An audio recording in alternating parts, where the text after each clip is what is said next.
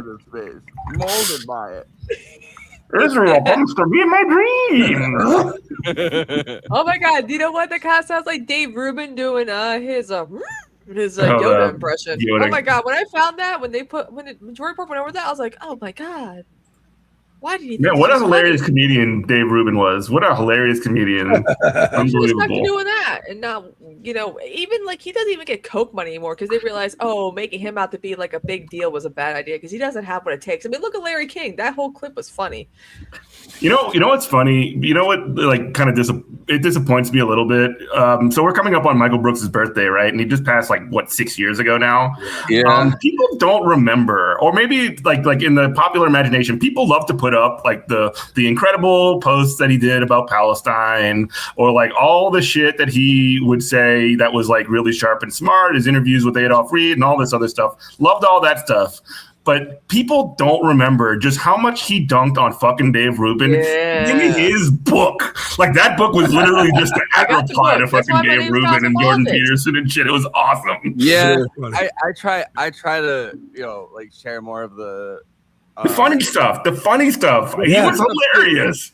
The funny stuff too. Don't get me wrong, but we had conversations towards the end of his life where he felt like he embraced the be ruthless to systems, be kind to people thing towards the end of his life, and kind of felt bad for how much dunking he was doing on people. And I think going further into the future, I think he was going to have except more. For Bolsonaro. Just more. He wasn't going to stop dunking on people, but he was going to have more radical empathy towards people, and he felt like I think he was going to get not to say typecast, but cast and just being the guy that dunks on the IDW, which he kind of had this amazing forethought because right after that time, the wheels fell off on the whole idea. Oh, it was over. All of them hate each other now. But I mean, I don't know. I think it's because you write a book, and your book is breaking down all of these these bad ideas and these arguments and stuff, and it becomes is that just who I am? Am I just the guy that breaks down right-wing arguments, or do I have? And that's why I think cosmopolitan socialism, Kristina, that's why his next book was on that, because he wanted to explain a positive vision of things, not a negative vision where he's just dunking on people. Yeah. No, I agree. I just remember just because that was the funniest shit. I mean, that Nation of Islam, Obama, right wing men. I have an experiment for you. You guys remember? You guys remember? Wait, I have a clip of something that I wanted to ask you guys remember. Hold on. Yes, let's go. Let's go. His birthday's this month. It's in a couple of weeks, right? Yeah, he's a yeah. Wait, do you guys remember this? Hang on, this is the real version. It's not. This is the real version. It's not. It's not the Michael Brooks version. Wait, why is my? I don't know. Oh wait, here it is. All right, here it is. Oh no! What a hilarious comedian! Hot gay comics. Oh yeah, Dave Rubin. Holy Jesus, people showed up. I'll be damned. How you doing? I know, I'll be damned too. What the hell? Yes, how are you? We were a little nervous because this is above ground, and a lot of times gay people only do things in groups below ground. What the fuck? But I'm glad you're all here. This is very exciting. Hot Gay Comics live for television. By a show of hands, how many of you have televisions? You have a pretty good. Okay, and how many of you have the Here Network? Okay, we've got some work to do, but we're that would be very good. Great. So do we have all gay people? Is everyone here gay? You're gay. Very good, very good. Do we have some? I wonder if Austin's show was there. A lot of discussion. Some of you just come out right there. This is a very gay Lebanese crowd we got tonight. Show. I thought this would be a good way of doing it. Gay people here? Gay people? Gay club? Tonight, lesbians. Okay, we're a little lesbian heavy on this side. We may have to move some of you, and straight people. I should ask about this. He still has more straight people than gay people at his gay bar. He doesn't have enough of a gay audience. Disproportionately powerful. Really, that many straight here? You, sir, obviously straight. I don't know. All right. I got some live. What a comic genius that guy is. To confirm though, Steve Kornacki is not wearing his signature khakis. That means the left's going to do pretty good tonight. What are you looking at? Are you looking at NBC or MS Now? Let's see. Because this is MS Now. MS Now. Whole 6 MS Now. And even before that, What am I? primary He doesn't have it pulled up anymore. Damn it. and people are feeling engaged. I don't want an MS now. I want an MS later. Steve Kornacki looks like he's on NBC, regular NBC. Waiting for is that the Trump administration sent All right, let me give it a observers shot. from the And he wears Wait, hold signature on. khakis, This right? is important. Detroit, and I talked to the local election official here in Detroit who told me that Yeah, at he- 5 different locations, both in East and West Detroit, All right, polls close in 17 minutes, folks. looking Get at ready. the integrity Yeah, of the see- process is working, how poll workers are doing their jobs. And I've been talking to poll workers both on and off the air today, and I can tell you that it's almost extraordinary to even hear that there's questioning of the integrity of the process. The fact that there Trump aren't is long sending lines people today already. is a great sign. Many, many people vote by absentee ballot here, and you're seeing kind of the final trickle in. Yeah, so People that's what he was saying, that the Trump administration is sending people to Michigan to the polls to make sure that there's integrity at the ballot box. Thank God for that. They're already trying. polls. They're gonna try and rig it. Yeah, You it, notice, it depends too with the votes as well. It might take. It depends. Like if the votes are really like just how the process works. It could be very fast. It could be Don't like know within an snaps. hour. Yeah. Yeah. You notice guys like Zoran and Assange, they're all wearing suits now, and the guy on the news was just wearing like a t-shirt. Yeah, Steve. What the fuck? Come on, We're man. flipping it around. They're trying to seem more relatable. We're trying to seem more professional. Or at least some of us. Yeah. Hey, I have a Another- button another shirt. jumpsuit. It's linen. What about an It's very comfortable. I'm just wearing a track. Hey, you're dressing up like Michael Brooks. You said Affordability. you said okay, and then I wanted to see if I could go further, and I said, "What about a Tasmanian Sauvignon Blanc?" Because I know there's like a 40% chance you're just fucking. Oh yeah, where's Jake been? I don't even know where Jake is. Jake has Abdul some family issues going on. Okay, so he'll well, be back when he can. just Hope he gets back on his feet, you know? I guess I should have called the independent line. All the first generation I think that, people that were at the Abdul top is going to be we one replaced them. to fight with, and as Oh long my as God, we have, haven't we? after the I process, mean, we've been here since the beginning too, you know? Most Yeah. of I us. know, but I was saying at the top level. I'm Like, just voting for who I want. And Andrew's still here. I mean, Super Mal. Where is Andrew? yeah, where right now? is he right now? He's not here. Oh, general election matchup against one of these candidates is going to face Mike Rogers.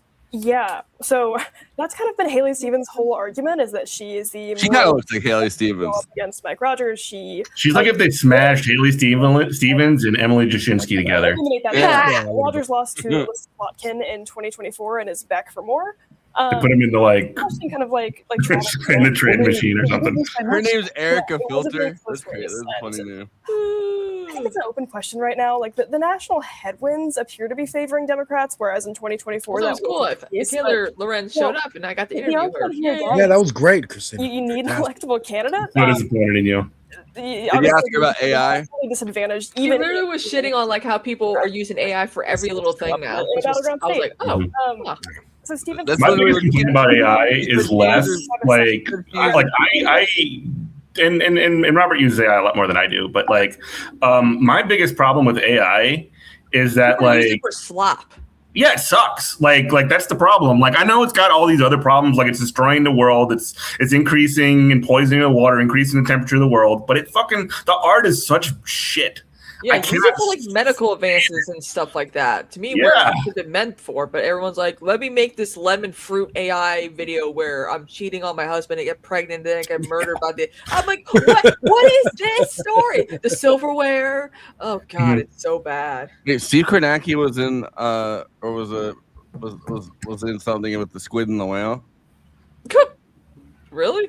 Maybe I mean it could be a different Steve Kornacki, but Trump's businesses because of money laundering concerns. We'll have the details in the weeknight return. I have a photo with Still her. got She was still a got Bernie beef surrogate.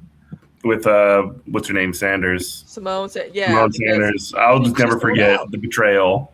I know.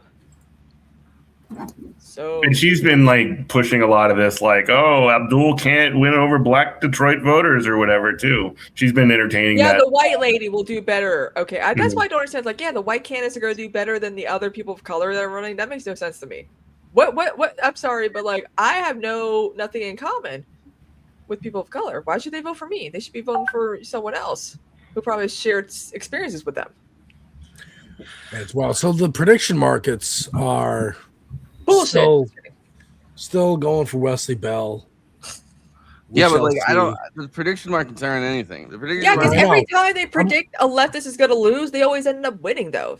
I'm using it as an example to see how fucking right or wrong they are. Yeah, because Kalshi's different from Polymarket. Polymarket's different from this. It's crazy. They're saying there's a 99% chance of Abdul, so you know. I mean, that was also the same. I could be wrong too, but I think the polling backs up Abdul a lot more than the other stuff. They haven't, but a lot of people, like, it doesn't seem like. I mean, I guess it's that at least people like AOC have like now like which is the opposite of how she ran in the beginning. So I don't know what the fuck. But she's like, I don't really endorse against incumbents unless that pissed me off. I really have to.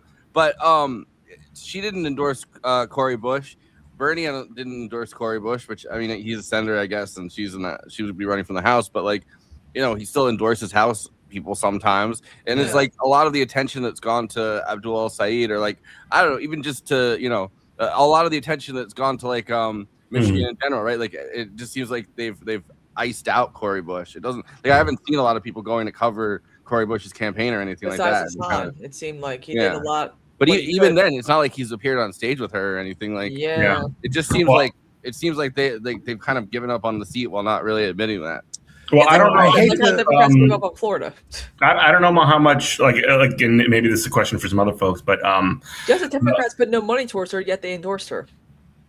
Well, the DSA in St. Louis, right? I don't know what their ability to canvass is. I think that could be the equalizer. Because, I mean, if you remember, specific with Daria Lisa in New York City, like, she was behind in the polls. And the fact that they had such a strong canvassing operation, which may be the case in St. Louis, it could erase a lot of these sort of like on-paper poll deficits. Here at this space, we have a diversity of opinions, and we will even entertain diverse opinions that maybe some of us don't agree with. I don't particularly like Brianna Joy Gray, but I agree. This is literally what we're just talking about. The relative lack of attention of Cori Bush's race is interesting. Met up with a friend from St. Louis last weekend in Chicago. She told me her black family is getting absolutely inundated with flyers and ads for Wesley Bell. It's difficult for her to break through and make the case for Cori, even to her own family. Would love to hear from organizers on the ground about what happened, whichever way it goes. Me too. Yeah. Some of the commenters here like, why didn't she get the indie media attention that others got? Yeah. And this is because Abdul Sayed took up a lot of space, and it's a Senate seat instead of a House seat. Like, in terms of priorities, it's winning a statewide election is something that has in a swing state is not something that's been done. I'm not saying that like more could not have been done for Cori Bush, but there is a concrete material difference between these two races. Yeah, but it's just, I don't know. It's just kind of interesting because that was like the biggest deal in 2024, really, for the left. Like, yeah, I mean, Cori. Yeah, her that's what matters. Was a big blow for us. But also, APAC didn't do their outside spending thing to the left. Like, they didn't really, pull in for Wesley Bell this time. Like, they got him in there, and they're like, That's APAC, what I was saying earlier too, Forrest. I was like, it seemed like it was like for APAC, they do like one and dones. If they know they can take someone out, they feel like if they're going to try to run again, they don't have to do anything. If they know they can't take someone out like an AOC, Rashida Tlaib, or Omar, they back away for good and don't even bother again. And I wonder if all these these APAC stooges and these Twitter accounts are very cocky when it comes to Cori Bush. And that's what I mean. Like, it is as important as El-Sayed. I mean, technically not because of the Senate and whatnot, but to prove the point that APAC is losing steam, that the same candidate can run with the same platform 4 years apart and win this time when she lost, that is as important a message. And I think she should have gotten a bigger push. I don't know why Well, and another thing is that a lot of her messaging. I mean, who knows how much a candidate, speaks to people in like kind of an echo chamber, but she's talked a lot about how, a lot of the people that, kind of abandoned her, or people that she knows that abandoned her in the last race, have come to her since and been like, we didn't know about the APAC spending. Like, that's not something because when APAC makes ads, they don't say like, we're APAC, we're for Israel. Right. It's like, oh, Cori Bush abandoned, black voters, even though it was white voters who voted her out, because they were basically focusing all those ads towards like white communities in St. Louis, not necessarily black communities, but they knew how to work their way around things to make sure that, the Build Back Better bill and blah, blah, blah, blah, blah, and that stuff. And it's like, look, that bill sucked because of Joe Manchin, Kyrsten Sinema watering it down. Like, they have to be reminded about that. Also, too, and other members of the squad voted very similarly with her. Yet they're still here. They're still standing. I mean, look, here's another counter narrative for that. Cori sat up. Cori Bush got very little support from leftists. Even Justice Democrats endorsed her, but spent nothing in her race. But Hassan was on stage with her. Yeah, that's what I'm talking about. So, he also was kept, mentioning and other. He's also split between every fucking race in the country that I'm sure is asking him. Like, you know who else? Sorry. Well, you know who else? She's Brianna Joy Gray is taking a lot of time to say like, oh, we need to make sure we support Kshama Sawant too, and like again, like I mentioned earlier, she's polling like in single digits in a multi-way race. She's not going to win. This is my problem with Joy Gray is that she will constantly just look for like ways to be like an annoying nuisance, so that her legitimate talking points divisions sort of come out. What's that? So that she seems legitimate, but also too that counts. She's still not forced to vote in 2026. Yeah. Fuck that. Speaking of, I'm sorry, Kristina, I said that way. We were not going to give Medicare for all that, but what's funny too is that that woman left her cushy city council seat to become a podcaster, and she burns so many bridges with the left. Of course, she's not going to do well. Also, where's Virgil? Where's Virgil at? But let me throw up this example of a voter in Michigan. The one issue that seemed to be the most salient, the most elicit the most passion from people certainly was her stance on Israel and her support for taxpayer dollars continuing to be used to support the Israeli military. I want to play you portions of my conversations with voters here today, and I'll start with that point specifically. This is what a voter had to say when she learned that Haley Stevens, relative to Abdul Sayed, supports U.S. support for Israel. Take a listen. I just wouldn't want a single of our family's tax-paying dollars to go towards something like that. It's like giving money to violence. So would you support a Senate candidate, in this case, Haley Stevens, who's more of a moderate like you tend to like, but would that be enough? That would definitely turn me off. As a her accent sounds legitimate. I couldn't. I would vote for a communist first. Beast mode. See, this is what we're talking about. I'll be right back, the policy and the issues is what attracts people. Who cares about like the stupid little interpersonal stuff? Like there are moderates who are like, I will vote for a communist before a moderate. That's like me. Okay, you know why? Because Israel is an issue that is important for people. They don't like, and I've said this, some people probably don't care about the genocide, but what you can bring people in is be like, hey, you know why we don't have free healthcare here? Is because all of your taxpayer dollars are going to Israel's free healthcare, their housing, their transportation, and the bombs too.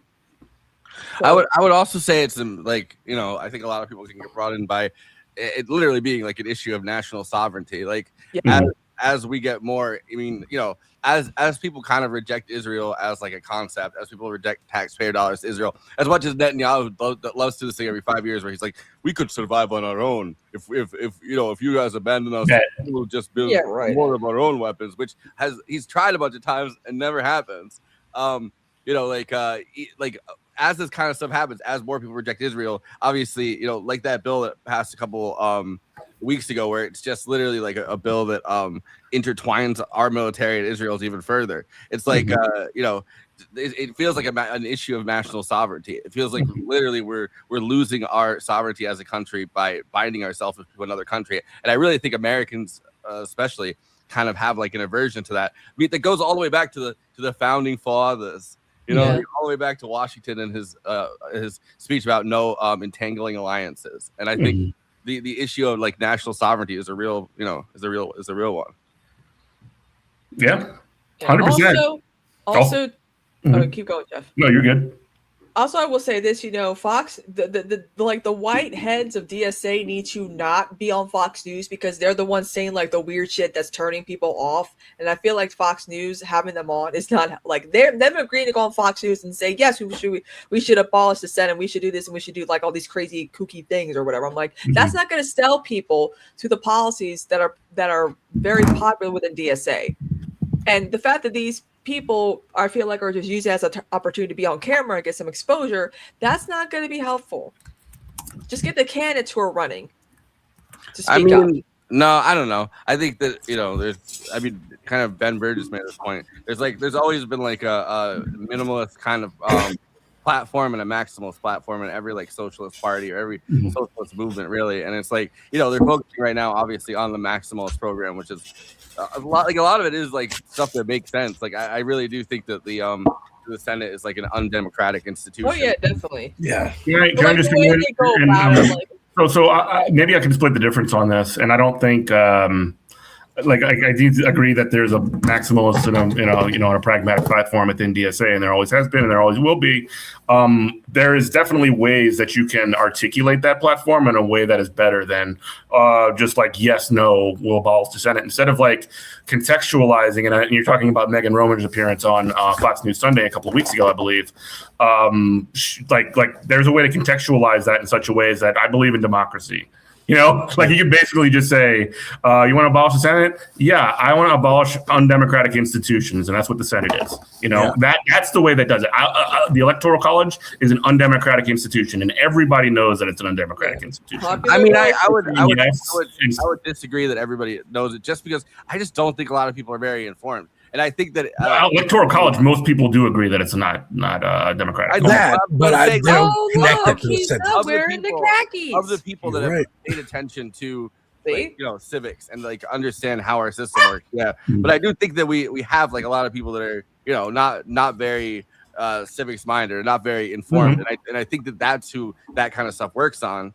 Because it's like I just think people need to be educated on how this stuff works. Like people need more like political education. I think just normal people talking about, like just regular people off the street, right? Because that's who Fox News is really talking to. It's just a lot of them are like old people. It's kind of get bussed into vote. Well, I will say I much preferred Ashik's appearances on Fox News because he he was able to turn it around onto what the program actually is and what DSA candidates are actually doing, as opposed to these sort of like less concrete goals that are like right in front of us. You see what I'm saying? Yeah. Let's see what Konak is saying. Ashik's appearance on Fox News, but that was I'll grab it. a lot more of a articulation of the direction that DSA, and in my opinion, should be going. Yeah, I think to everyone out there that one of these candidates was going to win this primary, our decision desk could not call it. We will not call any race while there are still counties where the polls have not closed. So keep that in mind for the next hour here in Michigan. We are going to have the first of our news now in 30 seconds. So we'll give you a quick read on how that works. And again, the minute we start getting results here in the Senate election, we're also going to be. Well, let me stop talking because we're going to it. That's crazy though. He's not wearing signature khakis. That goes to show. I noticed that too when he's not necessarily wearing the khakis. That's when the left does pretty well, and I'm like, so that was something that I started paying attention to. We should start betting on it whether or not Steve Kornacki is going to be wearing his khakis. Wait, I'm curious. What part of it you don't think is based on socialist principles? Ooh. Yeah. Who said that? I'm looking at chat. Pull it back up. I read part of the DSA agenda. It's rather radical and not all based in socialist principles. What do you mean, W?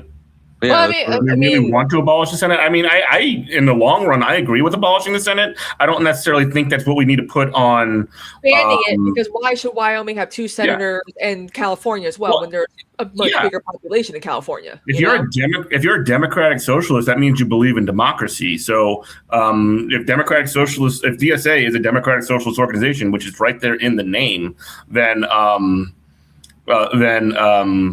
yeah, you want to have democratic institutions as opposed to anti-democratic institutions. So, yeah, I agree in the long run about abolishing the Senate, no question. I just don't necessarily think it's strategic to just say, yeah, we want to abolish the Senate on Fox News. That's my point. And the way that they did those, the first one you're talking about, like Megan Romer or whatever, like that Fox News interview, they kind of just asked her yes or no to all bunch of stuff. Yeah, I remember. I watched it. And I don't know, you never want to get kind of put into that box where it's like, it's real, like it's things like it's concepts that kind of are going to require an enormous amount of political education, like to even get to that point where people are talking about the Senate as, which I think people started to in, I want to say like 2018 or 2017, like people started to talk about that a little bit, but it's like that's one of those concepts I think that really people require a lot of political education to get to that point. Also, but I've always gerrymandering too has made it impossible for us to get the Senate. Because like even just the James Madison quote, right? Like as he was creating the Senate as like a bicameral legislature, he called it like the cooling saucer for the passions of the people. It's by definition that's like an undemocratic thought. It's like basically it's this fear that we're going to live under mobocracy. Sorry, I was muted. If there's direct democracy, we're going to live under mobocracy, and the people are going to overwhelm the smart elite group of people at the center that kind of should be the real owners of democracy. It's aristocratic thinking is what it is. I mean, that's literally what it is the aristocratic thinking. What's up, BRG? Welcome. What's going on? I actually never met you on stream, even though we're Twitter mutuals. Yeah, I am supremely underwhelming. Hey, you said it, not me. I was watching your stream the other day. Very whelming. Whelming. That's the way of putting it. By the way, I feel like people don't really know. Like the Senate used to be appointed by a group of legislators who would sit there and basically decide who the senator was going to be. Even to the point where more people would vote for one party, and they would pick someone from the other party because they happened to elect enough legislators that that they were like, oh well, we're actually we're gonna have a Republican senator when more Democrats voted to the state, or Democratic senator when more Republicans voted to the state. Like it is like it's just the most undemocratic of quote unquote democratic institutions.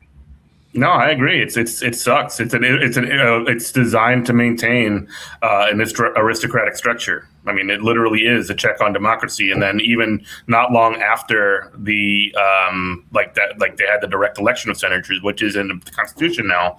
That's when you started getting shit like the filibuster, which like makes it even more anti-democratic because it takes this anti-democratic institution and makes it so that it's impossible to do anything. And you don't have to be on topic.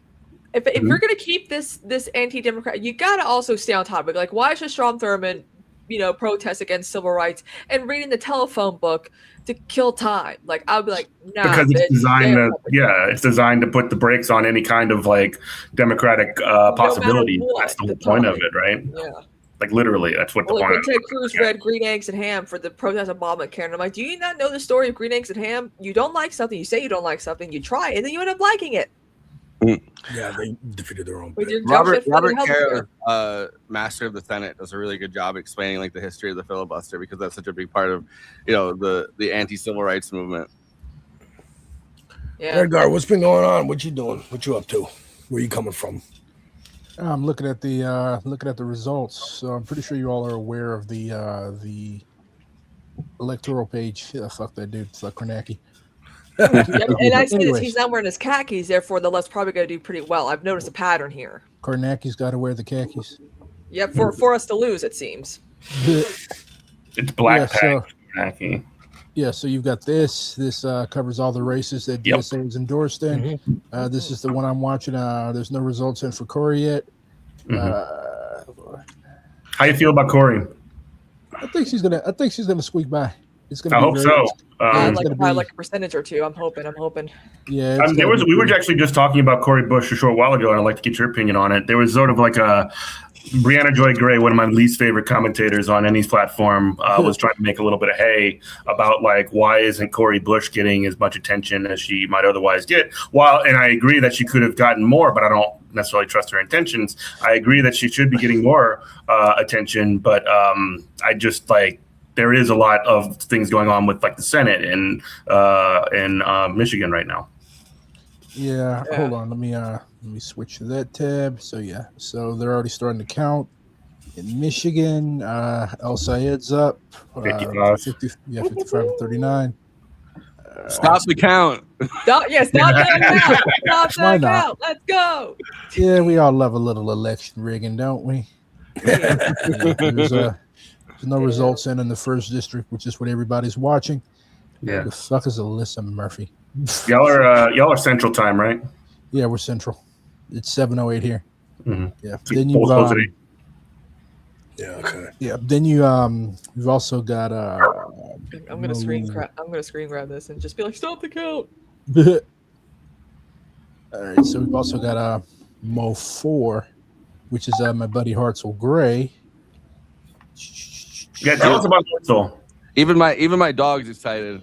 She's barking right now. He's a good dude. I love him. Yeah, so he's Hartzell Gray the third. And he's running against this piece of shit named Jordan Herrera and another piece of shit named Wayne Russell. So yeah, our Missouri results aren't coming in yet, but I will definitely yell and scream when they do.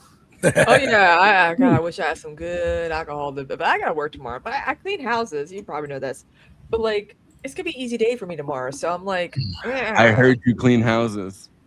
Yes. I also did want to mention also as a Virginian, I would be remiss to not at least give a little shout out to Salam Bhatti, who has a primary as well. He's running on the basic sort of Medicare for all Bernie Crack kind of platform.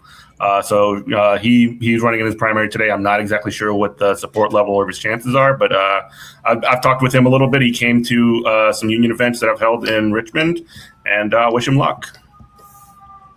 Maybe he'll shock the world. Alex, are they coming for you? I hear sirens. No, they are outside though. It's That's New just York City. bro. There's you hear a siren every 10 years. A siren every 10 seconds. It is pretty funny how as someone that was like born and lived in New York City for the first like few years of my life, and then also goes back like randomly.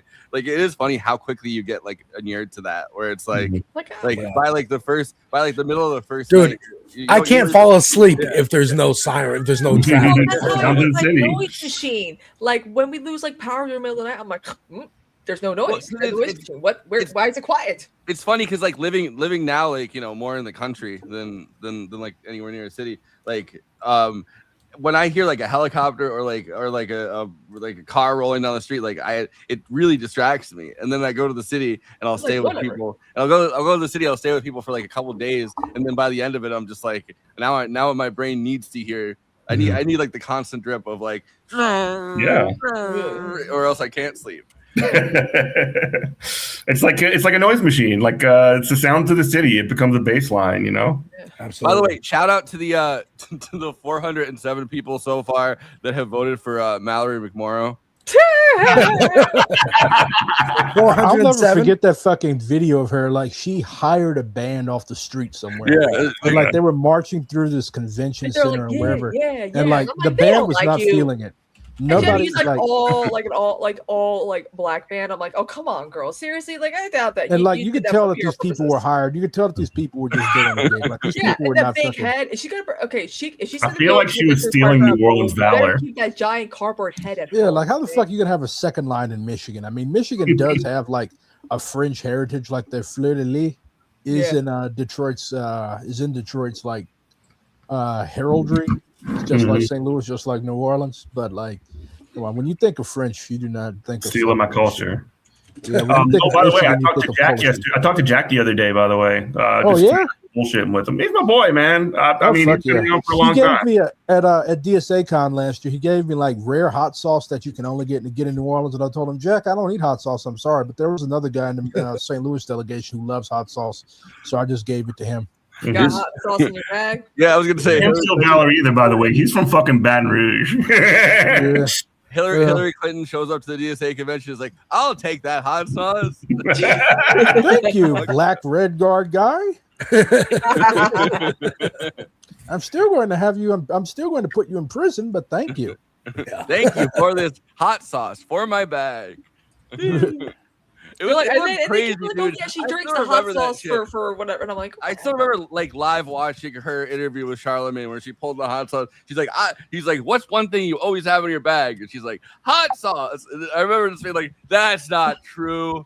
You don't have hot sauce in your no. And then they're like, that she actually does because she takes a few dabs of it because it's good for her health or whatever. I'm like, that's still bullshit too. We're in the formation era, okay? I said this already to you, but she should do the thing where she puts it in her eye. Yeah, that'll do it. That'll do it. Every day is a first date for Hillary Clinton. She puts hot sauce in her eye. Yeah.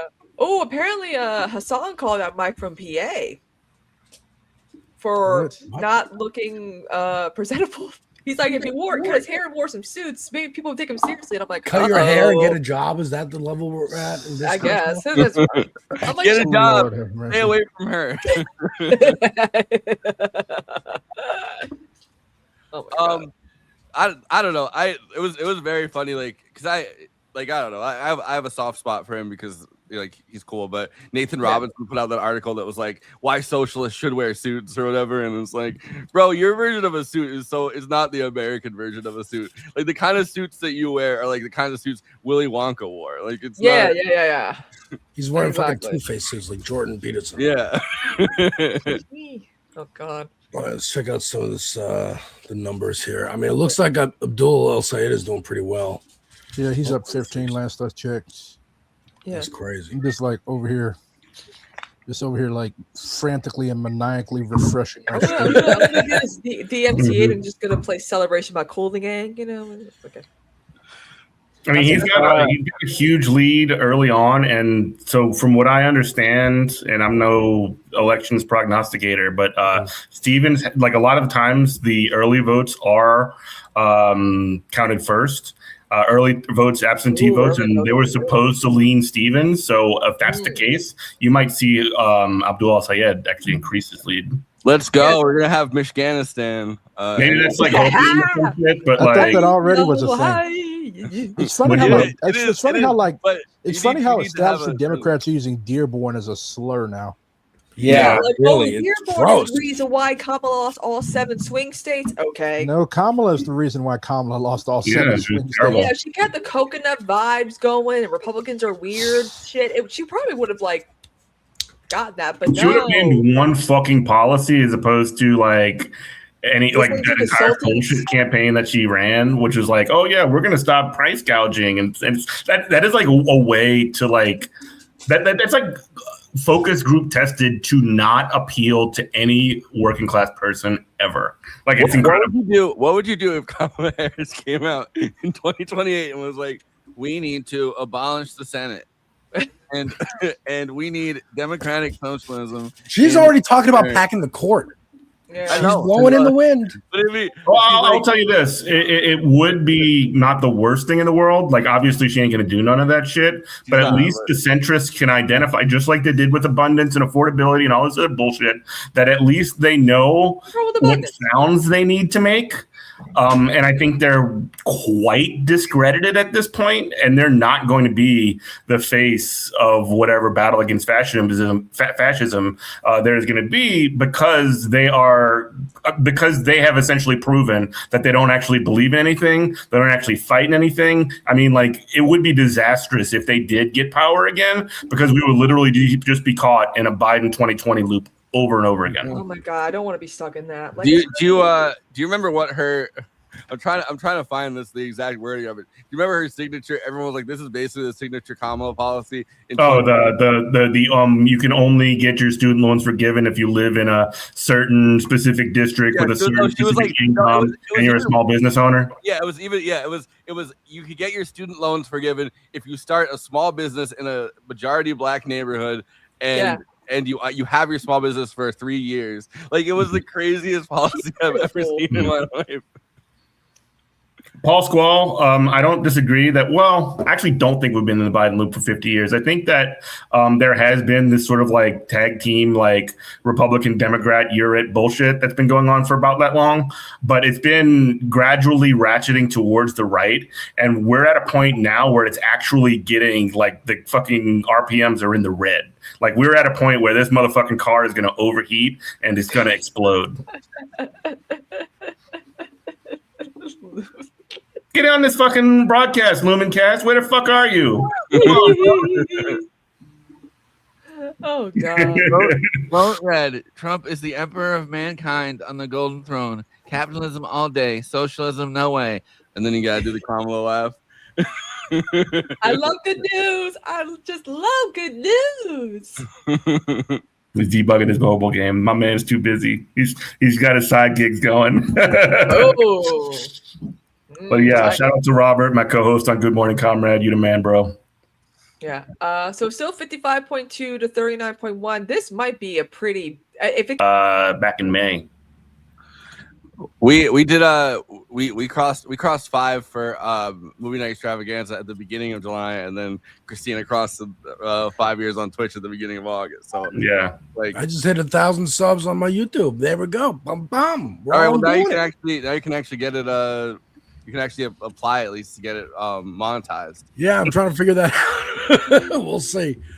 Apparently, they're gonna send me something in the mail that I gotta. Yeah. They send you a verification code in the mail. Oh, really? Okay, cool, good. That's a question. Take that long. I think it takes 1 or 2 weeks usually. Great. It doesn't take very long. By the way, programming note: I will be on Thursday. I'm going up upstate to vacation for 2 weeks. I will be tuning in to the program via satellite on remote, like so Jeff I'm right in now. charge of this. What part of upstate? upstate? Okay, I get it. Yeah. A mystery part of upstate where there's no one who can find us. Or to the Ozarks, they do have the accents there. Mhm. Like, yeah, It's Arkansas. Louis, yeah, it's basically Arkansas. Arkansas can have it for all I care. Puppy, hey, I got one of my cats here. I'm so glad that McGraw didn't get too like interruptive during my interview with Taylor Lorenz. I was like, oh, thank God, he wasn't.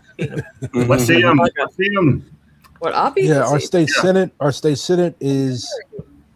senate has 24 Republicans and only 10 Democrats, and our state house has 111 Republicans and only 52 Democrats. So yeah, we basically have a Republican supermajority in both chambers and a Republican governor. So yeah, we are basically a Republican Sounds dictatorship. like Louisiana. Yeah. He knows what I'm trying to do. That's the problem. Nah, don't worry about it.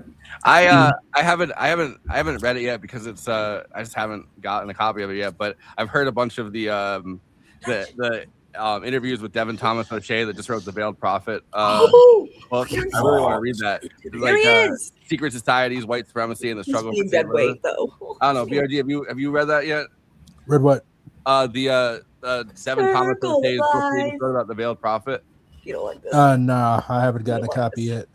Oh, he's been all over the place with like these really good interviews about. He like did a bunch of research into like obviously like the history of St. Louis, but We got 230 through the guise of like the Veiled Prophet Society or whatever, the like Ku Klux Klan modeled. You know, like it was very crazy. I saw some of those interviews. Yeah, like they just kept changing the name of it until they called it the VP. Ball or whatever, and then it's like, well, what does that stand for? Why do you still need to keep this white supremacy? Because they want to let everybody know who's still in control. It's basically what it was the entire time. I had like I guess I had like memory hold it, but the girl from Unbreakable Kimmy Schmidt was caught being like the or whatever, like it was revealed. Yeah, that's crazy. Ellie Kemper, the bride or Leslie whatever. Bell's campaign manager was Bell's campaign minister was a Veiled Prophet debutante. Interesting.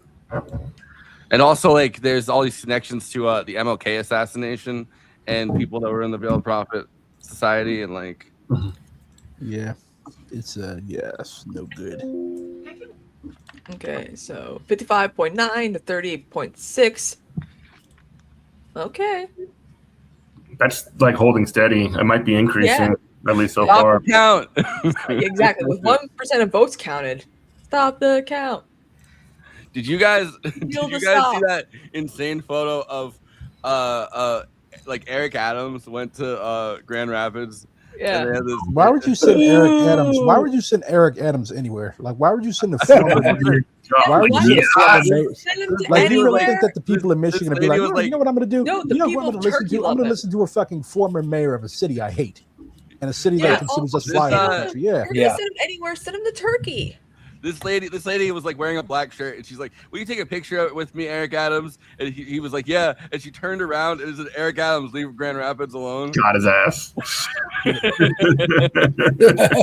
His face. I love that. All the streamers here have their own stream. Yeah, check out Good Morning Comrade on YouTube, Good Morning Comrade Radio on Twitch, and also if you're in the New Orleans area, listen to Good Morning Comrade Radio, WHIVLP New Orleans 102.3. You can listen anywhere in the world, WHIVFM.org/listen. We come on at 10 a.m. on Mondays. Yes. Yeah, of course, you love the former cop mayor. BRG, you have a YouTube. You want to plug that? Have a what? Got his ass. BRG, you have a YouTube. You want to plug that? Sure. Why not? There's nothing wrong with a little bit of shameless self-promotion. Hey, I'm pro self-promotion. We're all in this together. I'm not egotistical and be like, don't be promoting your stuff in my chat. Because BRG, when are you having Dr. Phil on your stream? I'm gonna smack the shine off your head. Did nobody say shit about Dr. Phil? I want to. I don't like him. I don't like him either. Real McGraw. Oh my god, someone posted this. Remind everyone where everyone somewhere started somewheres. And it's an old video of Hassan from 2008 streaming, and it's like, yeah, this is very much like an old school. Whoops, that's not what I wanted to click on. It shows this. If it'll get here, there we go. Going on. He looks like a teen. Teen Titans go. Right now, in the future, we're not going to have any of these issues, especially because the boy's about to get a PC. That's He sounds the kind like of me. dedication you get from me, Hassan Piker, the man of the people. That's the kind of dedication I have to streaming and never stopping posting for the rest of my life. Oh Till the god, moment man. I am Everyone die. starts somewhere. I will never, ever stop posting. And what's the best form of posting, you might ask? Well, the best form of posting is streaming live every night for 4 hours. Only 4? That's the Wow. best 4, kind of yeah, what? Amateur. posting because it compromises you in a Oh, very wow, meaningful way. I forgot he had the old You know, school you're notifications too. ultimately- You're naked in front of 200 people every night. 200. As you kind of decide, what topic should I talk about today? I don't know. But he's only gotten more cringe in the last 10 years. I know, That's basically and how it now he has like 40,000 people watching. But in any case, I don't. There is a delay. Oh, of course, there's a delay.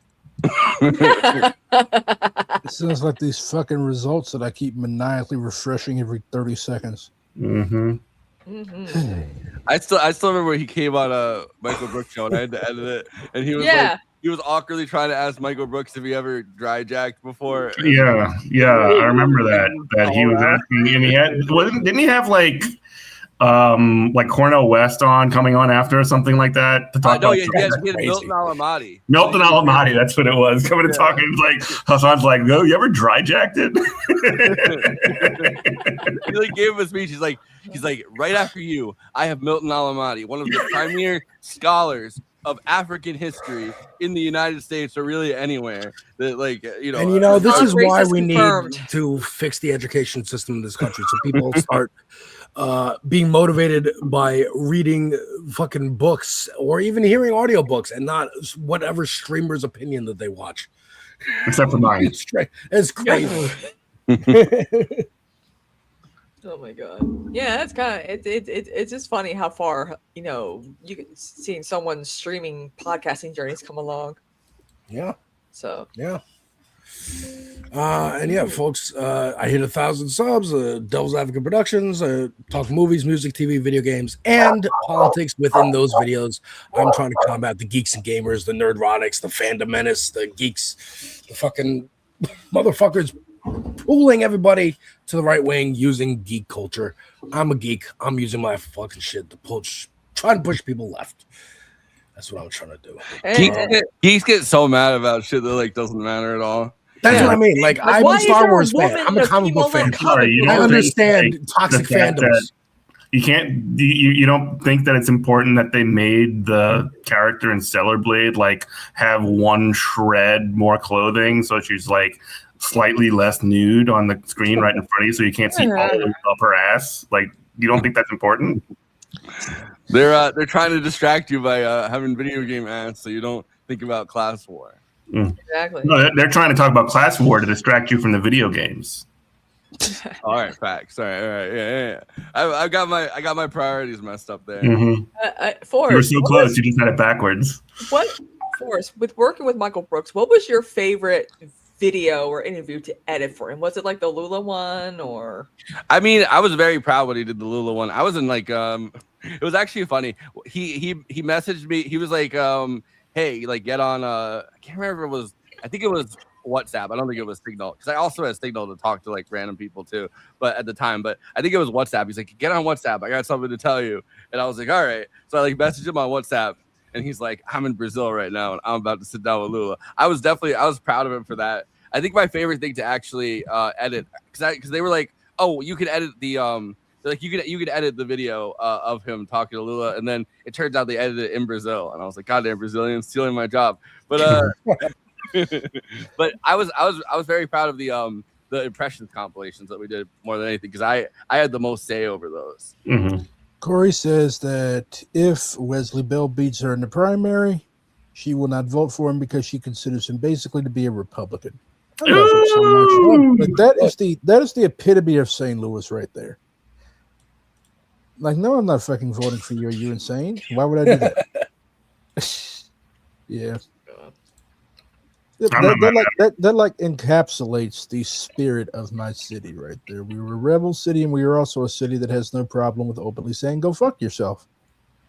Yeah. Love it. That's great.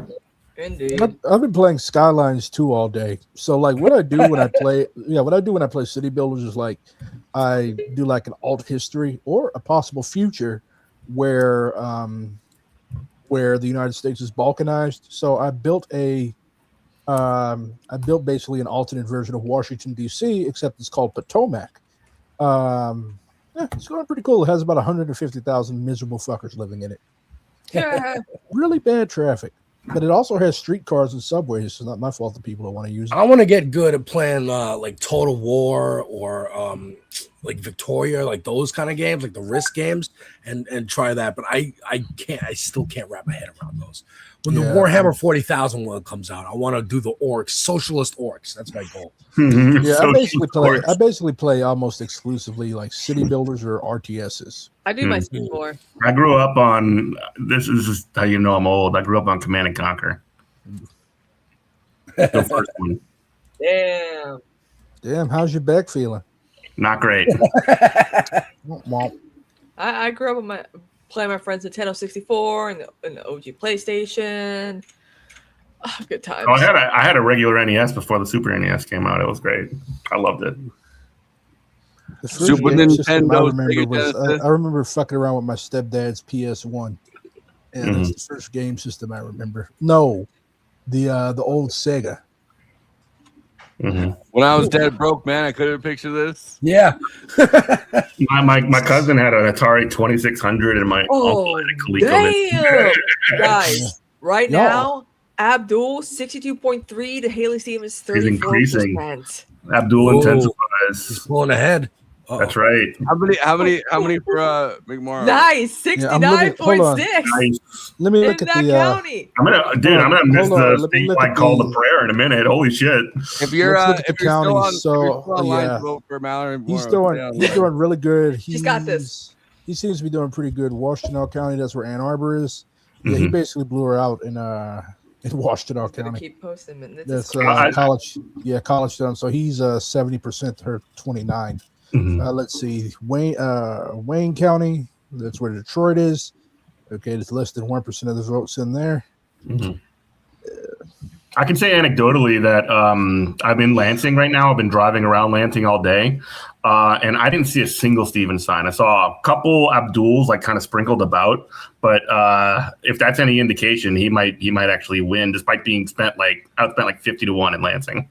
Yeah, that's how it is with Wesley Bell here. Like I have not seen a single Wesley Bell sign, not a single one.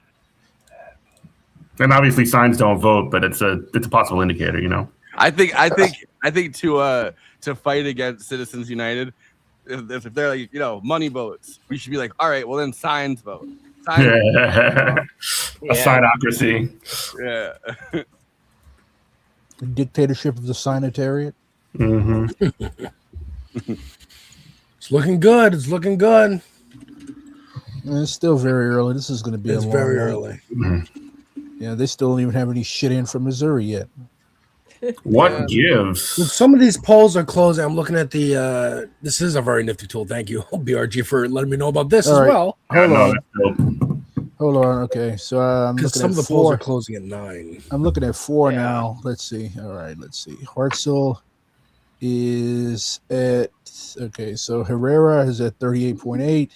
Hartzell is at 21.6, and then Jeanette Cass. I don't know who the fuck she is 13.9. And then there's a bunch of other relevant people towards the bottom. So Are let's these see folks if- nationally endorsed, BRG? Hartzell is nationally endorsed. Yes. Okay. So is Corey. Cool. There's still nothing in on let's look at Mo 1. Still nothing in yet. Wait a minute.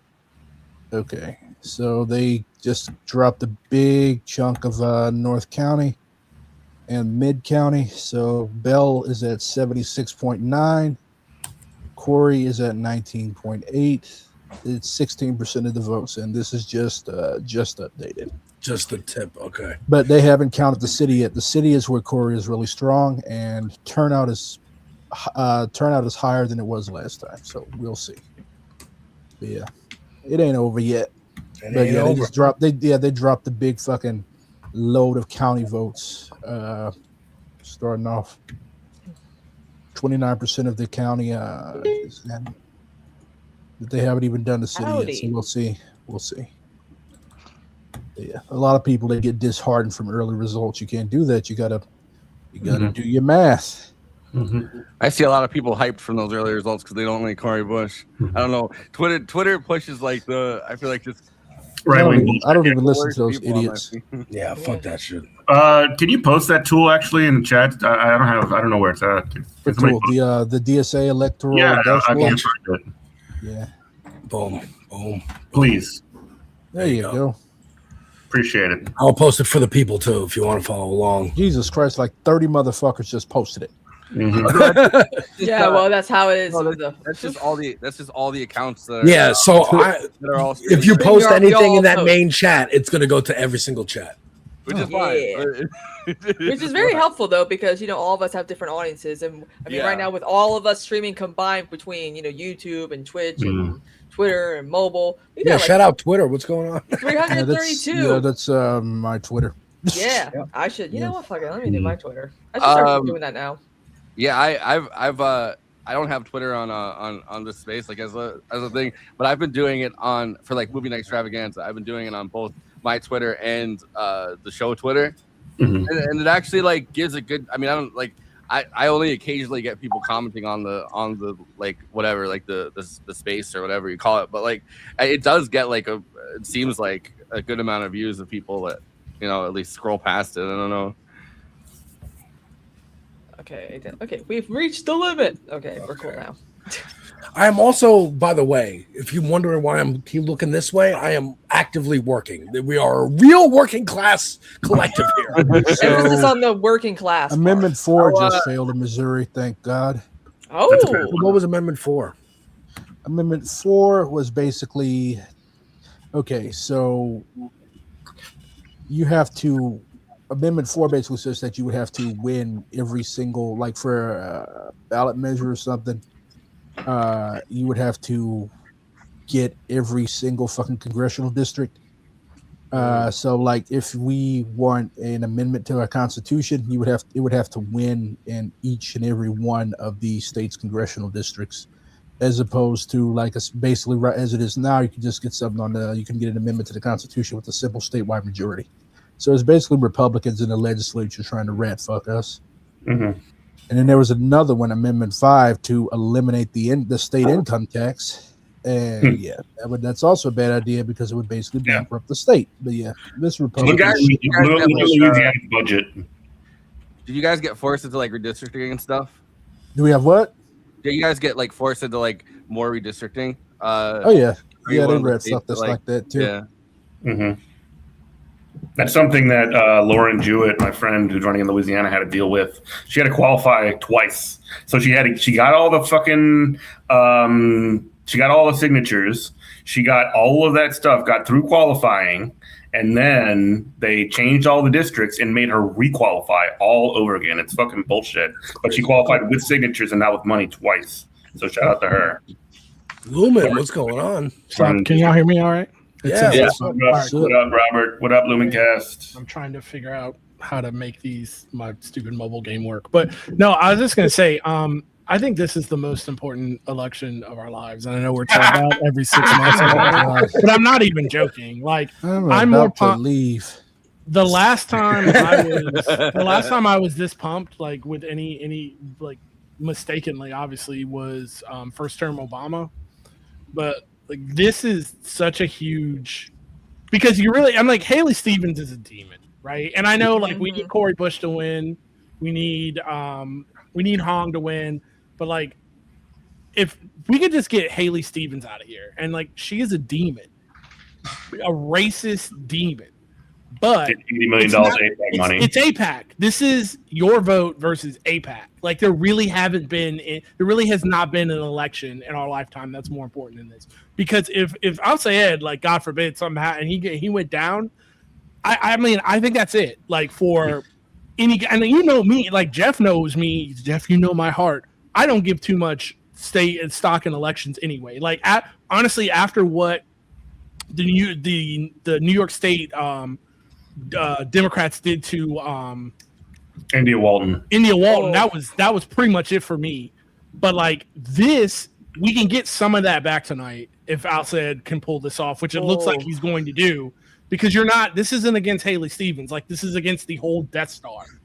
This is literally like this is as close you can get electorally as like one lone X-wing putting a bomb like in the drainage ditch of the Death Star. Yeah, and I feel like like the forces behind Al Sayed, which obviously is not like DSA necessarily, because he's a capitalist. Ooh man, so election results. But I feel like we like a lot of the progressive forces behind the Al Sayed campaign haven't had haven't felt strong enough, I guess, to run somebody as left as he is for Senate specifically. Like a lot of House races that have been successful, but the Senate is like a different story. Also, some of the earlier results for Wesley Bell, 76.9 to 19. Yeah, I just said, okay, what they did was the county reported before the city. Corey is really strong in the city and turnout is up there. So yeah, but the county was going to be around. The county was going to be pretty strong for Bell anyways.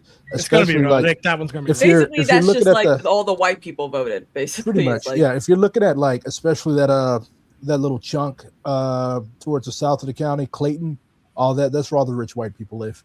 Yeah, and that's basically who voted her out. Yeah, Florissant, Ferguson, those areas. Those are pretty working class black and Latino areas, with a like decent amount of working class white people too. And that's probably where I'm going to say that a lot of the county support for Corey is going to be coming from, because Ferguson is up there, and Corey cut her teeth in Ferguson. Like that's where she, Mike Brown, right? Yeah, Mike Brown. That's where she started to like come to political prominence. So she's basically the product of the rebellion of my city's people against the police. So yeah, that's why we go so hard for her. But yeah, when the city drops, we'll see. We'll know where it's what it's going to be. Yeah. Hey, new video just dropped. Ready?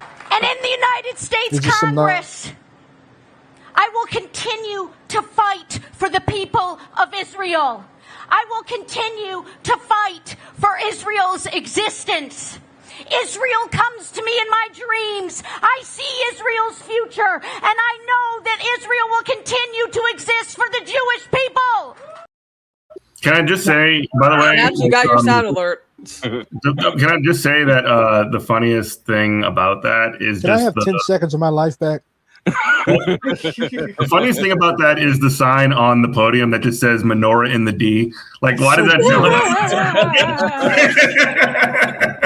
Here's the thing, though, like about her, and I'm gonna say something. You voted for her. You would vote for her a third time, is what you're saying, right? Like, I want to say something real charitable about her, to be like, I can understand the position she's in, because she is like, her thing is like she is in the Hillary Clinton kind of mindset of, it's my time. I don't understand how I'm being jumped like this. I've done everything the party's told me I was supposed to do. I've punched, dotted all my I's. I've crossed all my T's. I've paid my dues in the party. And now this is just owed to me. Even though you're dead wrong about that, I completely understand where she's coming from. mindset, right? This fake bullshit, my turn, like literally Hillary, when she ran in 2016, it like the bumper stickers all said it's her turn. It was ridiculous. Exactly. It's the same kind of delusion that makes people like Cuomo think they can win the mayoral race in New York City. It's that kind of thing. But like, even with all that said, that she can't read the writing on the wall, and she chose to like crash out and go super racist like this whole campaign, even up to the last minute, where she could have like conceded with grace and then just weaseled her way into a position somewhere in the DNC, because it's not going anywhere. She can still be like, she can go work for AIPAC. She can be Israel lobby, but to her core, that's why I called her a demon, because to her core, like, you got to see her with her mask off when she was pushed. When you push people into corners, you see who they really are. And it's like, she's just gross.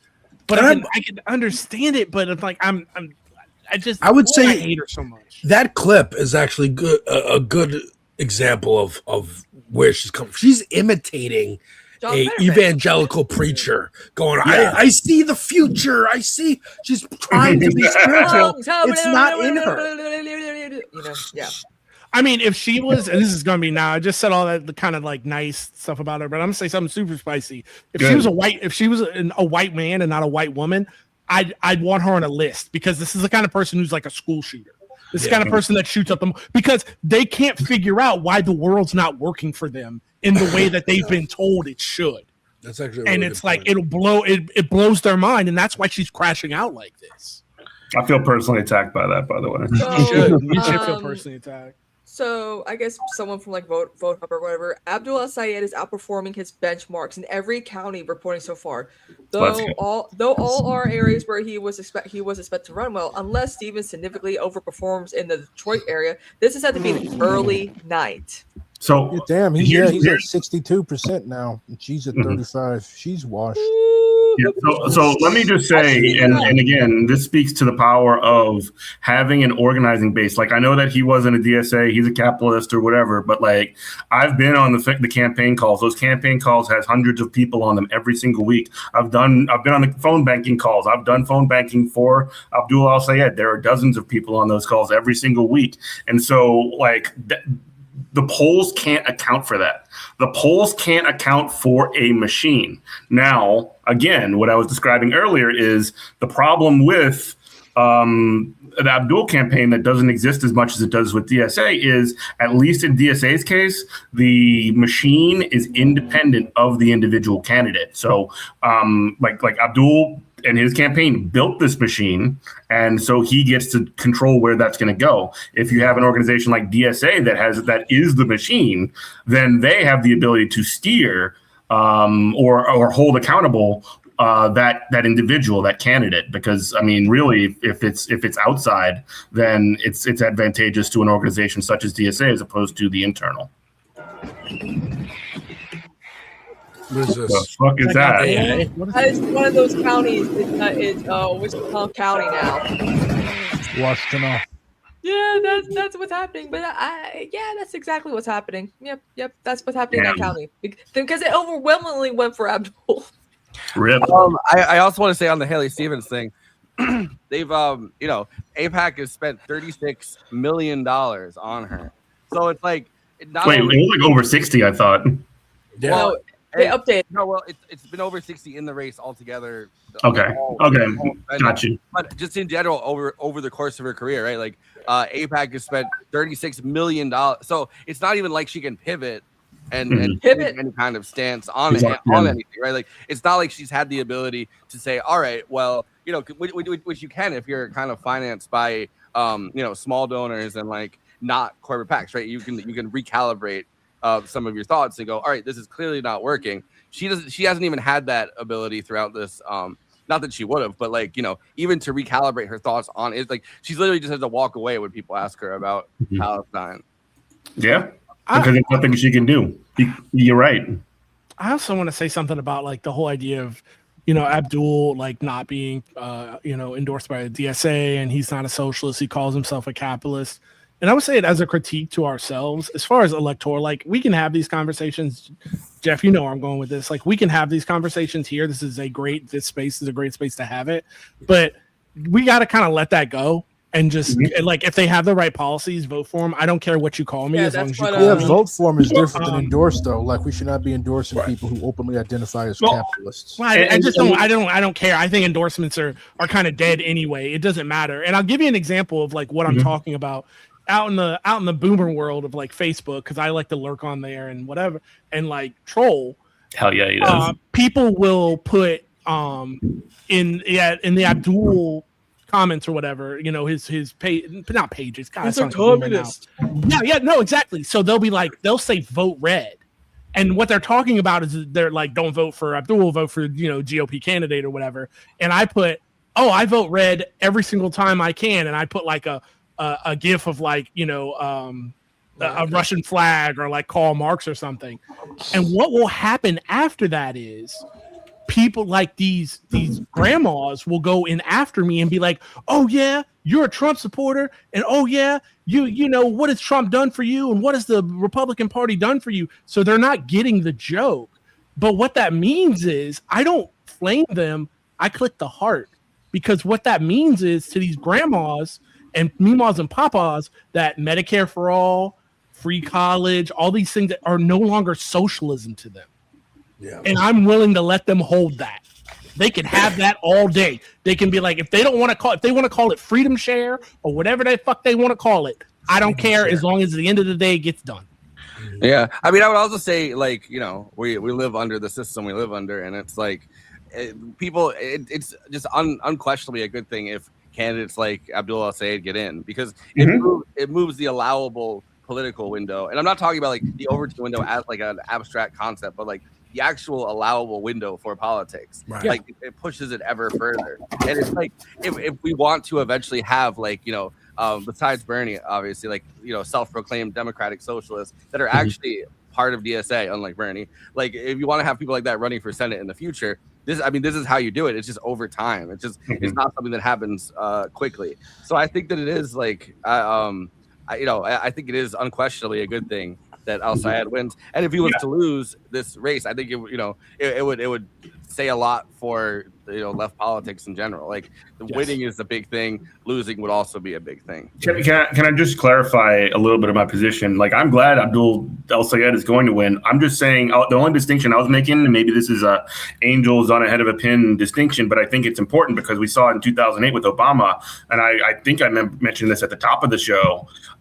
Like when in 2008, when Obama won, he won with an infrastructure that he created outside of the establishment Democratic Party structures outside of the DNC, and basically he owned that infrastructure. So when it came to time for him to govern, he dismissed that infrastructure. He dismantled it. When you have, and this is sort of what we have with Abdul al-Sayed. Hopefully he'll do something better with that infrastructure than what Obama did, because Obama just decided to shit the bed for 8 years. 69% reporting in Michigan, 13. Donovan McKinney is at 66.25. Sharif Thanadar is at 33.75. So Get his ass.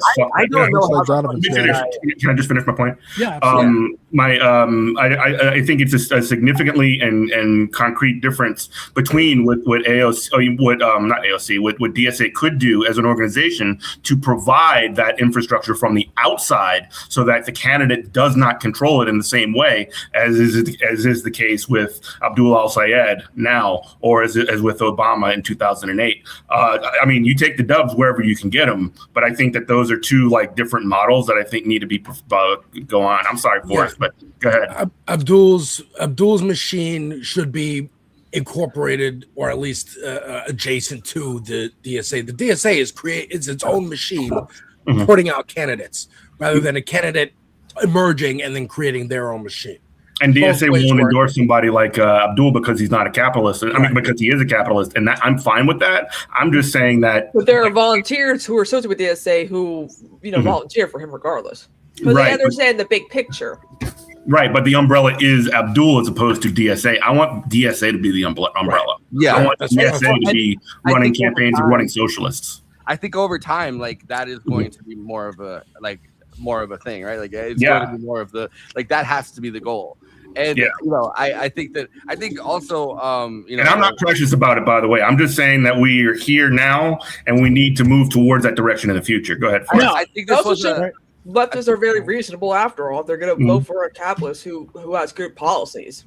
I think that I mean we learned that lesson kind of from Graham Plattner. It's like just having these kind of outside populist forces that are like kind of nebulous in the progressive space, but are not DSA and don't have any actual leverage, even if that's kind of a hypothetical thing. Like in the end, like when we've tried to discipline candidates, it doesn't always work the way that we were hoping. But that kind of vetting. Donovan McKinney wins is proof that we need to start playing "They Not Like Us."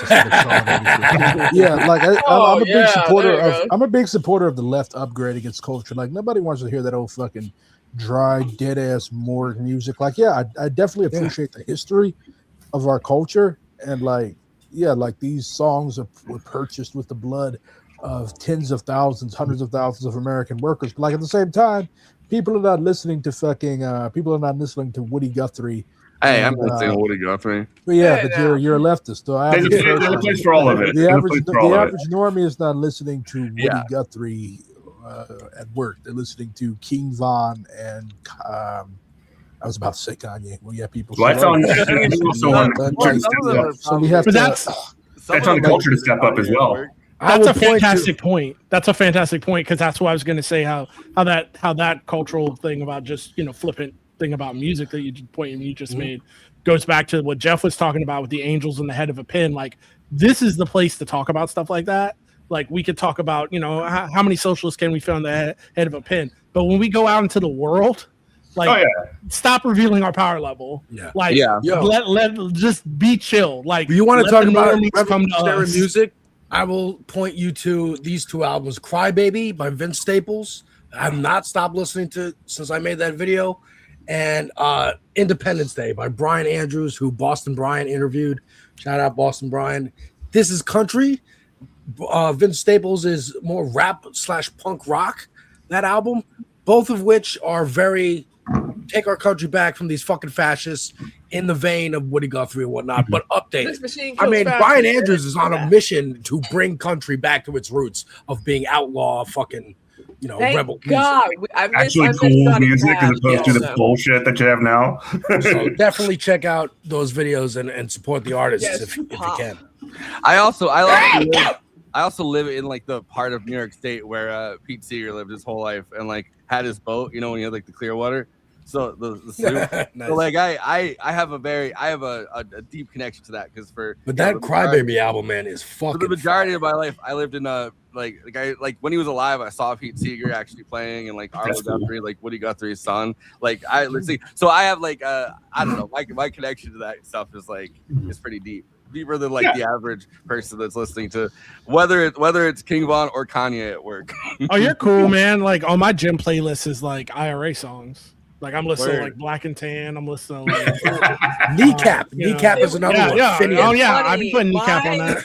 Oh god, my political playlist for like 2020 was hilarious because you would have like which side are you on, and then fuck the police, and we got like these old white people like doing little things for Bernie's campaign, and my field worker is like, can you change these songs? And I'm like, no, they're like doing this when they're working, they like the song, and she's like, oh wow, they're bopping to NWA. Okay, I'm like, yeah. What was it? Alexa, please call the police. Playing "Fuck the Police" by NWA. That was the best moment of us. Everyone just laughed our asses off when I was in the theater. I was like, yeah, this is gonna be fun. and now evil Tim Heidecker is Alex Jones.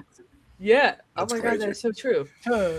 To this point, let's see if oh yeah, I'm trying to, I don't know, I do a show every week and still can't do it. To this point right here, no, for sure. I'm not going to say that out loud, but like things we need to, this is a completely derailed conversation. Things we need to take back as leftists: country music, stock car racing, golf, believe it or not. Do not let the worst people on earth like fuck up a walk with your friends drinking beer. Like smacking a stick with smacking balls with a stick. Don't let them do that. Stop letting fuckers take stuff from you. That's cool. Yeah. Well, Chris Jackson's going to be a future the space host too. Woo-hoo. We need Who to. is? Chris Jackson. Hell yeah.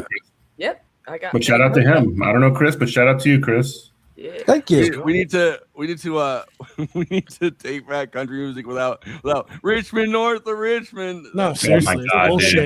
He wasn't right. Whatever happened to was that guy? Did he like just disappear and fade into the ether or something?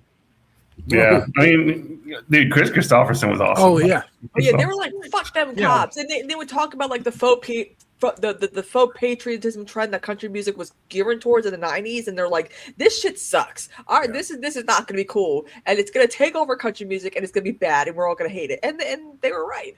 Yeah. Listen to the Highwaymen, and especially Waylon Jennings. Like, every song's about him trying to like either he's high on cocaine, writing bad checks in Mississippi. Ryan Andrews kept mentioning them, and now I'm gonna do it on my channel. I got it. And Johnny Cash too, right? And Jason Aldean's concerts are like MAGA rallies now, and my sister's like, I can't do it. I can't go to his concert because they're just like, you think Bruce Springsteen's concerts are so Corey's political? Corey's biting into Bell's lead. She's at 25.81%. Yeah. Springsteen's like a labor lib. Like he's fine. There was like there's been good like all right, so the city dropped. Rolling, that's good. Let's see. All right, so 22% of the vote in the city. Bell is up in the city with 22% of the votes in. He's at 61. Corey's at 35. County, Bell is at 77. Bush is at 20. Okay, hopefully that narrows throughout the night. Are you looking at NPR? Okay, so Haley Stevens got a bit of a jump, but she's still like it's still 52.6 to 44.4, but it's because she's getting some decent Detroit numbers. Mm-hmm. Which is where the hardest numbers are going to come from. Yeah, that's so sad. But we're getting there. We're breaking it down. Like there's a lot of state left. That's why can't hold on forever. That's why I said we have to stop the count back when it was good. Yeah, like 60 to 20 or whatever. Let's do like right? the shining path did. Just go into the fucking ballot. Let's just go into the fucking polling places and seize the ballot boxes.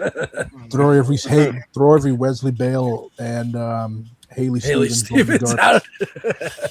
It's really gangs in New York. It just brings up. I don't know. I mean, the thing that we're kind of tiptoeing around with, like, we're tiptoeing around with Detroit is just like, it's a lot of black people there, and it's like.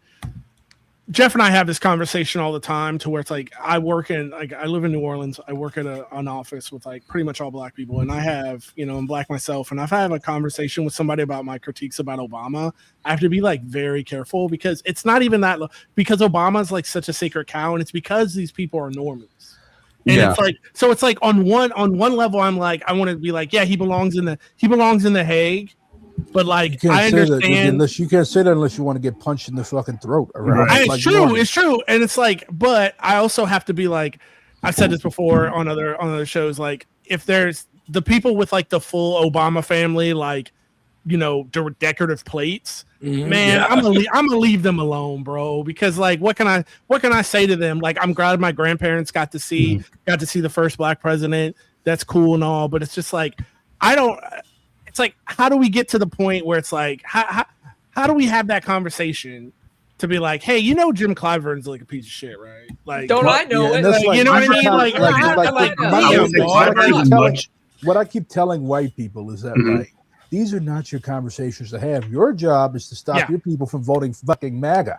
Agreed. And that's a bigger problem than my 90-year-old grandma still loving Obama because she literally grew up picking cotton in Mississippi. Exactly. And now she's had the chance to see the first black president in the United States. So like, those are conversations for black people, for us to have within our communities, because honestly, like, white people are not going to be able to like reach these black elders like I would be able to. Because I mean, Clyburn is known for having like his big like fish fry, and I've been to it, and I'm like, it's just hard to get through some of these older voters who just don't feel like the young people know better. How was the fish? Was it good? I don't eat fish. That's the point. Like my friend who worked with it was like, "Come on!" I'm like, I don't like him though. Like that was the whole thing. Clyburn is an easier target, at least publicly, and a much more justifiable target than Obama. Like, just straight up. But like, he just fucking limps around the country doing horrible things, and supporting horrible people. There are cracks in an affordable health clinic that I can go to, but other than that, he sucks. There are cracks like in the armor there. It's like, it's not even a thing where we have to just wait for all boomers and even Gen X to die. It's I give you an anecdote. It's not everybody, but you just see like, so when I was a delegate for Bernie Sanders, and like we were at the they put South Carolina and Clyburn's in that room. They put South Carolina and I'm gonna say New Orleans. Who told okay? So the New York Times just called Mo one for Wesley Bell. God damn it! On the AP. Boo. Yeah. So good. But like, what is with only 26% of the votes in that district? Like, what is Wesley Bell doing in that district? Like, I've never heard anything he's done. That's what I thought. Like, yeah, AIPAC just dumped a shitload of money in there again. Yeah, I mean, it's still gonna work until it doesn't. That's why I'll say it needs to win so bad. So but Corey's at 61% in the city. I mean, Corey's at 35% in the city. In the county, this is only 26% of the votes, and you shouldn't have called that. Anything. Yeah, it depends on where they're at. I don't know much about that race, but it's obviously going to depend on what they have out for her still, where they think she's going to do good or not in certain counties. My phone. Sucks though. But how much did AIPAC throw into that race? See, that's it. We know nothing about the race in there. That's why I don't understand. We don't know how much money they put in there. We didn't know anything about polling. Nothing. At least with Michigan, like, ooh, okay, Polling USA. Let's just wait a second. They're literally saying that Abdul is projected to win the. I'm like, okay, but yeah, I tell you, it's gonna be early. Yeah, it's gonna be early night. Well, now they're saying Wesley Bell over here. Places. Yeah, he's winning. Yeah, he's gonna win. He's projected to win. Yep, everyone's calling it. With how the system is built. Totally. Yeah, the system is built. And she was the one that was always going to be rough. Yeah. They wanted to hold this seat real bad. She'll still be around. Like Corey is basically a St. Louis institution. Oh yeah. Why can't she? I don't know. It's just sad because as someone who's because people always get like the Build Back Better infrastructure bill on her, and I'm like, if that's the only thing you can critique her on, then that means she has like a litany of good things that she's actually done in her short time in office.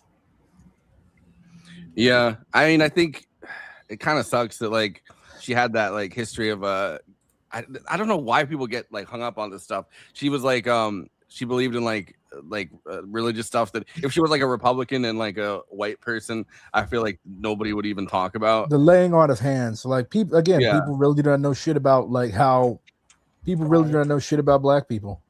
Like laying on of hands and stuff like that is pretty common in black churches and in working class churches, regardless of race, all across the South.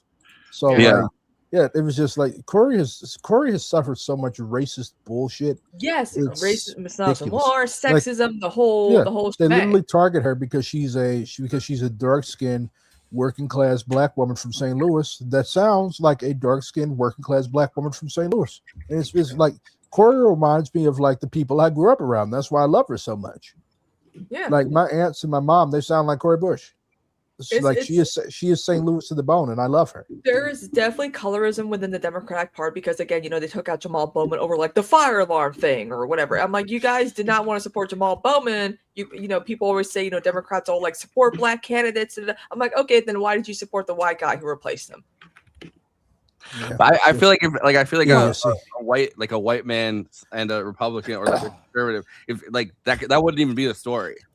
Like, you know what I mean? Well, why are they calling Corey's race already? There's only 25% reported. Because it's overwhelmingly going to be. They know. Depending on where the counties are. Let me check on my boy Hart. Let's see how they know where the trend's going to go. Yeah. But no, we were just saying is why would they do that? Because that's the Democratic Party in a nutshell. Like, Bernie's too old, but then like Biden is somehow acceptable. Yeah. I don't know. Like they do this all the time. Like the Democratic Party stands for nothing. Like it stands for nothing. They'll change vote blue no matter who, except the guy that we're pissed off at. Like Hartzell slumped down into third place. I still don't know who the fuck Jeanette Cass is. I really don't. It's so weird. Again, it seems like Democratic Party again makes a big stink about having black people in the party but they're not gonna vote for them because their policies might be too radical. This is fucking crazy. They use this as a firewall to just do nothing. It's She still has a chance. Well, anything could technically anything could happen, but yeah, I hate saying she's cooked, but she very well might be. Love you, Corey. Yeah. But she'll stay in there. She's a fighter, like you said. She's an institution. She ain't going nowhere. She's still going to be around in St. Louis. We're still going to be seeing her as shit. She's still a proud member of STLDSA. And with that, I'm going to go find some beer to cry into.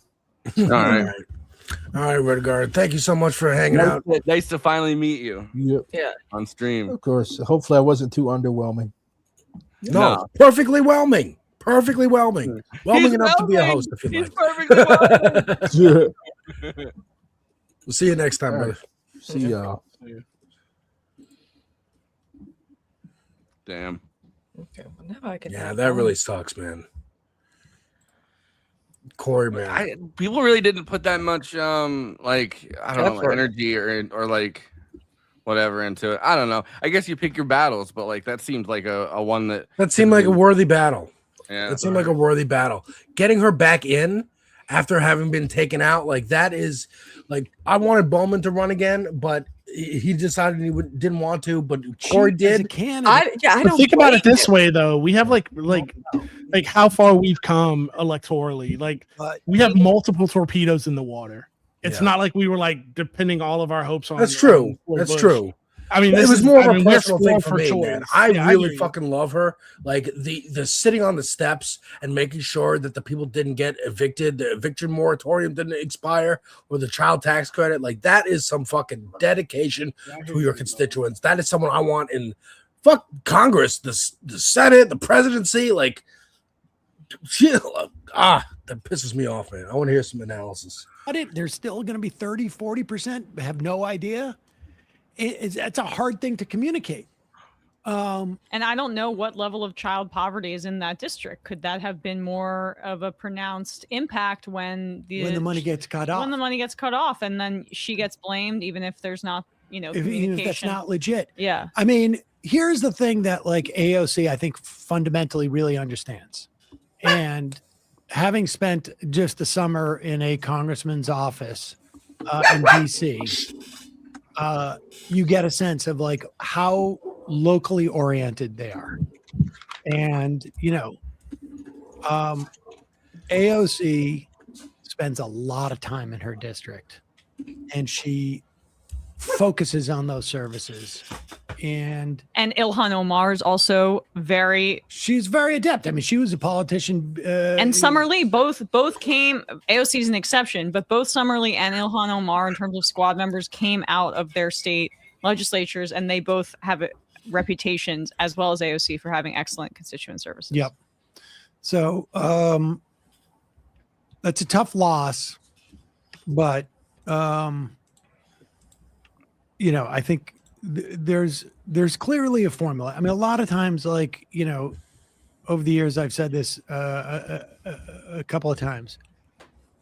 In the main, we see shadows. We don't actually see what's actually happening. We see shadows, which are representative of what's happening, and the contours of that are distorted. Yes. Based upon where the light is. I mean, everybody knows how shadows works. Right. That's how shadows work. Yeah. Okay. You hesitated for a moment. I'm sorry. I wasn't completely fixated on what you were saying. I was looking at something else. Fixated I'm on looking what at. you didn't listen to what I wasn't listening to what you were saying. That's all right. That's fine. That's never happened to you You can before. say- No. Sam Peter's going full cone and neutron on that right now. What we're reporting on very often is shadows, and we try and translate what that is. We have no insight as to, was Cori Bush's constituent services really bad? Was did other people in Congress feel like something was amiss in her office? Did she staff poorly? Who knows? But it didn't work out, and it was a quiet race, relatively speaking.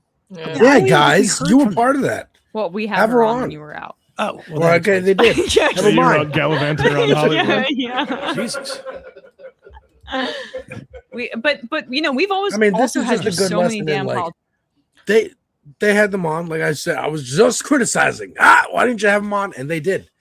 Yeah, they had them on once, and they are a large podcast on the internet. Podcasts are not the end all be all, right? Join DSA. I just posted it in the chat again. Join DSA. Help this movement, this broader movement on the ground. Meet some cool people. There's cool groups. There's like running groups, exercise groups, coffee groups, arts and crafts groups. This fun shit. Join your local chapter. Find out what you can do to help. Phone bank for some It's candidates. just crazy how how she managed to win, and then by the grace of like racism, it's like they took her out.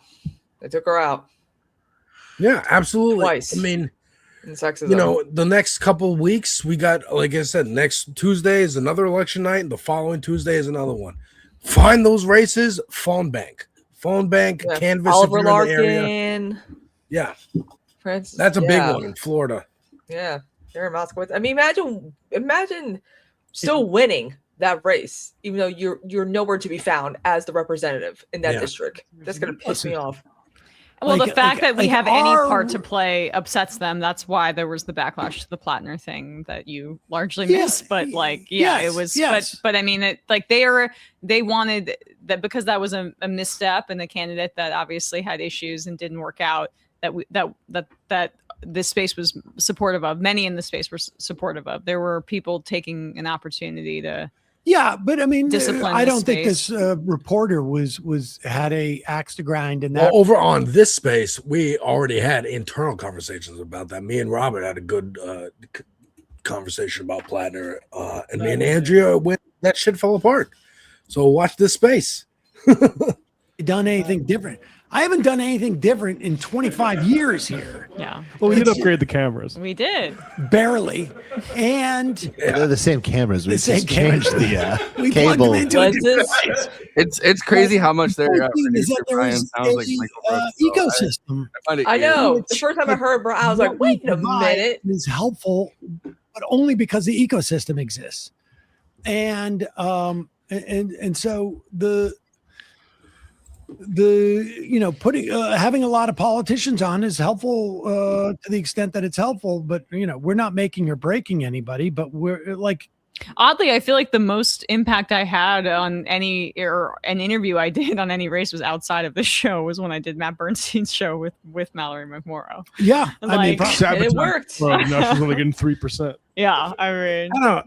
This is weird. This is weird for me. Like Emma and Uncle Sam, like trying to save space and backtrack on like Platinum, because it's like they didn't do it. Like they carried water for at the time was the best guy in the race. Like they didn't essay anybody. Like they don't have anything. I feel like it's whatever. Like they don't have anything to be like ashamed of or anything they need to apologize for. Whatever they felt they needed to, Emma felt that she needed to like talk to the women in the audience. Fine, but like you and I had a discussion about Platinum like early on, and you were like, I don't fuck with it. Blackwater. The end. Yeah, I don't fuck with him, but if I lived in Maine, I'd go vote for him. Right, exactly. That's what it is. Like, but now we got adorable, mushy teddy bear Troy Jackson. And I think it's going to be Republicans, because that's the worst they could find on if him. Troy wins, that's the bigger win, because that's a pivot mid race after winning the primary, switching candidate, and then still winning against Susan Collins. He's also that'd be a bigger win to me. It's also DSA, right? He's also the most New Orleans coded Mainer that we've seen run for any office, because he lives right next to Quebec. That's where like his home. Oh, is that where the accent comes from? Yeah, then, like it's a mixture. It's because it's a mixture of a Maine accent and a Canadian, like a Quebecois. Canadian. Yeah. Quebecois. Which I think Quebecois accents, they sound. I've said this theory before, but I'm gonna say it again because it's hilarious. When I went to Montreal last year, I guess, like a year ago, my theory is that a Montreal, like the Quebecois accent, kind of sounds like a mentally challenged French accent, and then or like a learning disabled French accent, and then an Israeli accent to me when they're trying to speak English sounds like a fully mentally disabled French person speaking. Interesting. But no, he's like, so that's where the accent comes from. It's Maine and like the Quebecois accent kind of combined. But it's like I don't know. My thought basically when Graham Plattner first started running and I found out about the Blackwater thing, he had like a Blackwater even though he said, oh, technically it wasn't a Blackwater because they changed their name, he had a Blackwater sticker on his fridge, like a magnet. And Kristina, remember we talked about the fact that his brother is like literally lives in Jerusalem. His stepbrother lives in Jerusalem. Like, so like I was like, I find it interesting that, that when someone who was in the military, it becomes like an anti-war candidate. And I feel like we haven't had someone to that level that he was kind of at, I guess, when it comes to like, talking about systems. And I kind of like that he had watched Michael Brooks' show, because, I was like, but I think that, I was like, if I would vote for him, but I wouldn't. If I was like a public figure, I wouldn't endorse him. That was basically like my take on it. Let's see what Kornacki's got to say over here. Between the election day vote and how overwhelming it's going for Al Sayed and that vote by mail, and how strong that's going for Stevens, in a place like this, I'm just checking in because we're slowly getting more and more updates here. What's been happening in this county? It feels good in a place like this. Lansing here, outside of Lansing, a little bit of Lansing here too, but it's largely outside Lansing. This number for Stevens has been ticking up all night because if you're still online to vote for McMorrow, stay online for McMorrow. Number on here now, as the vote by mail has been coming in, as this percent in has been ticking up, so has Stevens' number. And so what we were looking at the start of the night here were numbers for Stevens that were like, whoa, these are. I don't see how she can win with these numbers. But if this number can continue to tick up for her, that could get interesting out of a place like Eaton County. Also, same thing here. The same thing has been happening in Livingston County. This is the fastest growing, one of the fastest growing counties in Michigan. It's big. There's like 200,000 people here. This is like the exurbs of Detroit right here. Okay. It's very high income too. We expected Stevens, to have maybe an opportunity here to do well. Well, she looked like she was getting clobbered early, because we got the election day vote was counted right away. Al Sayed went way ahead, but as the vote by mail has been coming in, getting more vote in, and that Stevens number has been ticking up more and more, where it's not looking as much for her like the disaster it initially did. And so to the extent that can continue in places like that, and another place we're looking here is around Grand Rapids, I say Saginaw, to the extent that can continue, that's a huge question. It heightens the stakes for what I just outlined in Detroit. Okay, Steve Kornacki, we will check back in with you in just a few minutes. In that hotly, Yes, we will.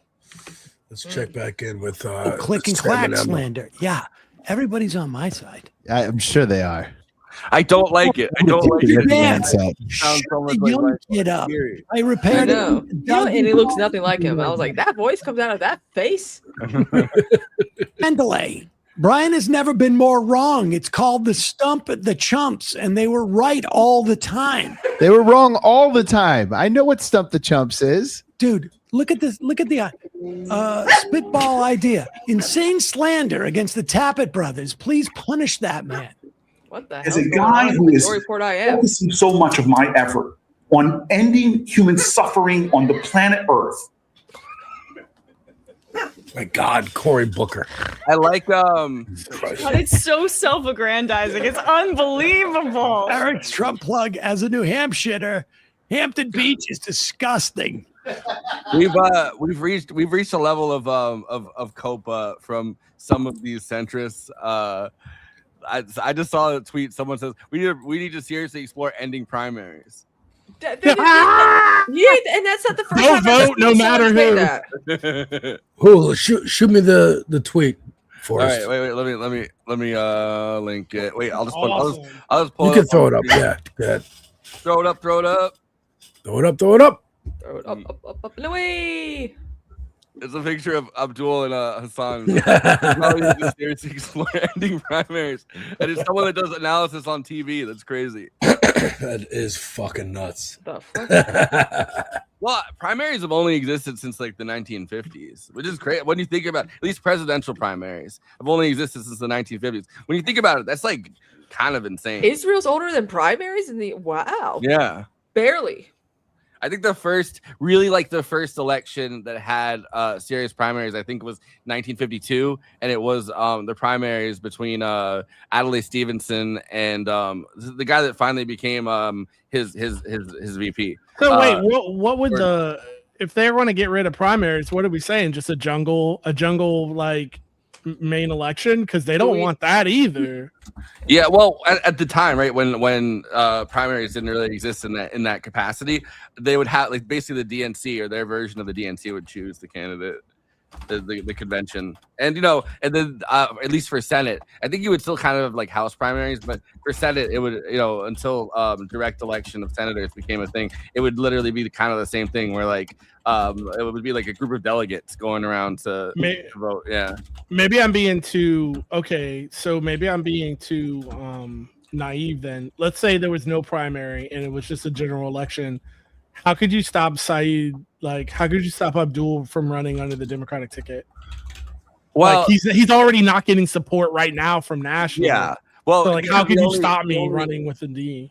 The only people that would choose would be in that scenario, right? The only people that would choose the candidate would be like notables in the Democratic Party, essentially. So you would go to the convention and you would lobby people at the convention, and you would have to have enough convention delegates to get it. But then if the convention delegates somehow it would be a rush to choose convention delegates, because if the convention delegates all pledge to vote for like a progressive, then you still kind of have the same situation going on where it's like somebody from an insurgent candidate could get in. But there's a belief that there's a belief, I guess, that the notables within the Democratic Party or within the state Democratic Party would never choose somebody that that centrists don't like. Yeah. Yeah, that feels like I think, and Jeff, you're like the guy to ask on this. That feels like the destruction of the Democratic Party if we're going to actually game that out, because now it's just primaries. Like it doesn't look like you're just like, oh, we're just going to put this AIPAC Raytheon guy up and anoint someone. That just leaves the door open for like anybody to run against you, because you're already these insurgent candidates aren't getting support from national anyway. So it's like I don't see how that would change anything. Like Abdul would still win. He would just win the general straight up. So yeah, go for it, I guess. Why the fuck is Rashida Tlaib won again? Oh yeah, she was way up. Well, because again, this is. I just need more good news. AIPAC does that thing where it's like we're gonna try to out someone. If it works, awesome. If it doesn't, okay, we'll back the fuck off for good. And Rashida Tlaib is proven to be very popular. Yeah, well, I mean, you know, as we've said multiple times on the 30 space, there's only so much money you can throw around. Like even something like APAC, where they have, you know, like a pretty unlimited money flow, there still are so many races, and there's only so much money you can throw around. It's like you have to be strategic about where you want it. I didn't know. I mean, you know, BRG told us. Like I didn't actually know that APAC put that much money into the, like, my understanding from outside sources, outside media sources, I guess, was that they had kind of backed off of that race because they had just assumed Wesley Bell was going to win anyway. Yeah. So I just wanted to give an update on Michigan. Mallory McMorrow is now she's got 3.2% of the vote. 8,652 heroic American heroes have voted for my queen, Mallory McMorrow. Hell yeah. Dude, I want to meet like a Mallory McMorrow voter. Mm-hmm. And just be like, No, you don't. I don't know. It would be fun. Well, all right, maybe not me. I want to see who like some of those people were like stayed with her till the end. Kind of like Hog Watch. It's like Mallory Watch. Like Live Watch. If there was some upset, right? Like if there was some crazy upset where Mallory McMorrow had somehow won, like obviously it would never happen. People would be like, what? How? But she had dropped out already and wasn't in the race. Like I guess you could still do that, but it feels like, I don't know. Like what would happen? Like would she just be like, all right, I guess I won? That's like a movie plot. Like it's like a comedy movie plot. Like what was that movie where there was like, oh, it's a tie in the election and we need one guy. Oh, the movie's so stupid. Yeah. The movie's so stupid. It's made for the dumbest person on earth. Yeah, really and it was like Matthew McConaughey was the deciding vote. Yeah. Swing vote. Yes, that's what it was called. So stupid, dude. Like that's not how this works at all. Jeff, let me ask you this, because you're like you're the electoral like wizard guy. Yes, I am. Do you think, like, okay, let's say, because now if you are, let's say Hong wins tonight and Hong's next week. Hong's next week. Sorry about that. Let's say Hong wins. That's why you're up there. Hong wins and Abdul wins, and now so the really the only centrist hope is like they both go down in flames in the general, and let's say that they don't, and they both clear that hurdle and now they're in office. Are we in dirty break territory? But the dirty breaks coming from the centrist wings, like the Carvils of the world. It's already happening. I think that's always been the case. Is it for real though? I don't know if we're at like the moment where it's going to happen, but I don't really think that you can necessarily predict the moment it is going to happen. I think that I mean, if you know what, I don't think like Democrats that have like brains in their head, like actual establishment Democrats who are elected to office, other than like John Fetterman, are going to do anything. But like you're going to see sort of like the first wave of like cleavage happen here, and so like cleavage. Yeah. Is that your word? But anyway, like. What? It's good. Yes. I said, is that Peter Griffin's neighbor, cleavage? Yeah. Cleavage Brown. Anyway, no, but I guess what I mean to say is that like you're gonna like maybe like Bill Maher will leave, and maybe like James Carville will leave, and maybe like Destiny or some other fucking dumbass will leave. But like there's too much money. The getting is too good for like normal Democrats, and like there's no constituency for anybody else to go and do that. So I'm looking at like Fetterman. Fetterman's already alienated by Democrats. Nobody fucking likes that guy. So like who gives a shit? Like he can just go on Fox News as a Republican as opposed to a Democrat, or more likely he will just stay a Democrat, and so they can just say, hey, this guy's a Democrat, get a load of what he's saying. Yeah, the Dave Rubin strategy.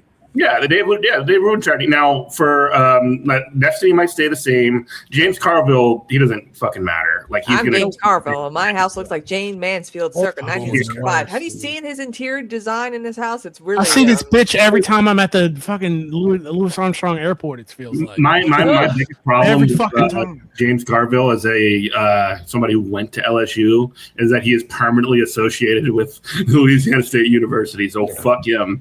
But no, he's gonna do whatever. But like as far as like meaningful like Democrat, like establishment Democrats who are elected, like leaving the party, I don't think it's gonna happen yet. I don't think we are at a capacity where we can. This like, is actually a good question. For those of you who don't know who James Carville is, give us a little explainer, Jeff.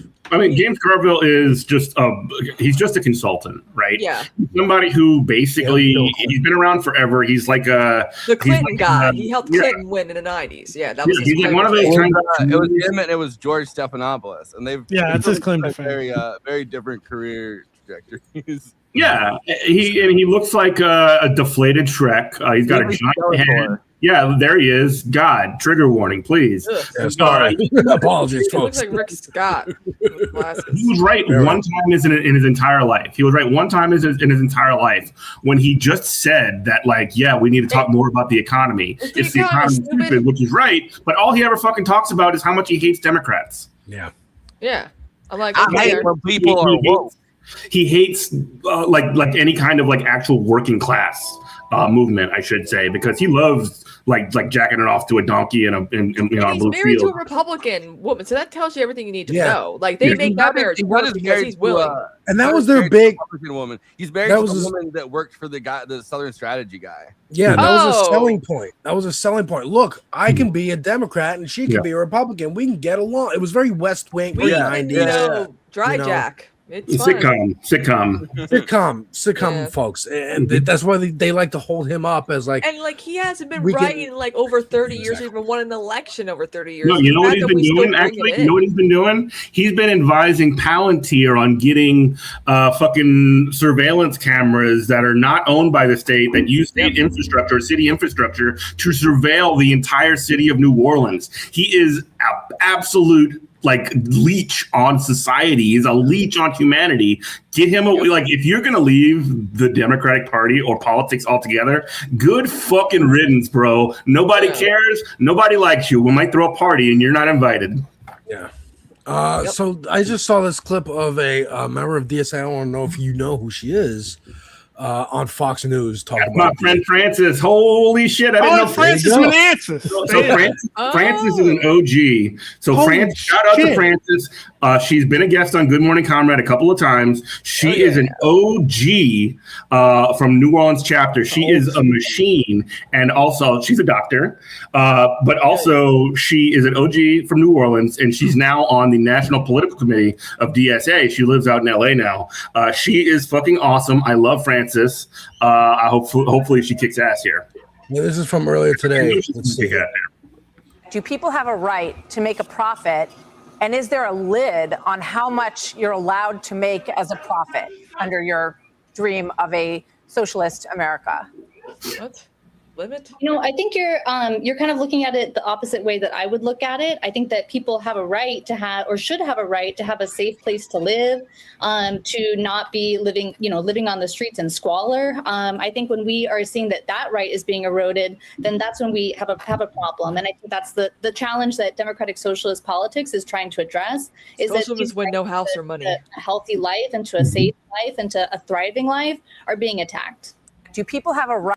Ass fucking goat. He is so good. He needs the only note that I have is that she could have turned it around and said, you know what? You're going to turn around. I know you're going to call these people welfare queens or whatever. You're going to call them leeches on society. How much money do we give to Elon Musk? How much money do we give to Jeff Bezos? How much money do we give to private entities to Those are just job creators, though, Jeff. into the giant bag? Yes. They fuck us all over like that. That's the only thing I would add to that. But other than that, chef's kiss. Francis does it again. Exactly. All right, I'm going to play some more from this interview here. Francis Manassas. Oh, let me throw her up. They promised us the same things that Francis is promising Americans, which is free housing. Everybody has a right to housing. Everybody has a right to food, right? We need government grocery stores. We created government grocery stores in Venezuela. We had government-run large I enterprises. was going to say, of course, they got someone from Venezuela. Venezuela expat that probably was within the capitalist class that just got disenfranchised. I'm not going to defend like every single thing that Venezuela has ever done. I'm sure that there's stuff that any state does that's like commissaries are government-owned grocery stores on military bases. At the same time, yes, Robert talks about commissaries all the fucking time because he was a Marine. Love them. Great quality food, more bang for your buck. It's great. But what they love to do, what Fox News and what Western media loves to do is find people, people like diaspora people and exploit the shit out of them, or just find opportunists like what this guy looks like, and just essentially make it so that this is the voice of Venezuelans. This is why people are so oppressed. And like maybe something happened to his family, maybe something happened to somebody that he loves, which is radicalize him against Venezuela. Maybe he's just a person that is in a like acting in his own class interest. I don't know this guy, but they love fucking finding a puppet. They love fucking finding somebody from these identities and putting them up there and saying, go talk shit about Venezuela because that's communism. He's a Manhattan Institute guy. Oh God, okay. He's acting in his own. He's a Manhattan Institute guy, and he's like an economist or whatever, like trying to. He's an aspiring economist. Yeah, but he's speaking as though he's just aspiring economist. What the fuck does that even mean? He's acting or speaking as though he's just an average Venezuelan citizen. Yeah, exactly. To Jeff's point, this is the Cryon fled Venezuela as a teen in 2016. That's what he's known as now to the audience. Almost like the people who fled Cuba Dor Batista, but they say they fled Castro's whatever the fuck. But they could have put refugee. 2016 was Maduro. They don't want to use the word refugee. Fled Venezuela as what? As an immigrant? As a migrant? What are you saying? Anyways. It's the banks, right? Because you need a loan for your business. You need free electricity, free water, and everything that was made free was something that disappeared. So we had blackouts, we had no water, we had no good quality housing. It was destroyed in the earthquake, by the way. That is what they delivered. And by the way, housing in America delivers too. Frances said a few months ago in one of the DSA meetings that my colleague Stu recorded that she thinks every president of the U.S. since its founding has been evil. Frances, what makes you think, and why should Americans believe that you and your teammates at the DSA are not evil? Are you guys special, unlike all our presidents? Let's give her a... They promised us the same. All right, so that was... I wish we got a response there. That shit was... That guy made a... That guy sounds soy as shit. I know that's like a joke. Don't worry about that. Like Francis handled it. Whatever. Nobody on Fox News. I'm telling you right now, if the Fox chuds listen to that, we're like, if this guy don't shut the fuck up, I don't know what he's talking about, but he needs to shut the fuck up. Don't worry about it. He made this tweet about himself, which is really sad. It's you know like when someone is like hang on, when someone makes one of those thing. He's like, you're a socialist, you're about to get owned live on TV. You're not supposed to make someone. You're supposed to ask someone else to make that about you. You're not supposed you're not supposed to make your own. Like, hey, guess what? I'm a meme, guys, and I made it myself. It only has 14 retweets. Like, this is sad. This is another example, by the way, of the right being woke. Right, the right doing identity politics. Yes. Like, you know what, white lady who from the white organization, we might be on Klan TV, but here's a Venezuelan. Here's identity politics to defeat your socialism. We win because, I mean, quite frankly, we live in a liberal society. Everybody that is on this call, everybody that's watching, even if you're a socialist, even if you're a communist, you are not free of liberalism. It has touched you. It is the water in the fucking fish tank. Yep. So that is what they're going to try and deploy. And the only thing that you can do is be aware of it. Yeah. I mean, here's another clip that posted by a conservative account thinking this is a good dunk, but I don't know. I think Francis holds her own here. We didn't even get a chance to see what Francis responded to. Trying to find the whole clip, by the way. Yeah, I know. Francis, do you think killers should go to prison, rapists should go to prison, and especially, non-citizens? Should non-citizens that are killed or raped, should they be You should go to prison. I mean, you know who I think should go to prison are the people who are protecting the Jeffrey Epstein and people who are just answer the question. Oh. Simple. You could just say yes. I mean, you people should go to jail because they killed somebody. That billionaires who are stealing. Of course, I believe so. Like 1% of Americans. You're not even answering the question, Francis. She cannot say. You're not she answering the cannot question. say. Yeah. So when someone breaks down your door and your family's inside, you're going to be like, I'm sorry. Cool moderating, just making it up. No, don't worry. They will send the police to take over our property. Benefit from armed enforcement, but I am going to suggest that right now what we're doing is way too far in the opposite direction. And what we're seeing is that So Francis, how do you working people? How are police times? How do you expect to take my property if you don't send the police? How do you expect to take my property if there is no police? Okay. Bitch, I will take it from you personally. I'll come, shove you into a fucking locker, and take it. I mean, That's so funny. she was holding her own. They even in always that keep adding biased more environment. hyperbolic scenarios, and it's like, Dude, can we just the- get back to the original question?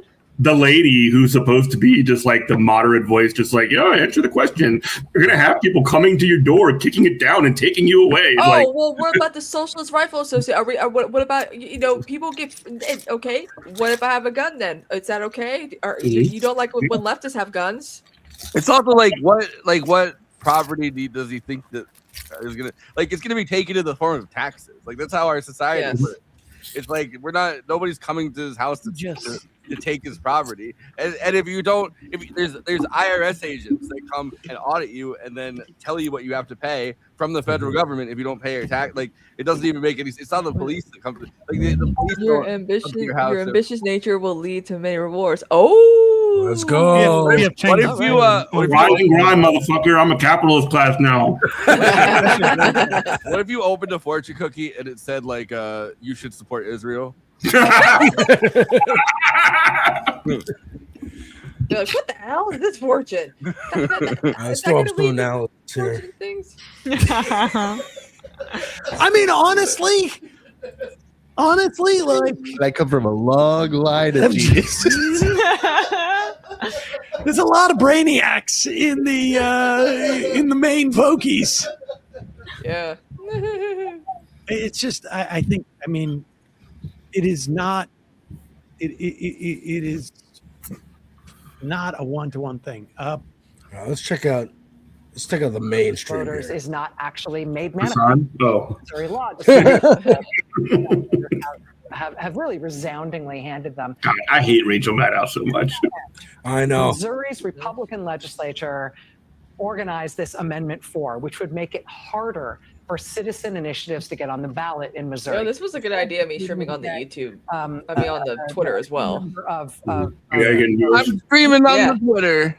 Yeah, The thing is, everybody watching on Kristina's stream. Subscribe to Good Morning Comrade. Yeah.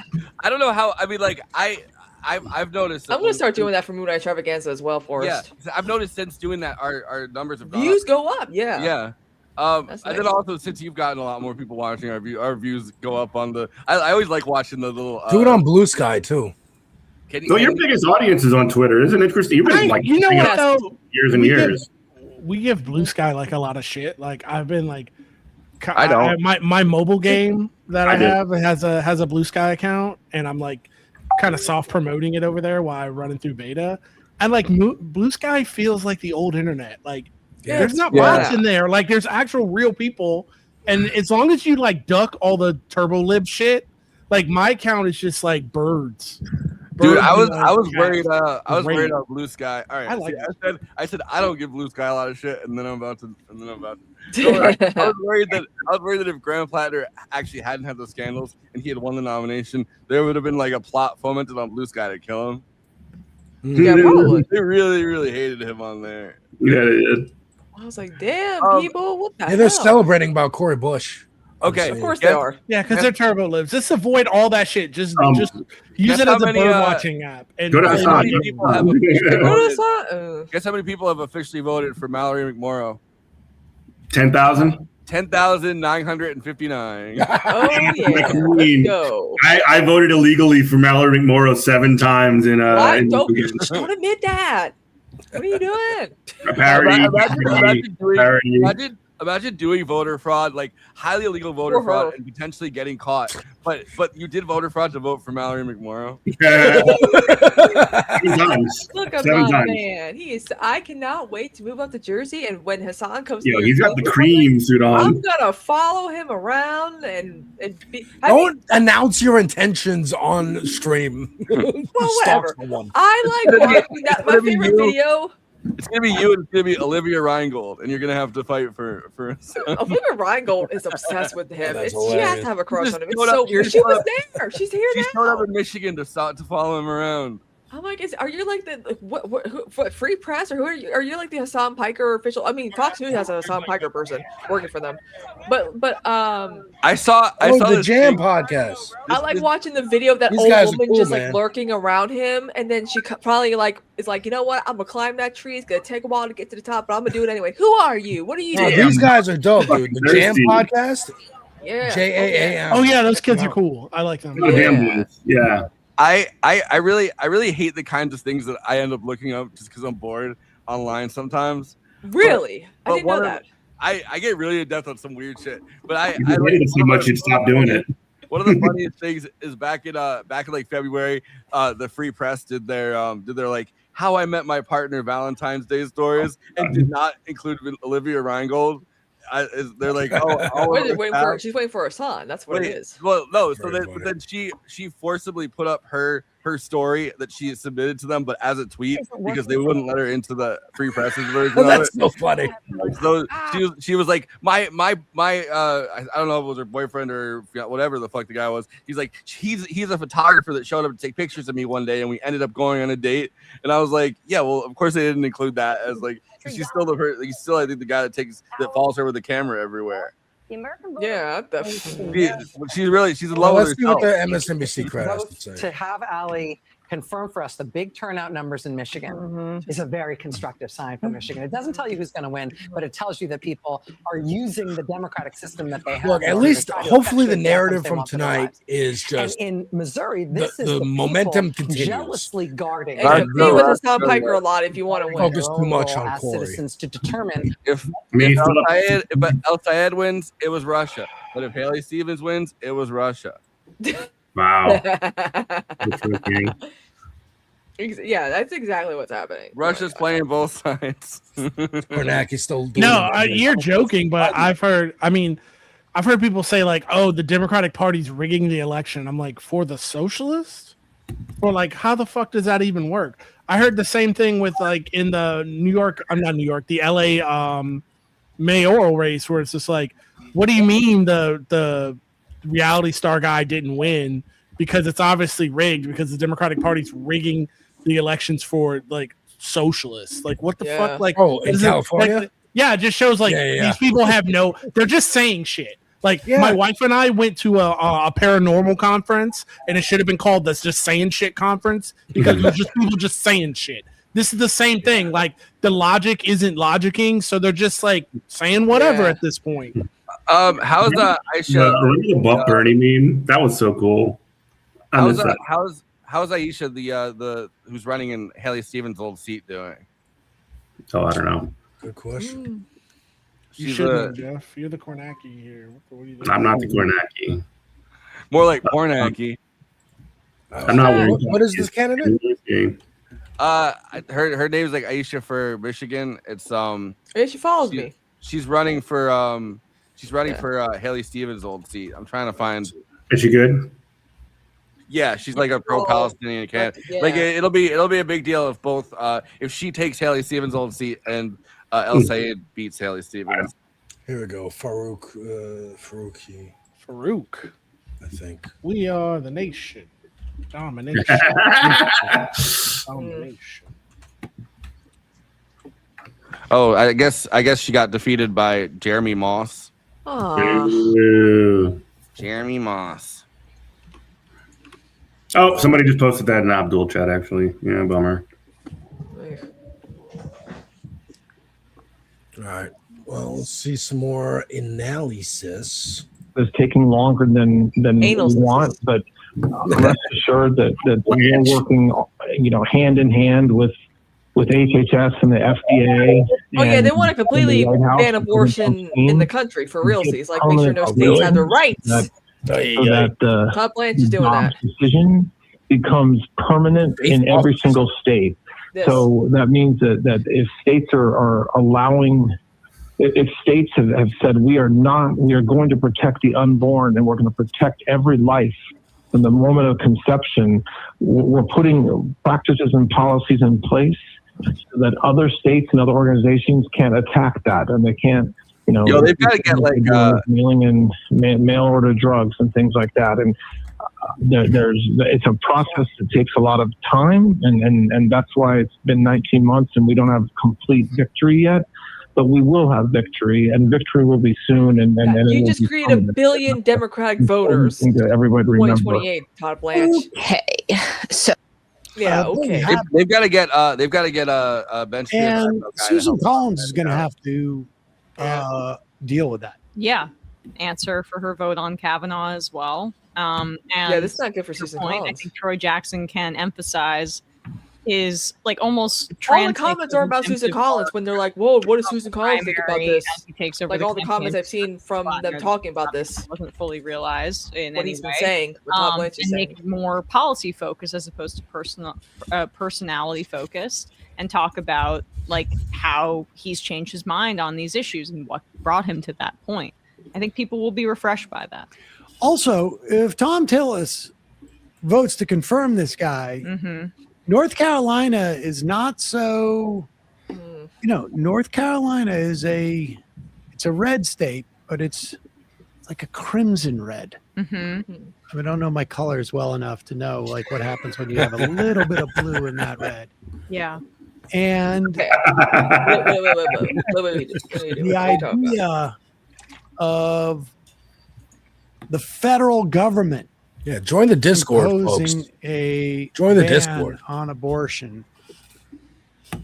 Roy Cooper may be able to make some hay out of that if Tom Tillis votes for it as well. I think that's right. That's right. We should actually post that in all the chats. Funny tweet alert. Brace. So I'm clicking a link in the chat.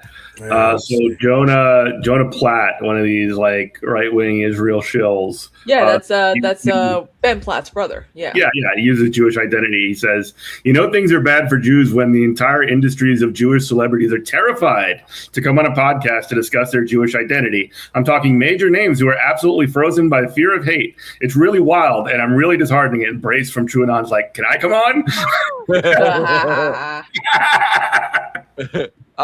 One of the only people that guy could get on his podcast recently was Scooter Braun. Oh, I don't know how Brace stays so consistently funny and like finding these weird little like nuggets of like things to dig into that are hilarious. Hold up, fucking bro, what a delight! So this guy is Jonah Platt, host of Being Jewish. Yes. Yeah, that's Ben Platt's, dude, talented brother. I do love Ben Platt is more liberal Zionist because he's friends with Rachel Zegler. They do stuff together all the time. So it's like Ben Platt voted for Zoran and was like a big Zoran supporter. Well, his brother was like fear mongering on the podcast where like they're gonna take over New York City and you're not gonna be allowed to be exactly. So it's like everyone's like, what the hell? But also too, Jonah Platt is more like his father, Mark Platt, who's like a big Hollywood producer or whatever, and he's very much pro-Israel, very much a Zionist. Meanwhile, Ben's like, I guess the black sheep in that family, the black Platt in that family. I don't know. The red sheep. It's funny as hell. He's the red sheep. I know. All right. I froze for a second. Go ahead. Oh, you're good. All right. So say I'm gonna bounce out and get some dinner. No, I'm just wondering if I'm okay. Oh, you're good. You're perfect. But I'm gonna bounce out, get some dinner. My game is officially bug free for the time being. I just pushed a new release. So go to Blue Sky and or Facebook and look up and search Warbler 99. WARBELR, like the bird. It's a birding game. Warbler 99. Get on the beta test. It's pretty cool. All right, cool. Love you guys. I'll see you tomorrow. Nice. All right, take care, bro. See you tomorrow. So next week, are we all doing this again? Yeah. If I can make it. I'm actually working that day, but we'll see. Yeah, it's kind of weird. We have like 50 other hosts who couldn't make it. Well, actually, it's good because we didn't get to rotate a whole lot. How many of them are? How many of them are streaming right now? Oh, what's the station looking like? By the way, this week we got a show going for Thursday. Thursday I might not be able to make it because we're going to be going like literally. I'll probably be. What time we doing it? Because I need to show up to my show. Traveling that day. I'm be on an airplane, so I can't make it. But 5 p.m. EST. Okay, cool. Mm-hmm. And it's like an hour-long show, right? Two. Okay. It Probably wasn't do the long. first hour, and then hop on to my stuff, or just keep going because just keep going. Everything now. Yeah, I mean, really, it's starting at 5. Really, the 2 hours is just because if Ben Dixon does the show, but if he doesn't, keep going as long as you want. Yeah, that could be Kristina's space. Yeah. Hey, I'm doing what I can to make this a 24/7 thing. We just gotta find someone who could do like production overnight, so Nick gets a break. Forrest, would you like to do this? Since you're more of a night owl. I mean, I don't know if I'll do it every night. Like, I got to do a lot of stuff for Movie Night Extravaganza. Oh yeah, that's true too. You can be doing that in the background, and then just, I mean, in a weird way, it's easy for you. It's no problem. We've become so good at producing our own stuff now. It's kind of crazy. Yeah. Consciously. It's hard to like watch it. I mean, I'll do it someday. Like, I'm definitely down to do it sometime. No, Haley Stevens called it the Maoist bull party. Hey, I thought it was I'm gonna play the clip in here. When I saw the clip, I thought it was AI. I had to confirm it was real. It's real. It's real. Yeah, it's real. It is. They ran with it. Hey, the last thing I say though is this. It's this. Me That and dude's Hassan weird. had It's a so fucking conversation awesome. about the intersections of blackness and leftism. I swear to God, y'all gonna love it. Y'all gonna love it. Y'all gonna love So it. just the great cool. It's just a car engine, just like going on there. Incredible. I love that shirt. Yeah, the Detroit shirt. That's awesome. Love Consciously, man. Shout out Consciously. Oh, I don't know who that guy is, but I think he's awesome, man. Yeah, he's like all over TikTok, Instagram Reels. He used to be one of the people that made videos for TYT, right? For a while. Oh, God. I don't know. I think maybe. towards the end of and I think he publicly quit. He was one of like the black creators that was like, I'm not a part of this anymore. I seen him pop up on Olay and Friends a couple times. So Yeah. Okay, God bless. Good for Also, him. he got like a lot of criticism from liberals because it's like he was one of those earlier on that were like, again, we got it, we get it. Who cares? A lot of us didn't think Trump was going to be that bad, but also you liberals propped him up to begin with, so you can't be criticizing us for thinking it wasn't going to be that bad if you guys thought it was going to, joke. all right, so let me take I guess one more refresh here of the DSA page. More international hosts, absolutely. If My Left Eye UK wants to be an official host instead of raiding into us every week, they absolutely can be. Get us in touch. We used to have, Also, Snaps is from Australia, so they're coming because next year we're going to Graceland for Elvis's 50th anniversary death. So I'm gonna be hanging out for Priscilla and Riley Keough, and I'm gonna wear my leather jumpsuit. Vasora is taking an extended indefinite break. God bless. Good for them. Good for her.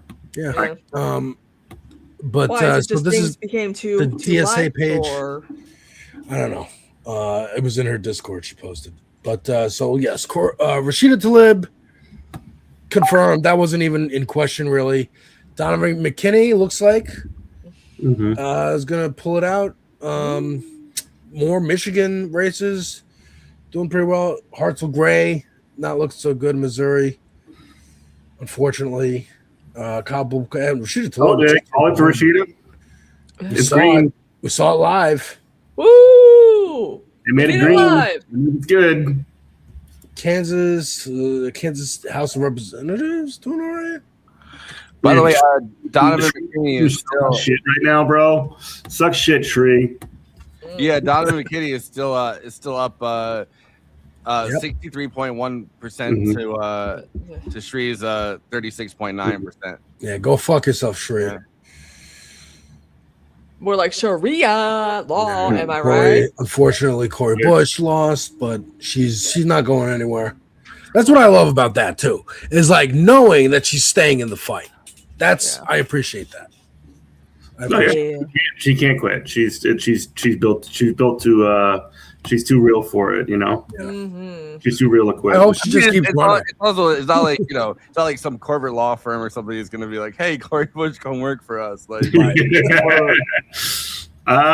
know what? I don't think that's in the cards. Yeah. Let's see what else is going on here. That's gone into that race to make sure that you have a thank you very much, Snapster. Israel. Yeah, that's a Brooklyn accent. And God, so New Yorkers it only makes sense around here, bro. I'll tell that's you what.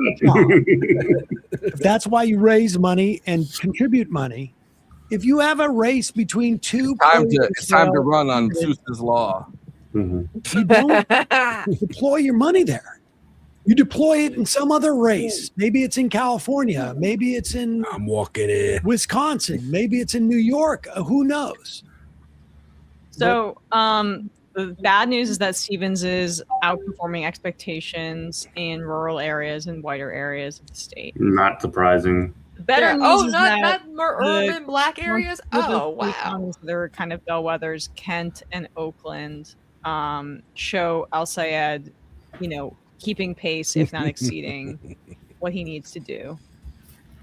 But this is not going to be, necessarily, it seems like anything resembling double digits. Me, I'm in control. So, and I think I'm pretty safe in saying that now, given how Stevens is just generally outperforming a bit.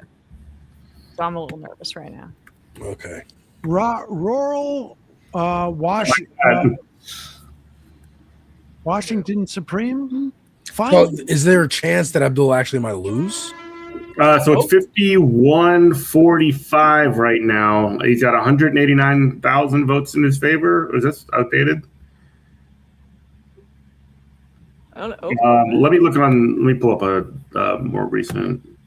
All right, so I'm looking right now. He's got 187,763 votes, 51.4% for Abdul, 164,798, 45.1% for Haley Stevens, 13,098 votes for Mallory McMorrow at 3.6. So honestly, like right now, Mallory McMorrow is doing so much of a fucking favor for Abdul that you kind of can't believe it. Yeah. You know, she's basically like if you add Stevens and McMorrow together, it still doesn't equal Abdul because he's over 50%, but he's got cushion because of her, which is hilarious. Yeah. Folks, my internet is really strained right now. I gotta get better. You gotta update it. You gotta give it. I also gotta clean out my cache because I'm starting to run out of storage space. So I'm gonna take that freeze as a cue to head out. Kristina, Forrest, Jeff, it's all you. Mm-hmm. Yes. Thank you, folks, for hanging out. And watch, as soon as Alex leaves, it's been called for Abdul Sayed. He wins. Yeah. Let me just plug one more last time. Devil's Advocate Productions over on YouTube and Twitch. I'd make album reactions, movie reviews, trailer reactions, video game reviews, all with a leftist twist. And we just hit 1,000 subscribers, so yay! Let's get us to 1.5. Come on, and yeah, beef up my Twitch subscriptions too. I could use some bolt there. We're playing Crimson Desert and Spider-Man because I just watched Spider-Man, so I'm back into it. And thank you for following GMC live on stream, showing everybody in chat how to do it. Absolutely, follow GMC live on stream and show everybody how to do it. It's not that complicated, folks. You just click a button. Click the button. Click the motherfucking button. As The latest, like, because Decision Desk just keeps updating it every 10 minutes. The latest vote came back from McMorrow. What is it? She hopped up from 3.45 to 3.55, and the other two went down. Oh my god. McMorrow momentum. Keep dancing. We'll see you next week. I'll see you tomorrow over here on this space, and then next week another election stream. Mm-hmm. Take care, folks. Later, brother. Yeah, just the three of us. We can make it if we try. We can make it. Yes. McMorrow momentum. It really is. Mm-hmm. Yeah. I was like, I got about 100 people watching on my Twitter. Hell yeah. Thank you. Yeah, what's up, Kristina, Kristina viewers? Yeah. That's cool. I don't know how much to trust like the numbers on Twitter because I think anyone that scrolls by it counts as a view, but fuck it, you know. It's like the hey, it counts. That's good. That's good for the algorithm, you know. Take the dub. Yeah. more like the dab. Don't anyway. You know what's so funny? Last dab. What really I feel like what killed, like, I think what helped. So this is something I noticed about, like, when it comes to like all these campaign ads, because you know, like Abdul had his grandparents doing like, where did Abdul Sayed come from? Woo! But where's grandparents? So we can tell you. So him doing like the cringy cute shit works not on white people. It works on like when like people of color do it, because it's like it seems more authentic to me when they do it, because it seems like they're actually having fun doing it. Like when I guess like the weekend of Taylor Swift's wedding, Travis Kelce, Abdul released that, you know, You Belong With Me, you know, where he's doing like a little like hoedown dance with a cowboy hat, and I'm like, see, this is fun and cute. But if like McMorrow Stevens was doing that, I'd be like, oh come on, stop doing that white shit. Yeah. And McMorrow's up to 3.6% after being. Yeah, that's what I got NBC up, and yeah, 3.5. Well, she's back down to 3.5. Yeah. 3.5. McMorrow momentum. Expected votes in, remaining over 1 million votes. So buckle up. You're not going anywhere. Yeah. Yeah, we're going to be here for probably another 2 hours. Mm-hmm. We can make it if we try. I feel like you and I feel like you know, like the video of the boxer that's gotten hit so many times, and he's like, I don't know, he's like getting back up, and he's like, I get knocked down, I get up again. You can never keep me down. I feel like that's watching this race. It's like you get back up and you're like, I'm giving no quarter, like or like the Raging Bull when he's like, you didn't knock me down, Sugar Ray. You didn't knock me down. Alex sent me the full Francis appearance on Fox News if you want to watch. 13 minutes long.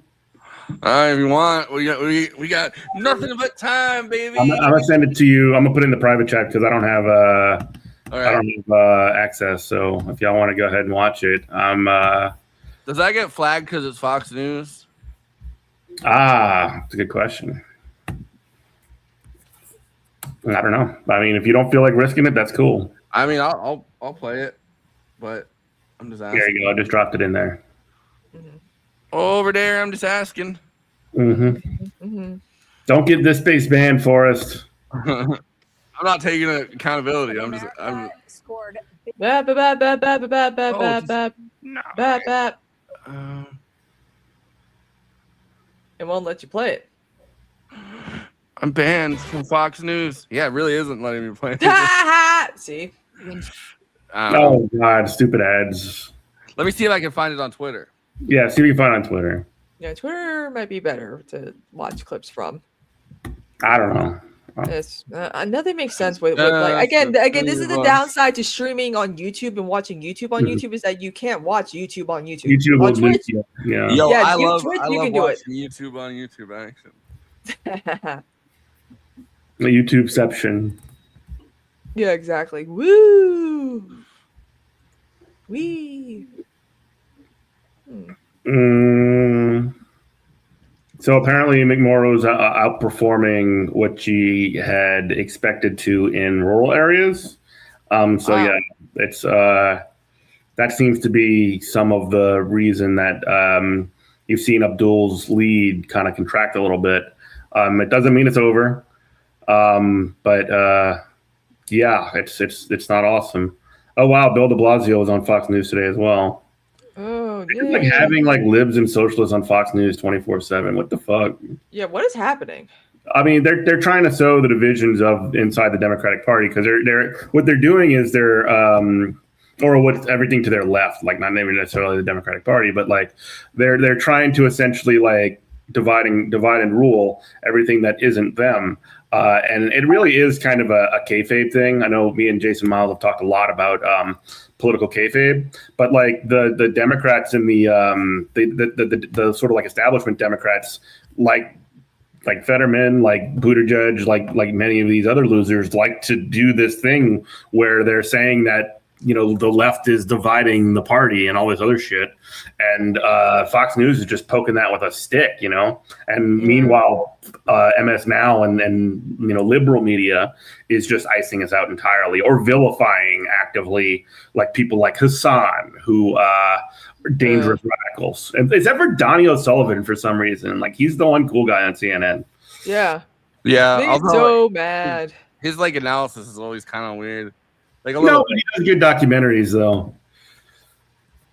He has he had like one thing where he's like, it's all gonna be a giant he's like, it's all gonna be one giant what do you call it, a pot like stream in 2028, and it's like, I don't know, this sounds like boomer analysis to me. Yeah, it's CNN bullshit. Mallory McMorrow back up to 3.6%, pushing. She's ever so close to 15,000 votes. Abdul now over 200,000 votes, 208 to 230, 51.1%. So he's down a little bit. Stevens 184, 845, 45.3%. And McMorrow growing her 3%, 3.6%. So almost 4. Yeah. The battle for 4%. Let's see if she can get there. I believe in you. I believe in you, Mallory. I will get one of your and put it behind me on the Good Morning Comrade stream if you get 5%. Yeah. My cat's rubbing up against my feet. Abdul, there's like some counties they haven't even gotten like That's right. That's right. If you're still online for McMorrow. I'm a McMorrow. I'm a Marxist Leninist McMorrowist. That's one way of putting it. I don't even know, like, what I wish we had someone from Michigan here that could like talk us through. Yeah. Talk us through, like, do we have any hosts from Michigan? Because it's like Jake's off. Jake's out. Unfortunately, he's not been on this sometime. I'm bringing Ben Bird to call him on the phone. No shit. There's half our people left. Call him up. He doesn't really talk to me. Damn. I haven't talked to Ben in a long time. He guested on GMC a bunch of times. Yeah, well, he's come on Movie Night Extravaganza, but since we had a he hasn't talked to me since we had like a break with Andy. With Andy. Who? Yeah, exactly. With Jay Underworld. Oh! I don't know what happened with him. Who still is like works on Ben on the show, and is still mad about. I don't know anything about this. Okay, cool. He was our co-host for like the first 3 years. But no, Ben used to come on GMC every now and then, a couple times. I haven't talked to him in a long time though. I remember when we had him on and talk about his Hitchens book, and he was like, he fucking loved talking about Christopher Hitchens. Yeah. Yeah. That's crazy. Come on, give us an update. Come on, Abu. Let's go. It's like the slowest returns I've seen in a race. Yeah, come on, Michigan. Get a little fire under your ass. A little bit of we're gonna have a little bit of joy, a little bit of sorrow, of enthusiasm. Oh my god. Kayla says more. Our girl Kayla. There's no way I just watched Abby Phillips ask Bernie Sanders about Hassan's deserved 9/11 comment. Look at the haggard state of my mainstream media, dog. Please, if we can find the clip for that would be so awesome. Because like I don't really even know who Hassan Pike. I guess he does because he's interviewed him. So yeah. Yeah, he knows who Hassan Piker is. He's he's had him on a few times. Yeah. A little bit of joy, a little bit of enthusiasm, a little bit of stick it to him. God, I can't believe she said that.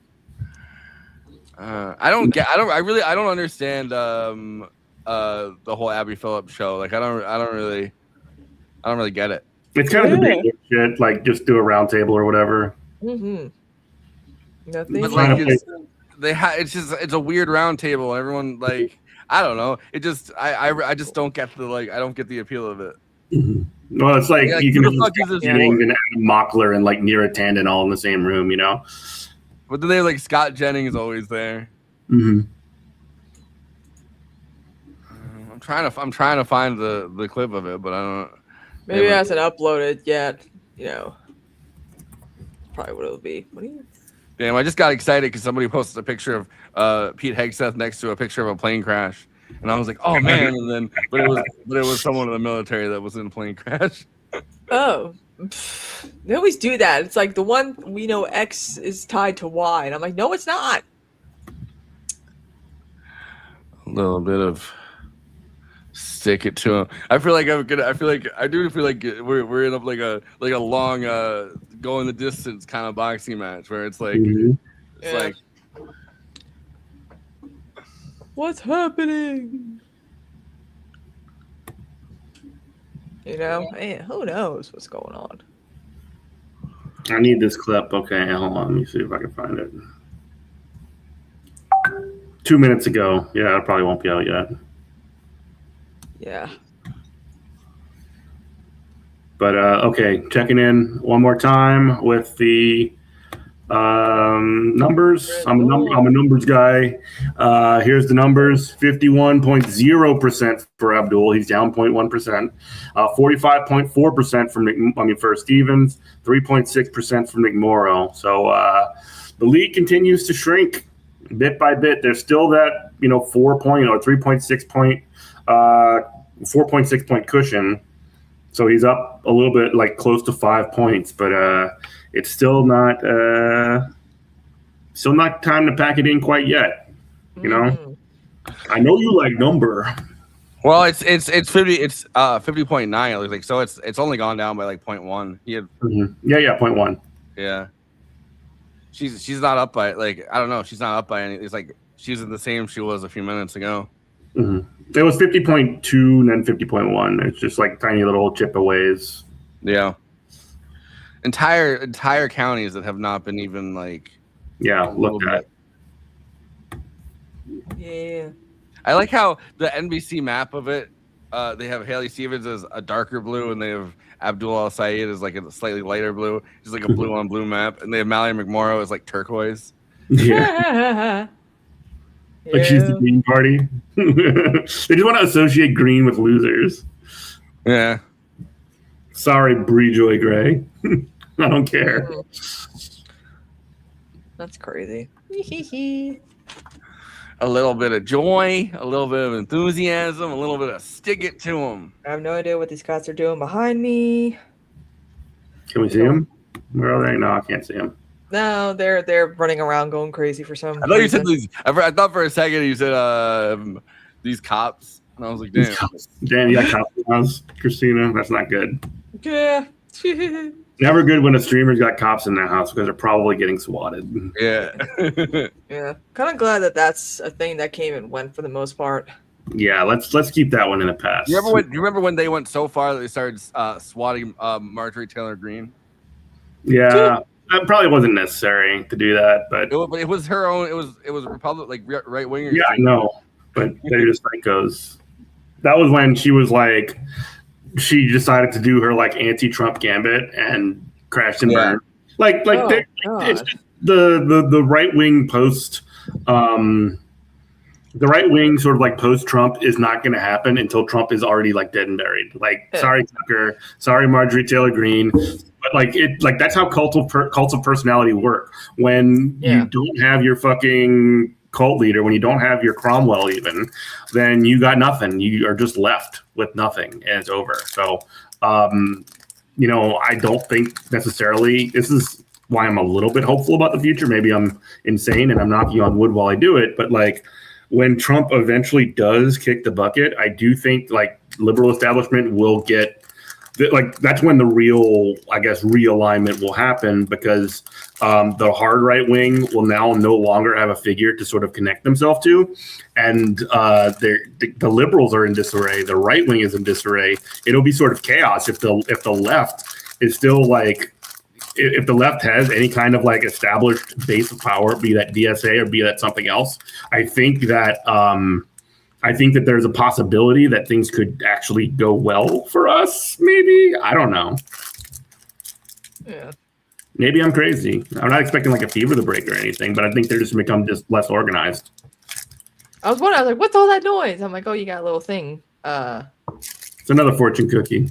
Oh. The fortune cookie says free Palestine. And it's like the other one. Here. I pulled the I pulled the King of Swords today. Oh, you do tarot so well. I've been practicing, so it's new for me. I need to do it. I've been pulling a card every day to learn it, basically. So and I've been doing it with some friends. Part of my throne wish list chat is that I also got like a little witchcraft kit that I want, and also a book about tarot, so that I know what it means and what I'm doing. So if you guys want to buy me anything. Yeah, this is a cool deck too. It's like it's called Mystic Mondays Tarot. It's got like this weird kind of minimalist art. It's kind of crazy looking, but I've been pulling cards every now and then, just to get to learn the deck a little bit. And I have, like I said, I have a couple of friends that I talk about it with. They're my tutors, I guess. Yeah, there's some people who do it on Twitch as well. They do like the, for Tarot like a, reading? yeah, if you send like a $50 tip, you can get your thing read. And I'm like, I should start doing that. Shit. That'd be fun to do. Yeah. Get your fucking shit read on stream. Yeah. That's good content right there. I'll say it just dropped by another 0.1. Yeah, I don't like it. I mean, I'm not saying it's over or overcooked or anything like that, but I just don't like it, Yeah. I just don't like it's still only at 28.8. I don't know, and it still says there's over 1 million votes to count. Yeah, how many people live in Michigan, dog? Like, what the heck? What the heck? Let's see. Okay, you can look up the numbers now. I know. 10 million, like 100,000, 884. That's too many. It's too many Michiganders. We need a little bit of stick it to them. You can't have 10 million people sticking to them. That's too many. Well, I don't know how many Michigan people speak like that, but doesn't seem like it's that many. Yeah. A little bit of stick it to them. Apparently I have tarot cards. No, okay. I don't know how to do them though. I got them too. So I mean, my deck came with a guidebook, and you can actually look online, like just Google. Oh, I pulled the Knight of Swords today. That means that I'm gonna have my be like composed and stand against. I'm not exactly. Yeah, somewhat. Yeah, it's like, oh, it's a good sign. Assertiveness and clarity of vision. That's what it was. Yeah. But yeah. Hey, big spender. Oh wow. Okay, so yeah, Donovan McKinney has a 20-point lead over what's his face with 7% of the votes in.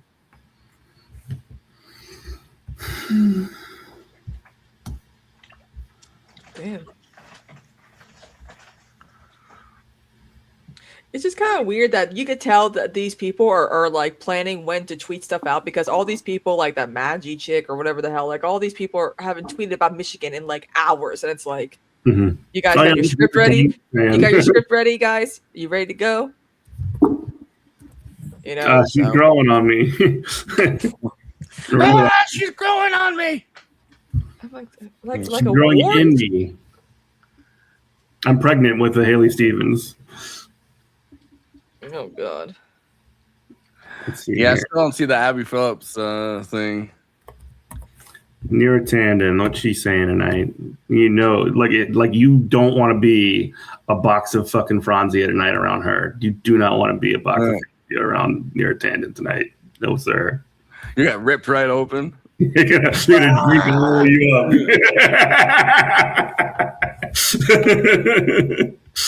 I'm surprised she hasn't blocked me yet. I would not. I managed to ratio her one time. I will say my bit of like begging to be unblocked by Taylor Lorenz would be a lot funnier if my bit was about begging to be unblocked by Neera Tanden. No, we're not partying yet. It seems closer than expected. Hey, Pinkerbell. Thanks, Detroit, I guess, for that one. Yeah, Chuck, she's a chest burster, but only for Franzia.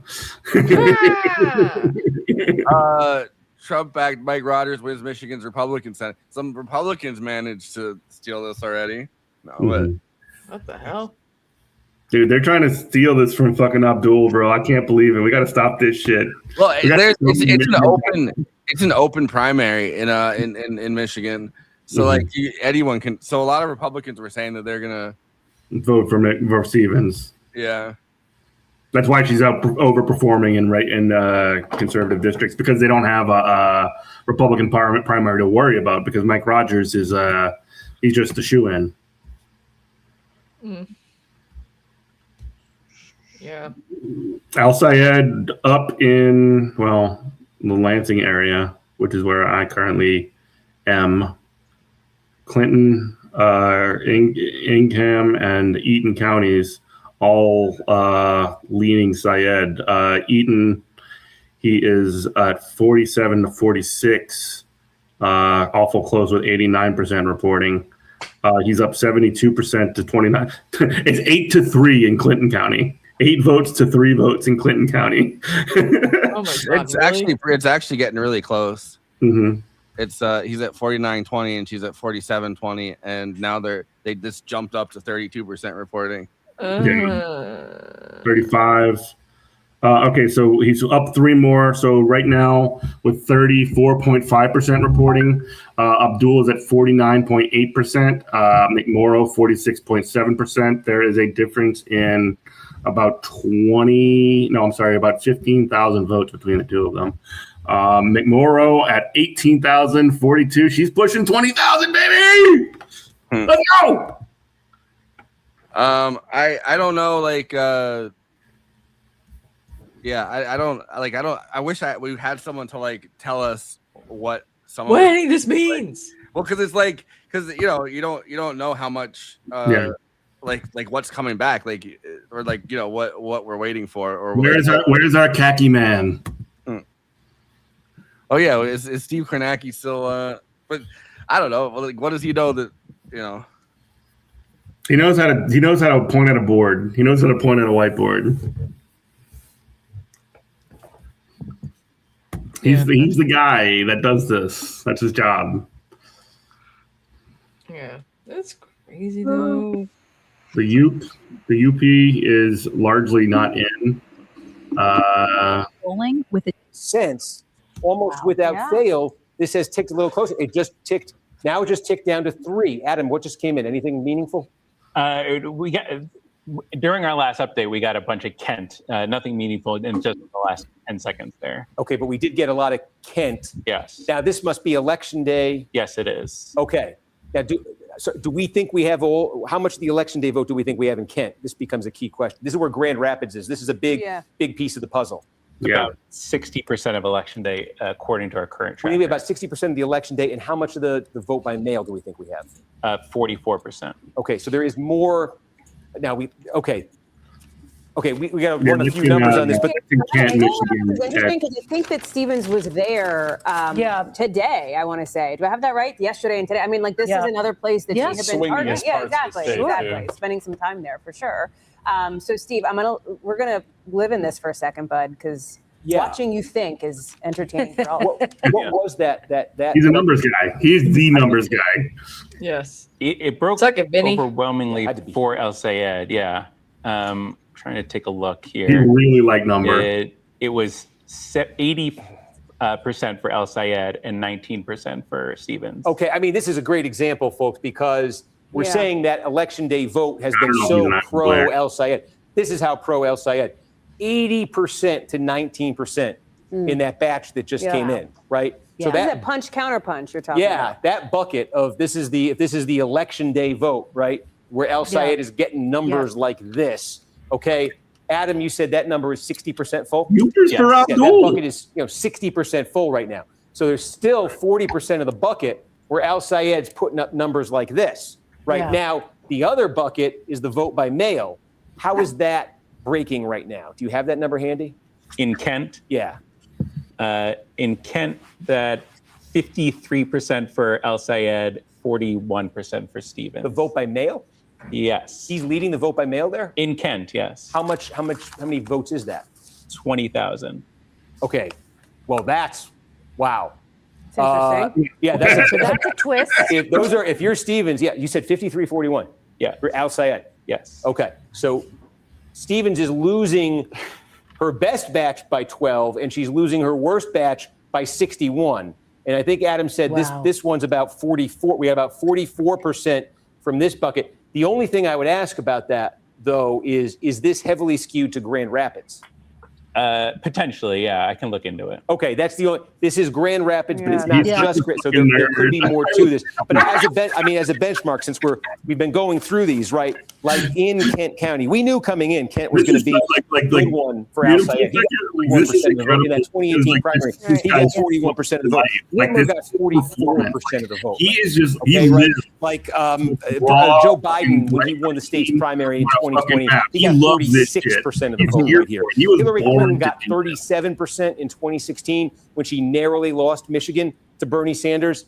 And, you know, again, I want to look more into that vote by mail number, but that vote by mail number has to, I think, turn around for Stevens here. She can't be getting 30 in a place like Kent. You know, she's not going to win it, but I think for a candidate like her, given what we're seeing elsewhere, she needs to be in the 40s, you know, in a place like that. I think she needs to be cracking that at least. That's what the other establishment wing candidates have been able to get here. And again, Whitmer only got 52% statewide, right? Yeah. You know, Sanders got 53% statewide in 2020, and he got like 49% statewide in 2016. Clinton and Sanders both got like 49% in 2016. So mid 40s, you know, low mid 40s for those candidates, high 30s even for Clinton, you know, got them right to the kind of cusp of a majority.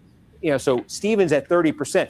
That's, you know, and again, Grand Rapids, what is it? This is fast growing and it's young. So much of the Al Sayed support correlates with age. This is one of the younger median ages you're going to find. So it's true next door as well. In Ottawa County, one of the younger median ages you're going to find in the state is right here. So it's part of the reason why we expected that to be a big number for him. And in fact, I just want to check in because it occurs to me, speaking of young voters, that we have more, we don't have. Washtenaw County is another one here where, again, we thought would be one of the best for Al Sayed tonight. And again, where I think Stevens knows she's going to lose, but wants to be getting closer to something, 40 here or something. Yeah. You know, it's one of those. So that's what I'm saying when I said now because I'm bring making it around to Detroit for Stevens, she's got to do a bunch of other things. And those are the kinds of warning signs that exist on this map. Kent County is a clear warning sign for her. Washtenaw, maybe. There is a thing in Washtenaw where typically, at least in the last few elections, the last thing they've reported out, or one of the last things they've reported out, is specifically vote by mail from the city of Ann Arbor, where the University of Michigan is. Yeah. Is that so? There could be a batch late in Washtenaw that's useful to Stevens. Something to keep in mind when you see her number right there. But Washtenaw, that's low for her if we're to hold in that area. Kent's low for her if we were to hold in that area. And maybe some indications, in those rural areas where you need them collectively, where she may not be. So that's preliminary, but she may be lower than she wanted to be there as well. So there's when I say there's encouraging signs in this statewide for Al Sayed, it's that. And as a matter of fact, that update in Kent County, I think, was so significant in that we say the shrinking margin, right? Now it's going a tick the other way. Remember, it got down to 3.0. Now you're looking at 3.4. I think what happened in Kent County has a lot to do with that. So, a little bit more now. Now we're getting closer to 40% of the vote in, and Al Sayed leading 3.4 statewide. All right, well, let's get a little better. Steve Kornacki, fascinating. It is coming. That motherfucker makes my head spin, bro. Like he just starts talking and just like what? He is him and like he's much more of an election autist than that fraud Harry Emden. Like Harry Emden's just like, I'm here to talk about Kelsey numbers, basically, or just like talk about demographic polls. But when it comes to the real election night sickos, nobody beats Khaki Boy.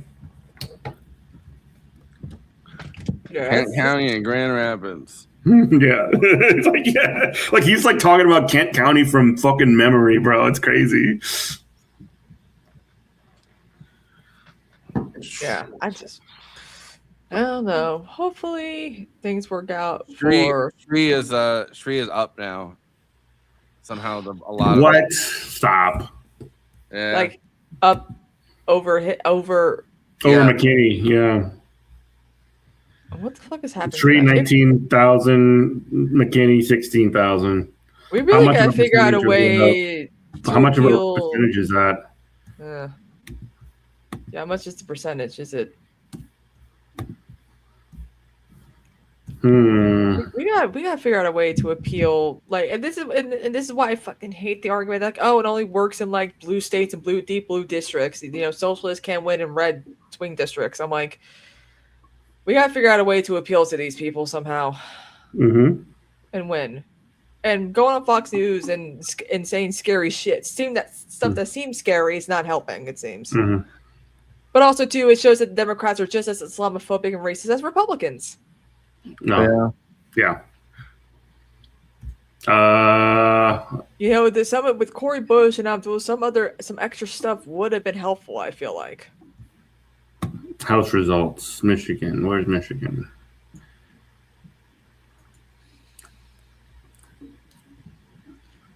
I mean, I could be wrong, but I don't know. I don't know. NBC's saying, oh, that was 14 minutes ago. What? They were saying Haley Stevens was leading, but then Abdul just jumped back up again. Oh my God. It's a little weird that like everyone jumped to like in the media jumped to like, oh, it's gonna be a big lead, because Haley Stevens was leading through the entire like first half of like until McMorrow dropped out. Haley Stevens was leading. Yeah.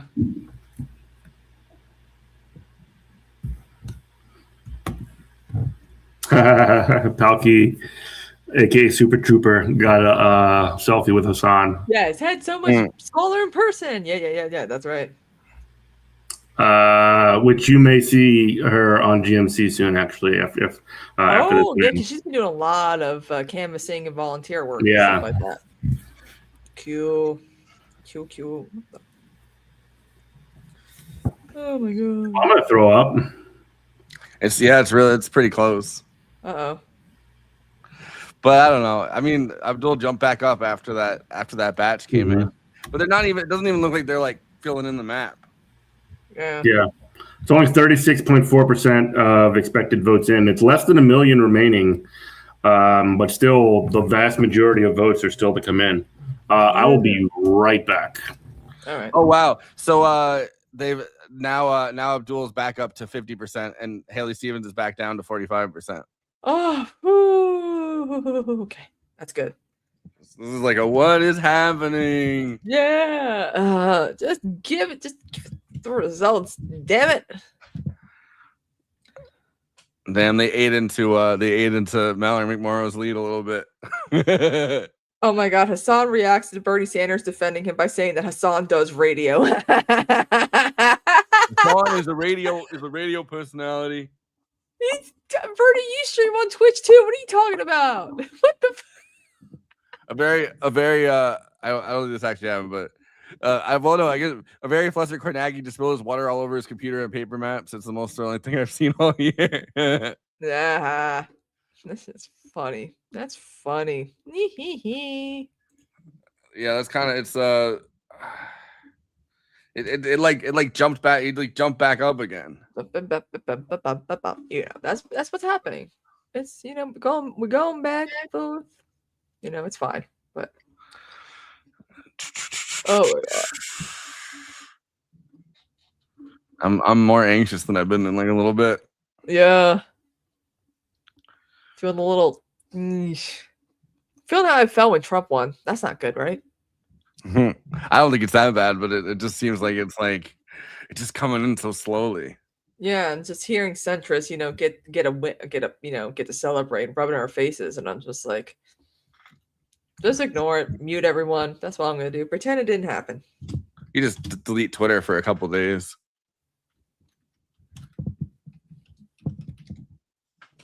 Yeah. I'm trying to see if there's a video of Kornacki spilling water. No. What? Someone probably said that. I just posted a Mallory McMorrow video in the private chat. Check it out. Uh-oh. A little bit of enthusiasm. No, it's even better. It's like one of those like I voted for I voted for all of Michigan, kind of thing. Who'd you vote for? I voted for Michigan. I voted for Michiganders. It's like when Herman Cain endorsed the people. Uh, Do you mind telling and then he said the Pokemon movie quote. I voted for great Democrats all up and down the ballot, and Who? I made a commitment that whoever wins the Senate race tonight, I will be endorsing as soon as that race is called. I will be headed to their election night party to show we all come together after whatever happens tonight. So that we What about before what happens tonight? Well, the reason I ask is because if you voted for, say, Haley Stevens and she is not the nominee tonight, and then you do go and endorse Abdul El Sayed, Yeah, idiot. it That's might why she's not resonate saying more it. with her voters. Yes. or others in terms of your point about Democrats in Michigan uniting. Yeah, I made it explicitly clear. I trust the voters to decide. You know, I ran hoping that I would. She wants to bring keep a lot both to the table invites going. as an Yeah. option The after for party. Put in both sides. She of the wants to door, go to the you know? victory party no matter what. Yeah, And I exactly. decided to take a step back. I am But voting for polls- whatever public party polls has show more that booze my at it. supporters split just about evenly. I want to be happy drinking, not sad drinking. So I'm going to let the voters decide. I'm going to trust the voters, and I will be there giving everything I got to make sure that we win. I had to try. State Senator. I had to try. I don't like Caitlin Collins. She's a Daily Caller graduate. And Like she was a she's a winger. University of Alabama graduate first from like a conservative family, and then she's like, I don't know. I just feel like she's like a. She's what when Megyn Kelly tried to pivot towards the center. Like remember when she was doing the anti-Trump and Trump was doing the bleeding from her anywhere kind of stuff. Like part of the reason that Megyn Kelly couldn't pull that grift off is because Caitlin Collins exists. That's the whole reasoning why. So she just decided to go fucking insane right winger again. 4 minutes ago. Is this 4 minutes ago? That would be funny. 10:38. 10:38. 10:38. It looks like Abdul El Sayed was up to 50.5, and Haley Stevens was back down to 45.9. Mm-hmm. Yeah, I'm looking at NBC right now. 272, 476, 49.8 for Abdul, 46.6 for Stevens. Both slightly over 250,000 votes. They just got another bunch in. No change. 46.6 to 49.8 for Abdul. 37.4% of the vote in. 920,000 estimated votes remaining. So there's still a lot. They've I don't know. I think a lot of people that saw how the race was going made too big a prediction about how good Abdul, because for most of the time Haley Stevens was leading both El Sayed and McMorrow, and then McMorrow dropped out and Abdul El Sayed jumped to being in front. But it's I don't know. It just feels like everyone started going double-digit lead, and it's well, maybe you should have held back on that a little bit. Well, I will say this too. A lot of the early projections, at least by some of the outlets, was that Abdul had the advantage when it came to election day voters, and Stevens had the advantage when it came to mail-in and absentee ballots. And so that seems to have been at least not completely accurate. What we're sort of seeing is that, and this has probably got something to do with the fact that there was no Republican primary. That means that a lot of wreckers, a lot of conservative wreckers can come in and be like, well, we're going to try and keep this commie out of there. And, basically upset the apple cart. I wouldn't be surprised if that was an organized effort that took place across the state underground, Yeah, a lot of people are saying they were mm-hmm. Yeah, they were going to do that. Absentee ballots mailed directly from Israel. Hilarious. That's part of how Israel comes to her in her dreams. For Haley Stevens, no politic here. No politic here. Only vote for Stevens. Holy fuck! Did you see this? Wait! I gotta find it. I downloaded it the other day. This is my. I have a new favorite video. All right, I found it. Is it Eric Adams related?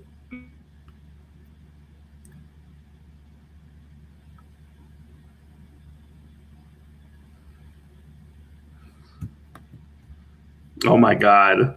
Okay, I have a video here for you as well. This is our pal Koopa Troopa from chat.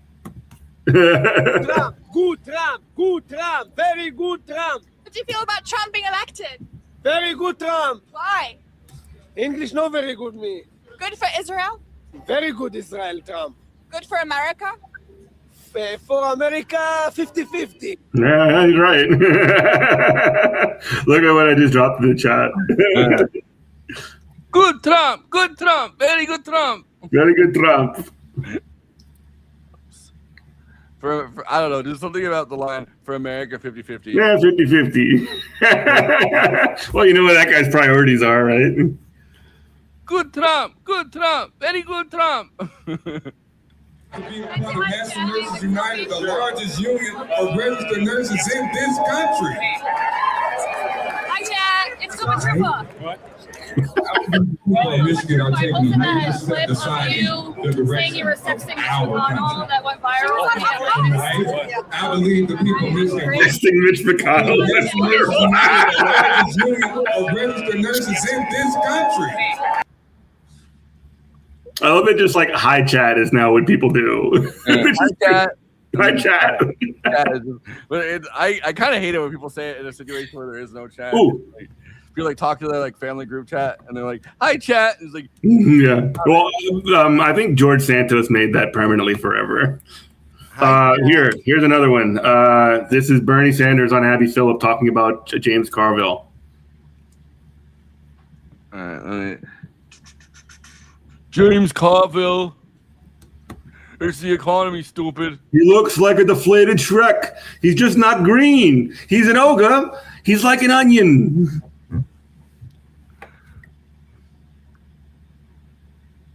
When like James Carville says he doesn't want to be in the same political party as Pecan Piper, which one are you going to take? Well, that's not much of a choice. If Mr. Carville doesn't want to be in my party, the party that I belong to, that Pica, that El Sayed belongs to, he can start his own party. But, look, what we are doing now is, you could turn the tables around and say, do you really want to be in a party where your leadership is taking huge amounts of money from a Just right back to message. that many of us believe have committed genocide? Do you want to be in a party with people who do that? Do you want to be in a party? He's doing extra gesticulations tonight. He must be on like fucking Monster Energy drink or some shit. Even though my heart. So you could pick, you about pick whatever you want to pick. I but I think we need a big tent, and I think people like Micah should be welcome. Zero sugar. Some people drink Diet Coke. I drink Monster Energy. I'm all hopped up on Mountain Dew. Mountain Dew. Oh, shit. The legal name of Hitler's party in 1932 was the Democratic Socialist Party. Oh, no. No, it wasn't. All right. Okay. Here's a reacception for you right here. It's Hassan watching the video we just watched. Good Trump. Good Trump. Very good Trump. Very good Trump. Very good Trump. That needs to go on the soundboard. I need to put that on my soundboard. America 50-50. Very good Trump. Very good Trump. Do you ever know about for Israel? Good Trump Israel. Is that America deserved 9/11? Are you comfortable with that association? What is he doing? Is he just like biting his nails? On the other hand, he has a whole lot of followers, and there's a lot of things that he's saying that are making sense to a lot of people. I think, we have to get above cancel culture. When you're doing radio, whatever they do,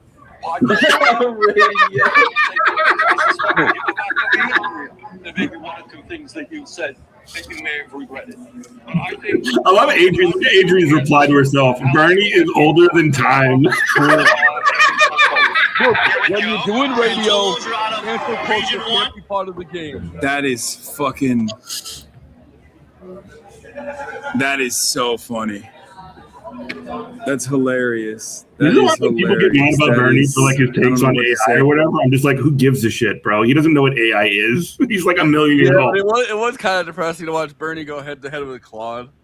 Yeah. Hey,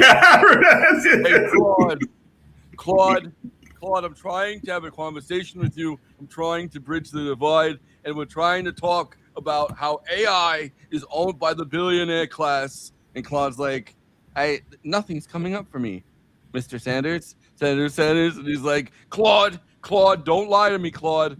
Claude. He's talking to him like it's like some guy named Claude. Is that a French name, Claude? Claudius, Claudius was the emperor of the Roman Empire when I was born. Claudius.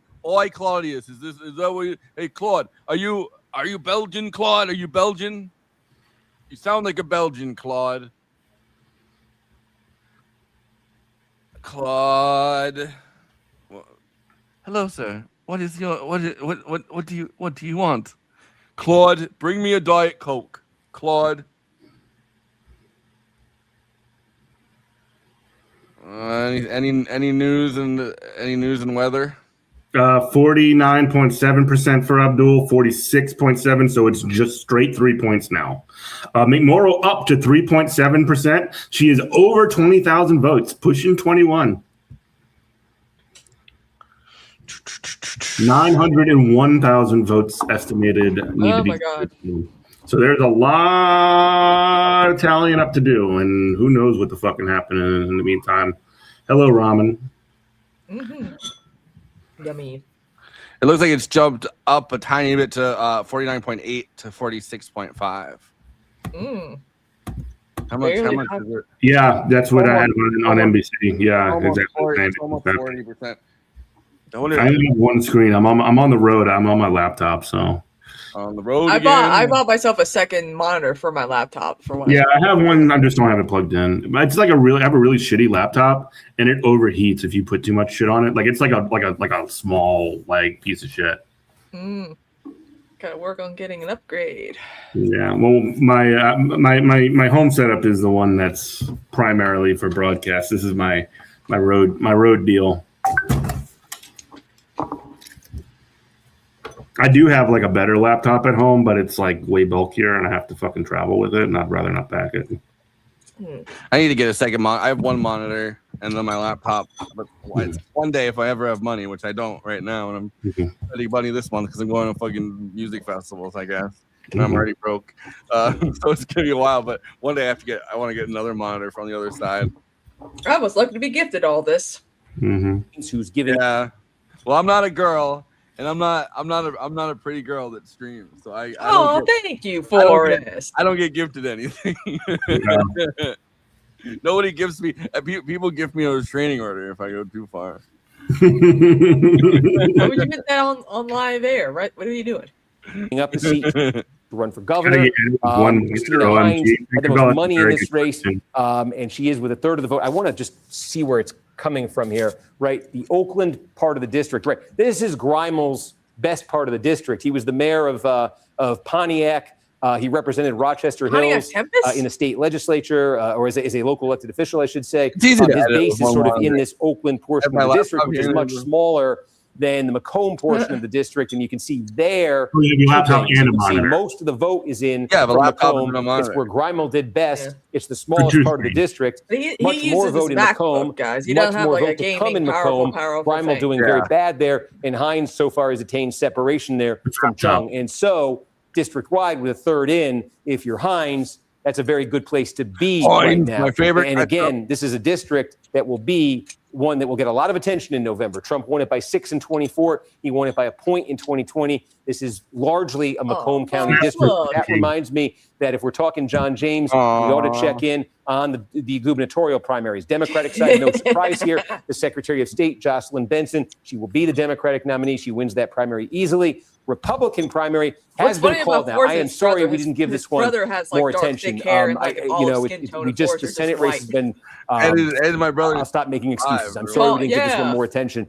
John James, though, does decisively end up defeating Perry Johnson in this primary, a third of the vote but it's a clear, I mean, we'll just show you, I think we were seeing this earlier, nothing in Wayne, but the margins that James was getting in the population centers of Southeast Michigan here, were pretty consistent. Livingston on the Republican side is a lot bigger than it is on the Democrat. Turn down what?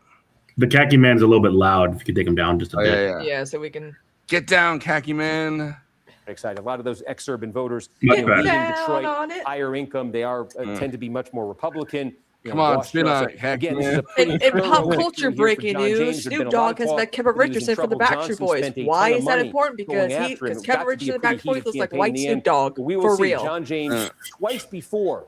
So it's very funny that we have the MS Now chat up as well, or the NBC News chat as well. What are they saying? What are the NBC News saying? I can't really see it. And by the way, one thing certainly Steve doesn't need your James super people chats. are hoping for, the Republicans are hoping for in Lansing, they believe that one of the ways to win back the State House is if the Democrats in the Senate race nominate Al Sayed. Remember, Mike Rogers will be the Republican candidate in that Senate race. Why is Ludwig Republicans trying to win back the governorship believe Mm-hmm. the Democratic ticket that features Al Sayed No, would have a trickle-down effect, or would have an effect across Ludwig's in that chat? say. In the Kornacki one, I don't know. People are talking. Their chances of winning the government. This is Ludwig from the Anderson. Democratic column. You're not. Sort of He's fighting. have an Some effect guy on the named entire Ludwig is Democratic fighting ticket. with That's the people. theory. We'll see what ends up if it ends up happening. But that's one thing that James folks are certainly thinking about as they, like the rest of us, watch the remaining vote coming in here in Michigan. Now at 40%, and I'm seeing it's 3.1 is the margin, 17,000 to vote difference. I don't want to interrupt you on Oakland, but did anything come in meaningful here in the last? Yeah, I think we're complete in Mackinac. You want to take a look at there. It's the resort, ever going even to got his no own numbers cars guy. allowed on Mackinac Island, the Grand Hotel. Even the numbers guy has so a it's numbers sort guy. of like, look, this is, I know you like numbers. Mackinac Island, and then you're into the UP, into sort of a more, rural blue collar. I don't know why that's so fun to win say. 49, 45. I think this was actually a place where Whitmer struggled didn't do that well in 2018, but I may be wrong on that. Oh my God, he's got papers and Whitmer everything. actually is a part-time resident of Mackinac County. The governor has a summer residence on Mackinac Island, so she can they fly the flag when she's there. She got 57% of the vote here. Biden in 2020 come on, I saw this a minute ago. Biden got 55. Right, we keep using the Clinton one, but it's not necessarily operative here. 57, 55. Yeah, I mean, look, it's not huge by itself, but we keep seeing smaller counties, places like this where Stevens is she's not hitting those previous establishment wing marks. I think we got another municipality in Oakland County. Yeah. We got another 10,000 votes. Stevens wins it 57-38. So, okay. Stevens won. We got a municipality. Which municipality? I'm still trying to work on that. Okay. Yeah. You think it was a completed We one? got or a I don't know the municipality. word. I don't know I'm which trying to one. put a spot. I just want to understand that. Yeah. No, I mean, I generally think that's kind of how they are reporting in Oakland. Who is That's this why I say that, Squire? and we're seeing a mix. I don't know, of, but it's very funny. He only has a mail laptop. And election day in this most recent update, and so I think it's from a municipality. We think It's like they love Steve Kornacki and NBC so much that they gave him a spare Steve Kornacki. They gave him a back. They gave Steve Kornacki his own mini-me. These are They only give that guy a We've tiny got the laptop. 2018. We've got our benchmarks here. Oh my so God, that's man, why he's I'm so excited to good get at this. a completed meaty. He doesn't have enough Dorito dust on that white shirt though. Like that would make him more authentic, I think. Yeah. Like I would get some spaghetti sauce, be like, Yeah, I've been doing this all a little day. bit more slovenly, please. Over Al Sayed looks like if When is anyone like that on that TV? You compares know? to like a Whitney, Yeah. in 2018 for example. But again, He changes that that white shirt like every commercial break. He gets a new one. Off the top, it's Wait, one difficult to say vertical which in the middle, municipalities and are it's exactly complete. Yeah, TV's pretty good. One of the monitors is my like I have a monitor and I have my like laptop. maybe So I the biggest watch YouTube that on may this be one. I do completed, stuff on this one. I just would need a be third Royal one Oak. to edit. I have two 27-inch in Royal monitors. Oak, I have I do too. I actually got two 27s and a 22. I got three monitors at my phone. Oh, Kyle Bloomquist has lost the Michigan 1 primary. He was endorsed by. I'm sorry, say it 3 again. minutes to Michigan 7. We want to do Michigan. Oh, is it? Oh, you got clobbered too. Polls are closing in Washington too. Yeah, at 11. Okay, hold on. We should just let me just go over there and tee that up because 41%. El Sayed leading this thing. It's 2.9 is the margin. I just want to show folks Washington State. Yes, Washington. It's Oregon. Okay. Remember, these are top two primaries. Oregon. Democrats, Republicans, everybody runs on the same ballot. And what's going to happen is the counties in these districts are going to come in. You're going to get tons of votes. I have a theory about this. It's going to take a few elections, maybe another election or more, for other states to realize that AIPAC is toxic. Supporting Israel is toxic. Colorado. But where are we going to be Some looking states are just more ahead of it. For instance, winners, Rashida, one obviously that's going to have a lot of Jimmy attention. Lappy, Remember, Marie Perez, the Democratic incumbent here. John Braun Marie expects to be the Republican candidate. Who comes through this top two primary. I can fix her. The context here. You mean Kristina Marie, spelled with a K? Yeah. Won by That's her Donald name. Trump. He won it in 20. Don't at me. He won it in 20. The thing we're looking for tonight is I can still not fix who's her. going to advance to the general election, How is Abdul? but is there How's our some boy kind of a Abdul doing? readout here on the relative strength Abdul of is the at two 50% now. candidates and the two parties, right? 50.1%. He's climbing back up.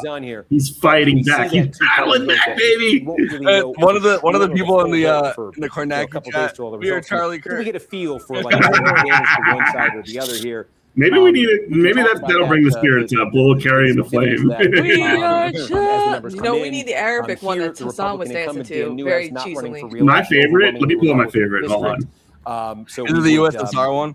No, but I like that one too. The reggae version? My favorite's the hyper pop. Based here. That one fucking- Most of the vote comes from Spokane. Let's do an interlude, guys. The interesting thing in this race is We the need a bit incumbent of a Michael palate Baumgartner. cleanser. This is a reach target. I gotta get up. Trump won it by 11 points. Get some more water Carmela anyway, Conroy ran against There you go. Baumgartner last me, time. This is one of those. You're seeing this in some key Senate races. But I do want to see. Okay, this is an independent. This is an independent who's kind of running on a lot of Democratic themes. Can he get All to right, the I just general posted in election? this private chat. All right. We're going to Michigan. You got it, Forrest? Yeah. That's them talking. Wait, let's see. Anything happening in Michigan?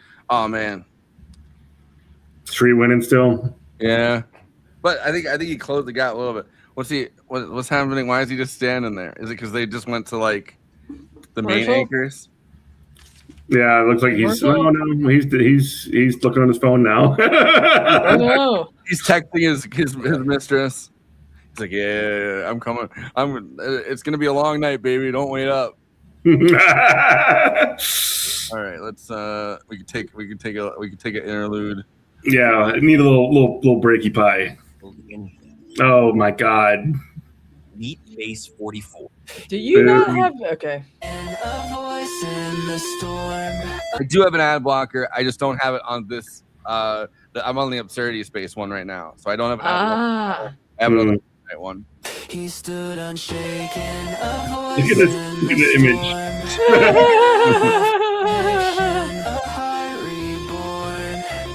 He spoke the truth when the cost was high. He lived for Jesus, unafraid to die. Come on, chat. Get live with this. We need you dancing, chat. We'll fight for the gospel, the honor his name. Rally, Kirk, his courage our own. It's giving 2010. We'll make heaven known. A husband, a father, his Look at how huge his head is. home built on scripture, on faith without fear. The world tried to silence, but his voice remains. In us it echoes, in Christ it sustains. We are Charlie Kirk, we carry the flame. Listen, after that awful one, we got to listen to the Arabic version. Let's go.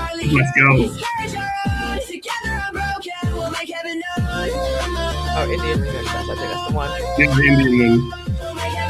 That one's so good.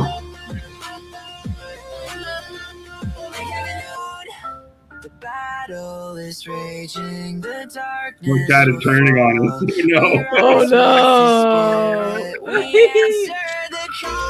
Sorry, Educating Oneness. You're doing this with us.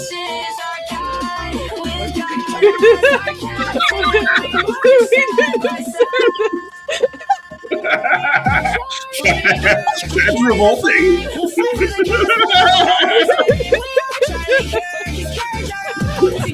Damn it, you will not be captured by an audience. How it works. We're in charge here. We're the streamers. The Indian version's more. It's better in my opinion. It's more Go ahead, go for it. I love this version, but go ahead. Let's do it. Ah! Good Lord.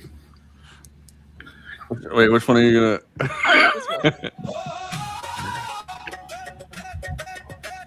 Thank you, Tinkerbell. At least somebody in chat carries the flame. Tinkerbell, you are the one.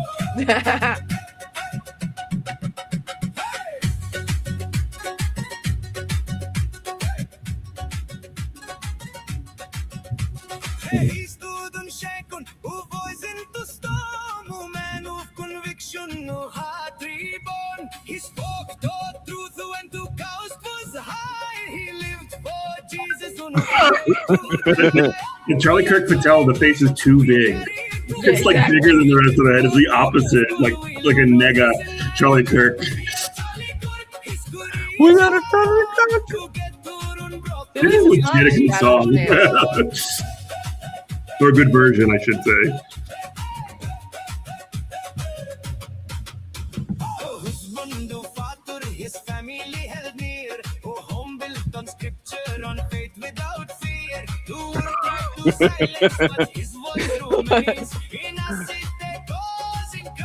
Oh, you saw Snap's comment?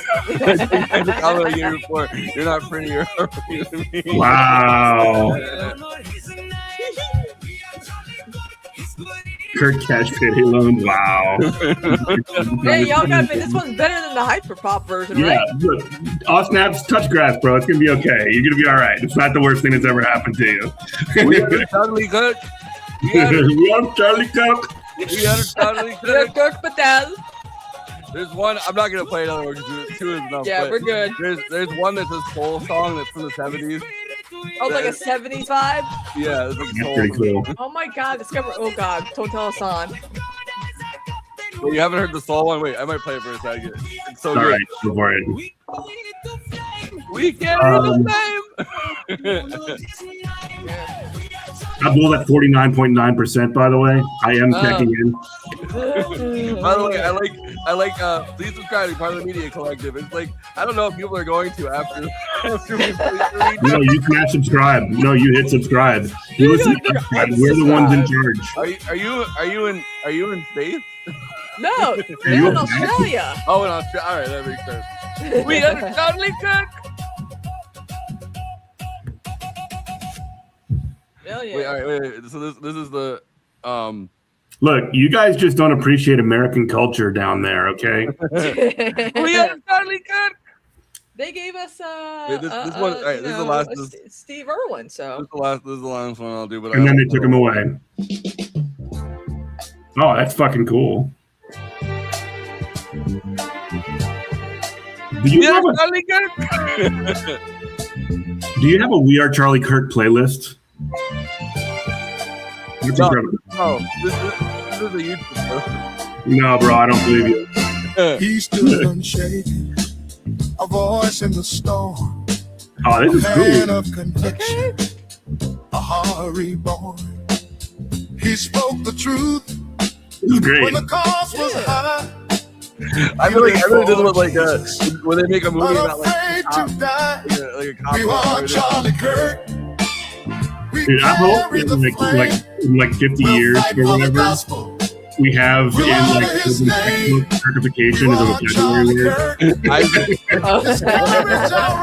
Isaac Kirk. Together unbroken, we'll make heaven known. I watched the Twitter story. Father, his family held near, a home built on scripture, on faith without fear. All right, I've had enough, Charlie. All right. Let's get back to business. You guys, I can't believe you guys got so silly during this very important election stream. I'm trying to keep this to be straight news, guys. This is the most important election of our lifetime.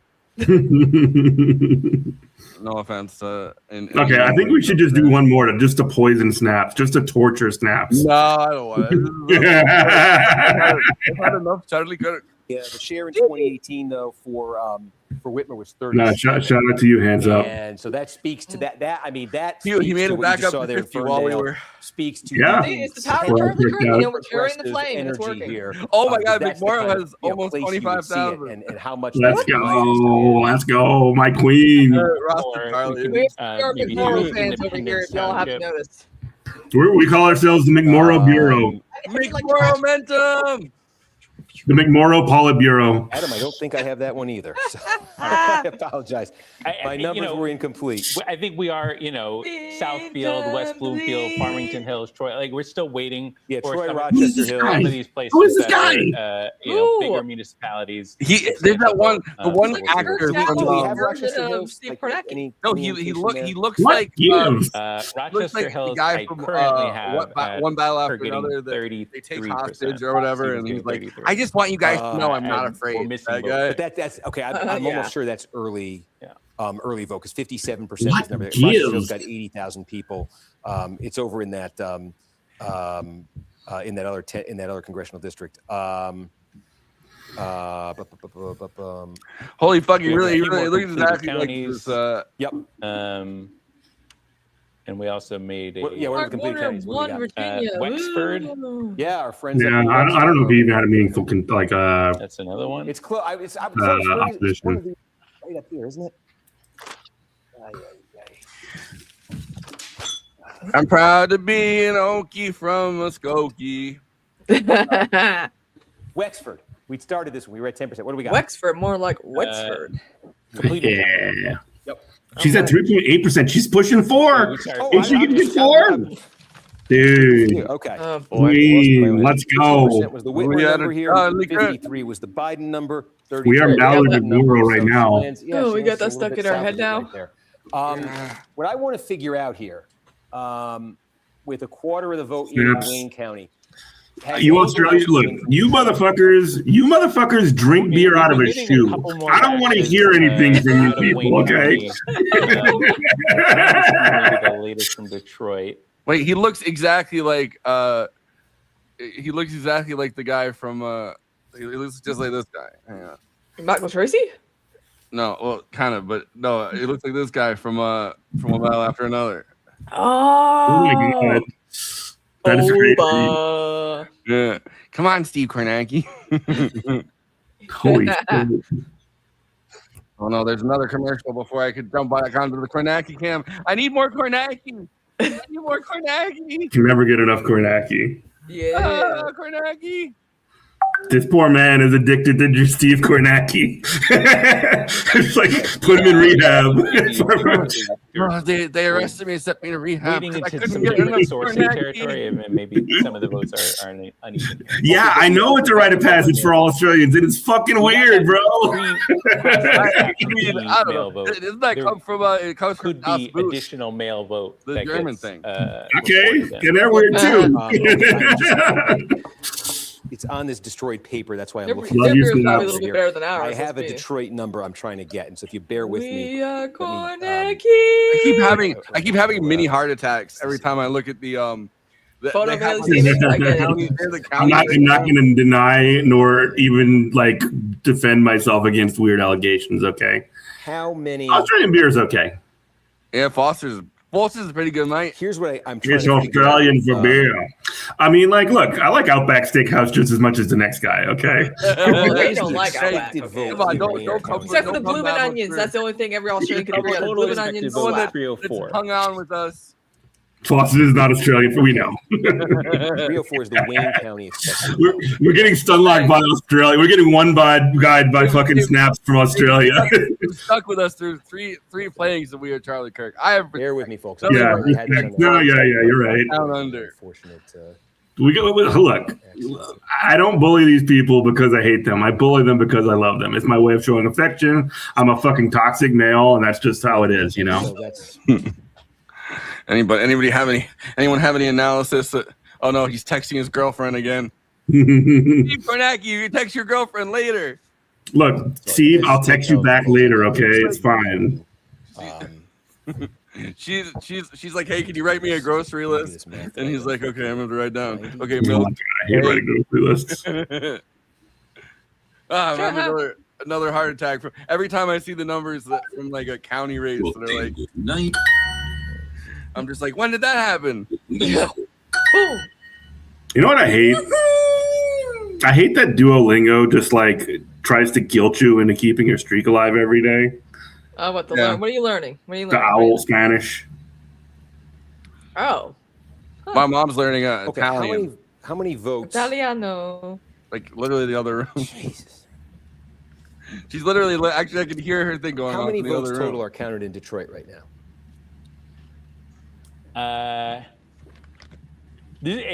By municipality, this is where it gets a little bit more difficult because I don't know exactly, if our what you see in the board is synced up with We carry the shame. county or in other sources, but maybe 57,000. Okay, okay.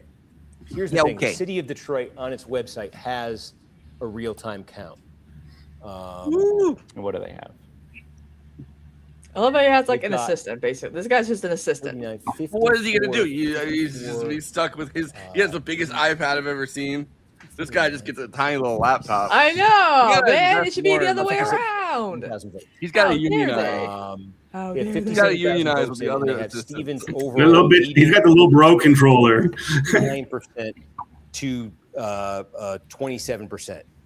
Okay, they have 69-27 right now. They do it by vote method. Okay. Yeah, he's a little bro. He's getting a little bro live on television. It's crazy, bro. Okay, she wants me to get her eggs and milk and. Yeah, 57-87. All right, is what they're at. Abdul back over So at if 50%. Stevens is able to win. Oh wow! Apparently Detroit, Perez held right? an attempted She's suicide leading on it his by TikTok 4 Live. points right now. What? On TikTok And there's Live? a fair Yeah, police amount. visited him. Yeah, Who did? Perez Hilton, the gossip dude. She's Yeah. winning real it, piece but of not as shit. much, He so should have done she it. won't win it by 40. What is this thing? Let's see. In Roblox. I hate Perez Hilton. I really do. Yeah, me too. I barely remember who that person is. I just know they're like a weird. Like, They're the person that would start a bunch of like unverified rumors and try to out people like celebrities out of the blog. Yeah. Like, he had like the most 30,000 toxic fucking votes blog out in of the world. Detroit? Where it's like he would try to like out When all is celebrities said that and were done? rumored to be gay. And there was no like guardrails on it. It's like the modern version of like unaccountable tabloid culture. Yeah. I mean, like, I just don't like. That's just he was on Glee. Yeah, he guest starred on What's Glee as one of the happening in Detroit Nationals where judges she with is- Lindsay Lohan. You see it. She's crushing it in the absentee. And he was vote doing by an example mail. of his She is journalism leading in on the the election show. day vote. So again, that speaks to Is Lindsay Lohan bad? Al Sayed does She's better gotten in better. election day vote. He's He gotten a said, nice you know, facelift, that's for sure. Everyone's like, Stevens whoa. He looks like a does real so well in the crackhead polling, now, and it looks too. like this is Perez happening Hilton. in the actual Yeah. election itself. But with earlier black in the day, voters, he was you know, bullying in Ariana Detroit, Grande. you know, 3/4 of the population. What is the deal? What is this Even Ariana though Grande Al Sayed's story, doing by the way? better, Like I hear, I even though keep. the So election day I'm vote like is sort of unplugged from a lot of his this pop bread and culture butter, shit. he's still What the losing it fuck right is going now. on with He's Ariana not Grande? losing Why it is as everybody much as talking he's about her? losing Because I don't know. the, Can you mute she- this Jackie Man, please? absentee vote by. Okay, So the idea of a landslide. for Ariana Grande is 5 feet tall, so therefore, when she is skinny, she looks very skinny. However, she hasn't sprayed her tan dark enough to hide how skinny she is, and everyone thinks she's very, very much anorexic, which we don't understand if she actually has an eating disorder or she's suffering from something that's causing weight loss. But to me, I feel like she's just overworked and she's just not taking care of herself. But the problem is everyone is just getting at her and Over it, yeah. just not being the again. Kayla says more in the video on YouTube. Does a better job at this, but it's just Who does? Who does? Kayla says more. That's her. Okay. Her whole series, how the internet fell out of love with insert celebrity here, is kind of like her thing, and it's we love And her episode of Movie Night Extravaganza on Marty Supreme. Yeah, Okay. I like that. big Timothy fan. So a lot of people are just concerned about Ariana Grande in the worst way possible. Like concern trolling, basically. Yeah, it's like I'm like you guys don't care that she could be dying or something like that because everyone's pointing to Karen Carpenter because eating disorders are very much like OCD or whatever, and so a lot of people are pointing to Karen Carpenter. What I don't understand, right?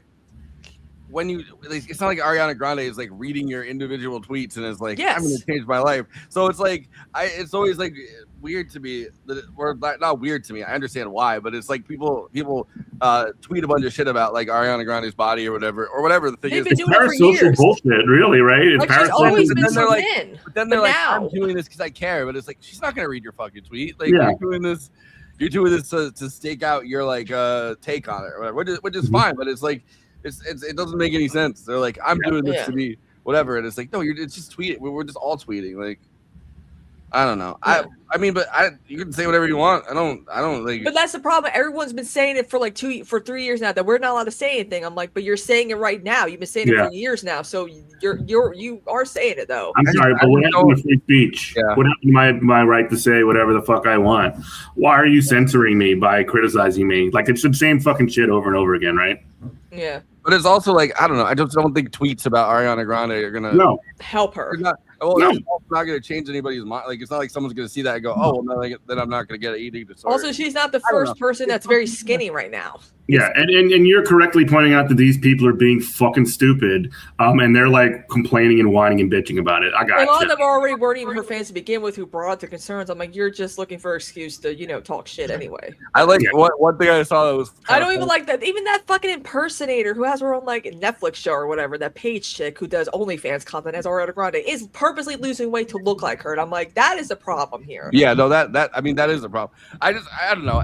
It kind of just goes to me to show like the lack of any kind of real world power that like social media really has. Like like we don't really have any control over anything that happens in the world. We live in an Ozempic culture that even the most body positive people that we know that are famous are losing a lot of weight. And I don't think it was good the other way either when it was like, oh, you're still beautiful of your fat. Like, I'm fine with that, but it's like it does feel like it wasn't healthy. Like The Lizzo, Megan Trainor shit. Yeah. And now Megan Trainor looks people should bad. Mhm. Yeah, she does. Well, she's on Ozempic. I know someone who was like about 300 pounds and she's on Ozempic and she lost like most of her weight in less than a year. Very fast. And I was like, holy you shit. look horrible. You look better when you had some meat on you. See, that's the problem. A lot of these people who are so overweight, they think that if they just like Megan Trainor, I'm like, okay, you actually are too skinny now. You don't look good. Well, you gotta You go to- actually- as you're losing the weight, you should go Who to doesn't it? Like, I mean, like you've had a couple of waves, but I mean, what was 90s Heroin high chic. fashion was fucking heroin chic. Yeah, exactly. So like it's just like this bringing that weird back. like body image, like it just sort of like weaves in and out of, oh, meat on your bones, oh, skinny, wafy, and then it's just kind of like back and forth, and it can't be healthy for anybody, any average person that's involved. For There's also celebrities, it's a some- little bit easier because it just emphasizes who's in and who's out at a given time. Yeah. But yeah. And also some people end up gaining their weight back. This is right. I think even if she's in the throes. No, you're right, Tinkerbell. Even concerned comments feed into. I think that's right. I don't know. The way people frame it is also not good. Like, I don't think it helps somebody to say that, like, to put that on them and be like, well, because of your eating disorder, people are like, I don't know. It just doesn't feel like if they did read your comments, which I don't think they do. We've gotten to a point where handlers it's are handling everything now. People are not as celebrities are not as parasocial as they used to be because of We how bullied creepy a lot of fans them. are. We also bullied a lot of them on Twitter. I will say this. I was a kind of some of them, like when Chrissy Teigen used to be on there. I was a fan of bullying her because she was fucking funny.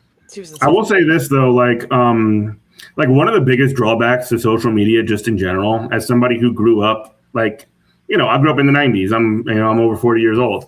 But like when social media started happening, like people had the ability to start saying shit like all the time, and that's fine and that's cool or whatever. The thing that's like fucked people up is that people say shit and they think it matters, and it absolutely doesn't fucking matter what you say about something like about something that like a celebrity or this or that or whatever. It literally doesn't matter. Yeah, shut the fuck up. I'm old. I don't give a shit. My back hurts. I know. Also, we got some good news. Mhm. The co-founder of the Sunrise Movement, William Lawrence, has won the Michigan 7 primary. We saw that. Yeah, that's cool. Thank God. I saw a number actually from UMich Voter with 22 of the 42 precincts on election day from Dearborn.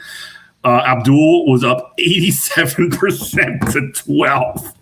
Yeah. Saddam Hussein numbers, baby. That's crazy, though. We're doing it. It's just jumping now between Abdul getting like 49 and then Abdul getting 50 and then Abdul getting 49 and then Abdul getting 50. Yeah.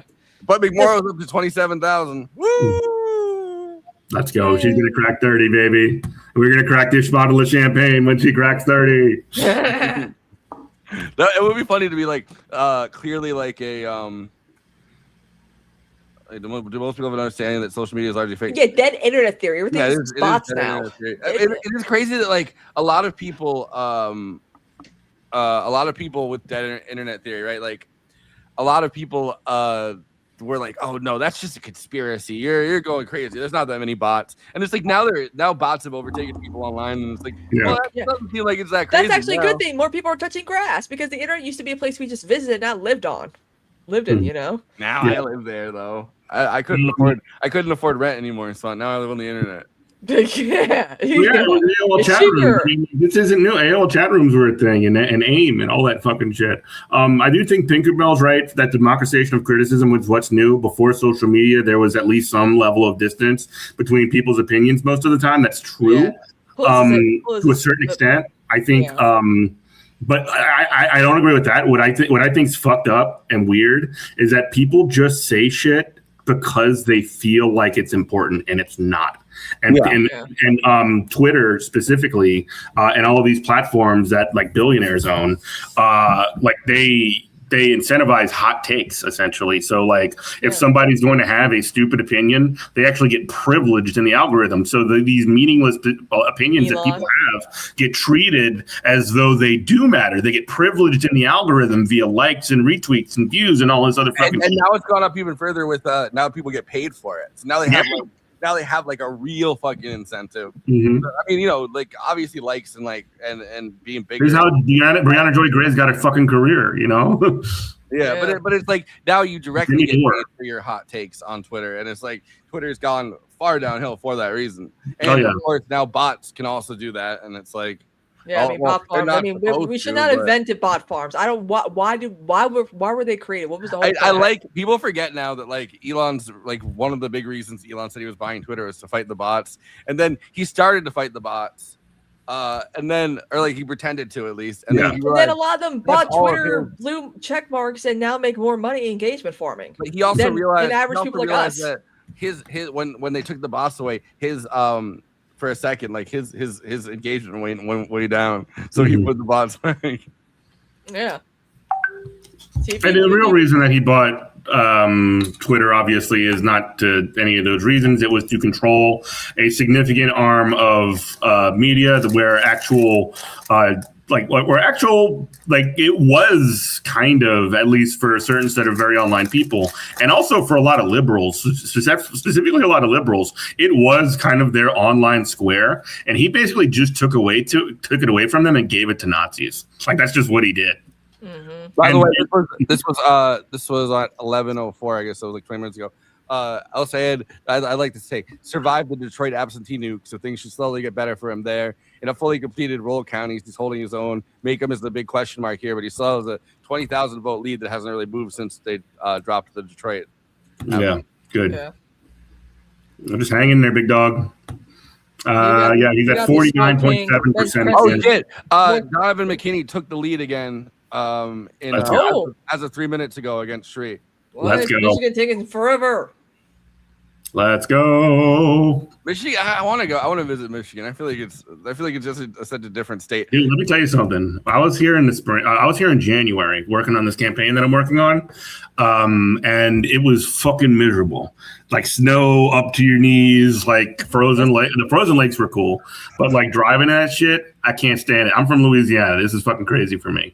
But in the spring, like when it wasn't storming, Michigan is absolutely beautiful. Like just big blue, beautiful skies, nice water. Like I like Michigan.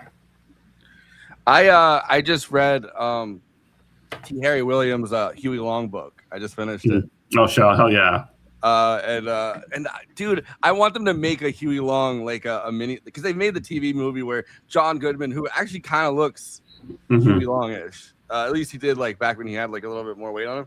I want them to make like a Boardwalk Empire style Huey Long series where it's like, because it's like his brothers were always trying to stab him in the back, and like we're always, he hit his two brothers that were always like plotting against him, and he had all these like different things. I feel like that could make a really, really engaging Louisiana style Boardwalk Empire. Dude, my uncle was actually like for many, many years friends with John Goodman, and he would like fly out to California because he's got like a popularity base around here, and I think he lived here for a certain amount of time.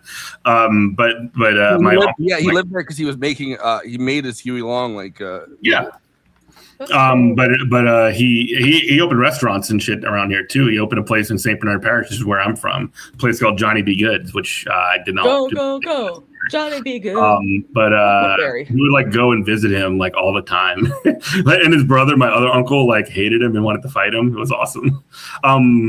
He told I was watching an interview with him like really recently with Dick Cavett, where he was talking about how friend of mine, Dick Cavett. Yeah, friend of yours, Dick Cavett. He would say that he was talking to these old women in Louisiana, and one of them told him like they were like me and my parents used to sit around the table and talk about how they were going to kill Huey Long. Dude, I always not a lot of people have seen this, but I think people do need to watch it. You might have seen it for us, but maybe we should pull it up. The how many people ever been to a barbecue speech? You ever seen that? No, I haven't. Let me pull it up. Hold on. I mean, like the kind of populism that fucking Huey Long would spit was unbelievable, bro. Yeah. Like it sounds a lot like that's the one where he's in front of like the big crowd of people, and he's like and they would like raise their hand, and he's like, how many people had trouble getting their shit, like getting their coat, getting their shoes or something, right? Like it was that speech. He basically does this like a metaphor of a barbecue. Like here, let me find it. It's the share the wealth speech. Here's the link right here. I'm gonna send it to you. It's a banger, dog. It's a banger. And, I really like he did the thing where it's what was it? It's like he's the roast or whatever, like the what's the Louisiana dish that it's like wait. Cochon de lait? No, it's like pot liquor. Oh yeah, he has the pot liquor thing where he made the entire country talk about pot liquor, like what more people were eating at the time. Even though he was like always eating the richest foods he possibly could have. Yeah, of course. But he was talking about pot liquor, which everyone was trying to survive on in the Great Depression, and like at a time when everyone was kind of really depressed in the country. He had such a big discourse that even talking about whether people like would stick it or whatever, or they would dunk it or like dribble it or whatever. And FDR even had to weigh in. And FDR, when he was running for president, had to pretend that he'd eaten pot liquor before. I just posted it. Check it. Yeah, hold on. That should be the right one. Yeah, that's the right one. Yeah, that's it. Yeah, no, it's the hyper pop thing again. They got sent something. Oh, what? Let me. Gotcha. Ha. Let me. Oh, did you just roll us? No, here. There it is. That's the right one. I swear to God, they got to do like a Boardwalk Empire style. I'd watch it. I'd watch that shit. Hell yeah. I got it. He had a couple of different of these kinds of speeches where he's like, how many people own more than there was a big one where he's like, how many people own 3 suits? And then nobody raised their hand. He's like, how many people own 2 suits? No one raised their hand. He's like, how many people wear 1 suit? And everyone raised their hand, and he's like, according to the tables which we have assembled, it is our estimate that 4% of the American people like Bernie here own 85% like of the wealth Foghorn of America. Leghorn Bernie. And that over 70% of the people of America don't own enough to pay the debts that they owe. How many men ever went to a barbecue and would let one man take off the table what's intended for 9/10 of the people to eat? The only way you'll ever be able to feed the balance of the people is to make that man come back and bring back some of that grub he ain't got no business with. He was talking some fucking down home, like Northwest Louisiana shit. What's Morgan and Baruch and Rockefeller and Mellon going to do with all that grub? Calling him out by name. They can't eat it. They can't wear the clothes. They can't live in the house. Give them a yacht. Give them a palace. Send them to Reno and give them a new wife when they want it. That's what they want.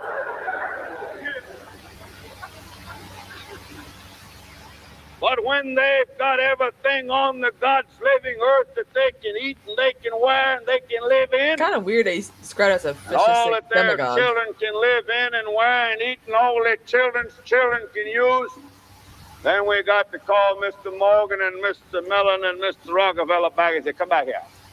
Put that stuff back on this table here that you took away from here, that you don't need. Leave something else for the American people to consume. And that's the program. We're not going to destroy the Gulf Refining Company. We're not going to destroy the Standard Oil Company. We're not But gonna we're take going to it. say that the limit He of hated any Standard Oil so one-man much. stock ownership in the Standard Oil Company is from $3 to $5 million to that individual, and that the balance of the people of America own the balance of what the Standard Oil Company is worth. So basically, he wanted to publicly own Standard Oil.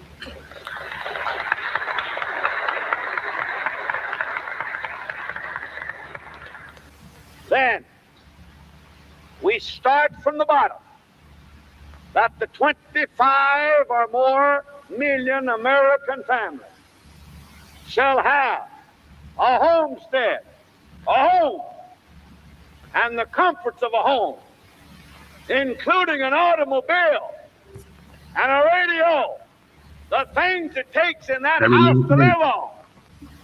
We say Yes, to on. America, 125 million, none shall be too big, none shall be too poor, none shall work too much, none shall be idle.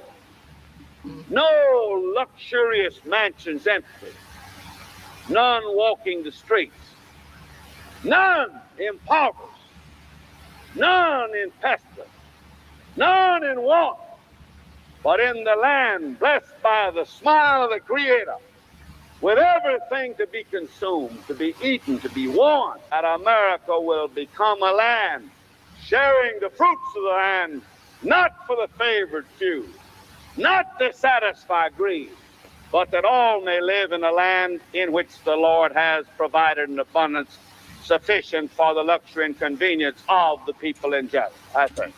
There you go.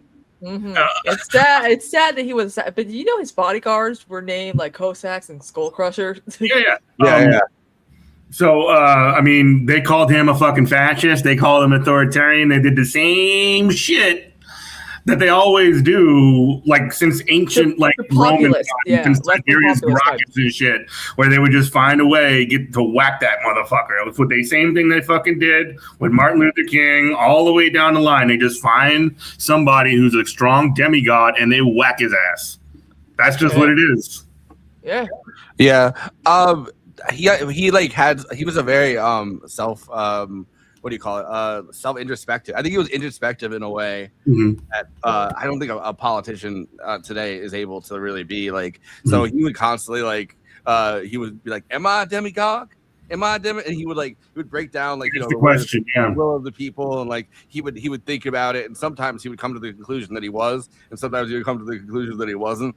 One thing that's kind of fascinating, he went to debate when he was in high school and in college, right? He was really into the concept of he was a dork. He was a fucking debate pervert. Yeah, but he was into it, but he would never win because the arms thing. He just used his arms and his what you're supposed to do when you debate, at least at the time, you're supposed to stay still and you weren't supposed to rhythmically move your body. You're supposed to kind of just sit there and if you naturally kind of do hand motions, but you can see he's his hands big waves of fist.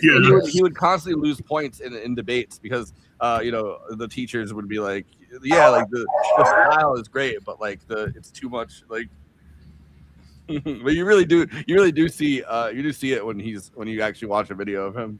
Mm-hmm. I mean, he was waving his hands all up in the air. Yeah. Put your hands in the air. Put your hands. But like, that, I like the that idea shit, of, that kind of shit, like makes me want to run through a fucking wall. You know, it makes me want to go to war. Yeah. Well, and the term fascist kind of had a slightly different connotation at the time because it wasn't like, it's not like we knew about the Holocaust. It's not like we knew really like about the horrors of fascism. In fact, there were a lot of people up in the in like the elite of society at that time, right? That were like, what we need is the fascists. Like, yep. Shit, yeah, there was a lot of Americans that were sympathetic to the fascists prior to the war. What snapped them into place was when Japan bombed Pearl Harbor, we entered the war and fucking just the nationalism machine went crazy. Now, would I prefer the nationalist machine go crazy against fascists? Yes. Is the nationalist machine good? Of course it isn't. But at least, thank God, to a certain extent, like it kind of has maybe permanently, hopefully permanently, put the mud on fascism forever. Yeah. Well, but there's like, I think that it's hard to define fascism too, because it's like there's so many different things that kind of have to be reached for it to be like. There's been a lot of when people are trying to define fascism, there's been a lot of like groups that are like pretty fascist, but it's like they don't fulfill the criteria, and it's like fascism is kind of like a very nebulous ideology at this point. Because it's like I don't know, it's still in process of being created. I mean, they have basically the model in Spain. Not in Spain. Well, there was Franco Spain, but I'm thinking more along the lines of Italian fascism and German fascism, which were the like two most developed at the time, and they were modeled off of America, or at least in German's case it was. Yeah.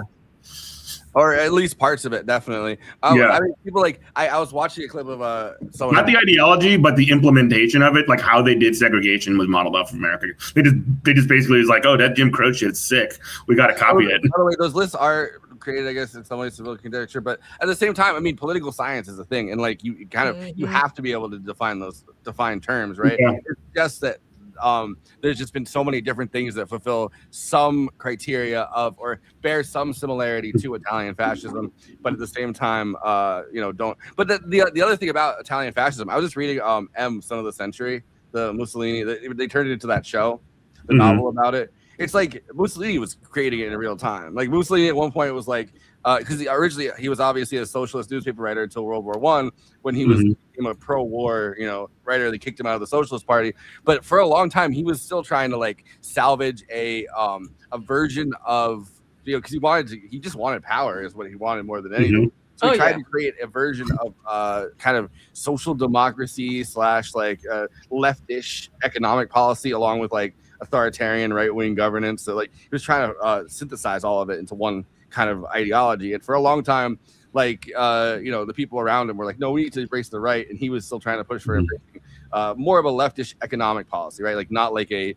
left, not culturally or anything, which obviously would have been strictly anti-communist completely. Like he's trying to kill the communists, but it's like can I just disagree with Latino Mafune real quick, because fascism is not an economic system; it's a social system. There could be a presence of capitalism or an absence of capitalism. What's less important is the economic system that drives it. But it's more so the ability to create a society that is structured upon racial division.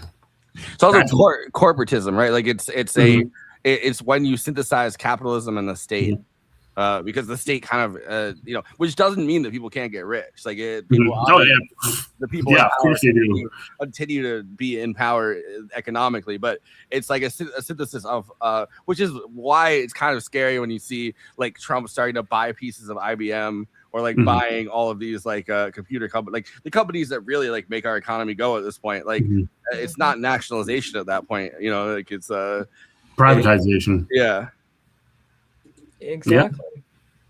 I don't know, but it's kind of fascinating because like you really that novel, because it's a novel. It's not like it's not like we don't really know the full conversations and stuff. But when they have M. Son of the Century, which they made that show, and I want to watch that show because I haven't gotten around to it. Hassan did a whole deep dive on it though.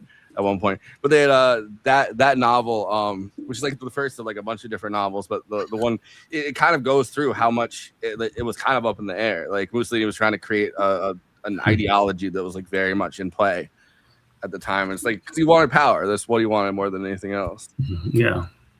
Abdul is at 49.4%. We have more than half of the vote in now, so it seems things are coming in more quickly.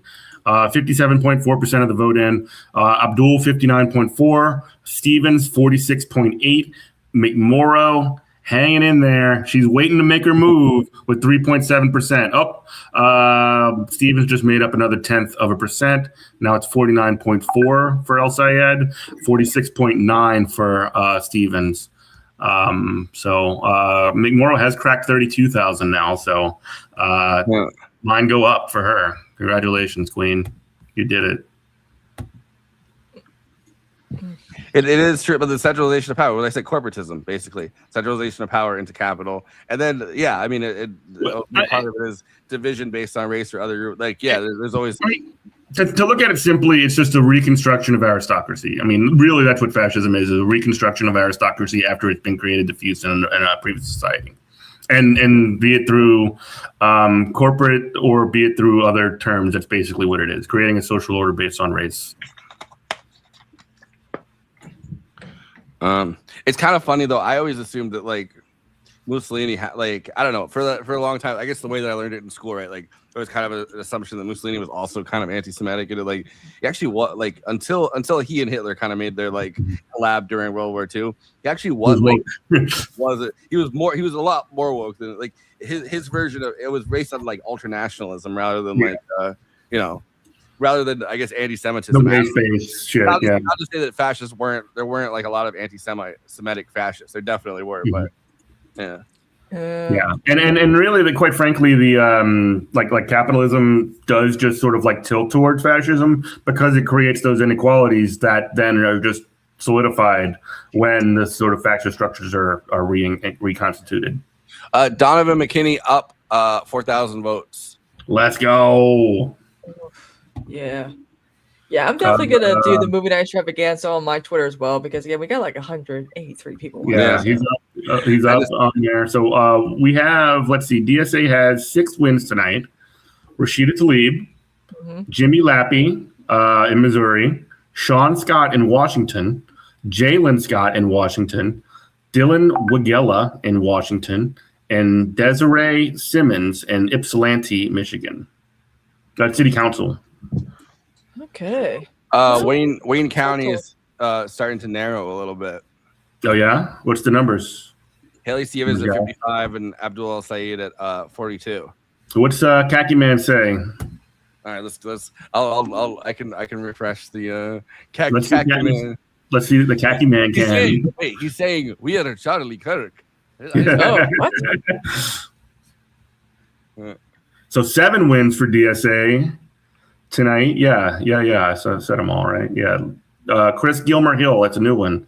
That one is William Moore, the co-founder of the Sunrise Movement. I wonder if DSA helped him out.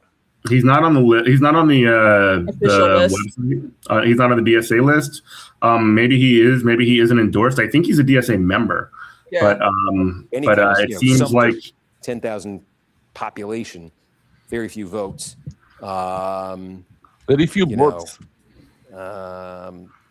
Hartzell got destroyed, man. Damn, that's a bummer. Oh no, he didn't. No, he didn't. He lost by. It was a multi-way race, and he came in second, behind Jordan Herrera. Oh well, that's a bummer. Did you guys see the clip of Hassan finding out that Bernie Sanders said he would pick Hassan over James Carville for the Democratic Party? Yeah, we watched it while you were away. It was great. Has fallen into or is in second place right now, and a candidate that was not endorsed by anyone is leading. You got a toothpick in your mouth? What are you doing, dude? It kind of looks like a joint. Steve Kornacki. No, he's a pen. Steve Kornacki. Dude, I wish like he would fucking light cigarettes up on television. He deserves it. folks, I'm He just was trying like, to- "Oh, I'm fucking stressed." You know, for the So they want to talk about. I got to just catch up on this. Oh my. Oh, I see. Oh, what? Oh my. Oh my. Rocky. What is he doing? I'm just catching up on this one. Sorry. Man, This he is so funny.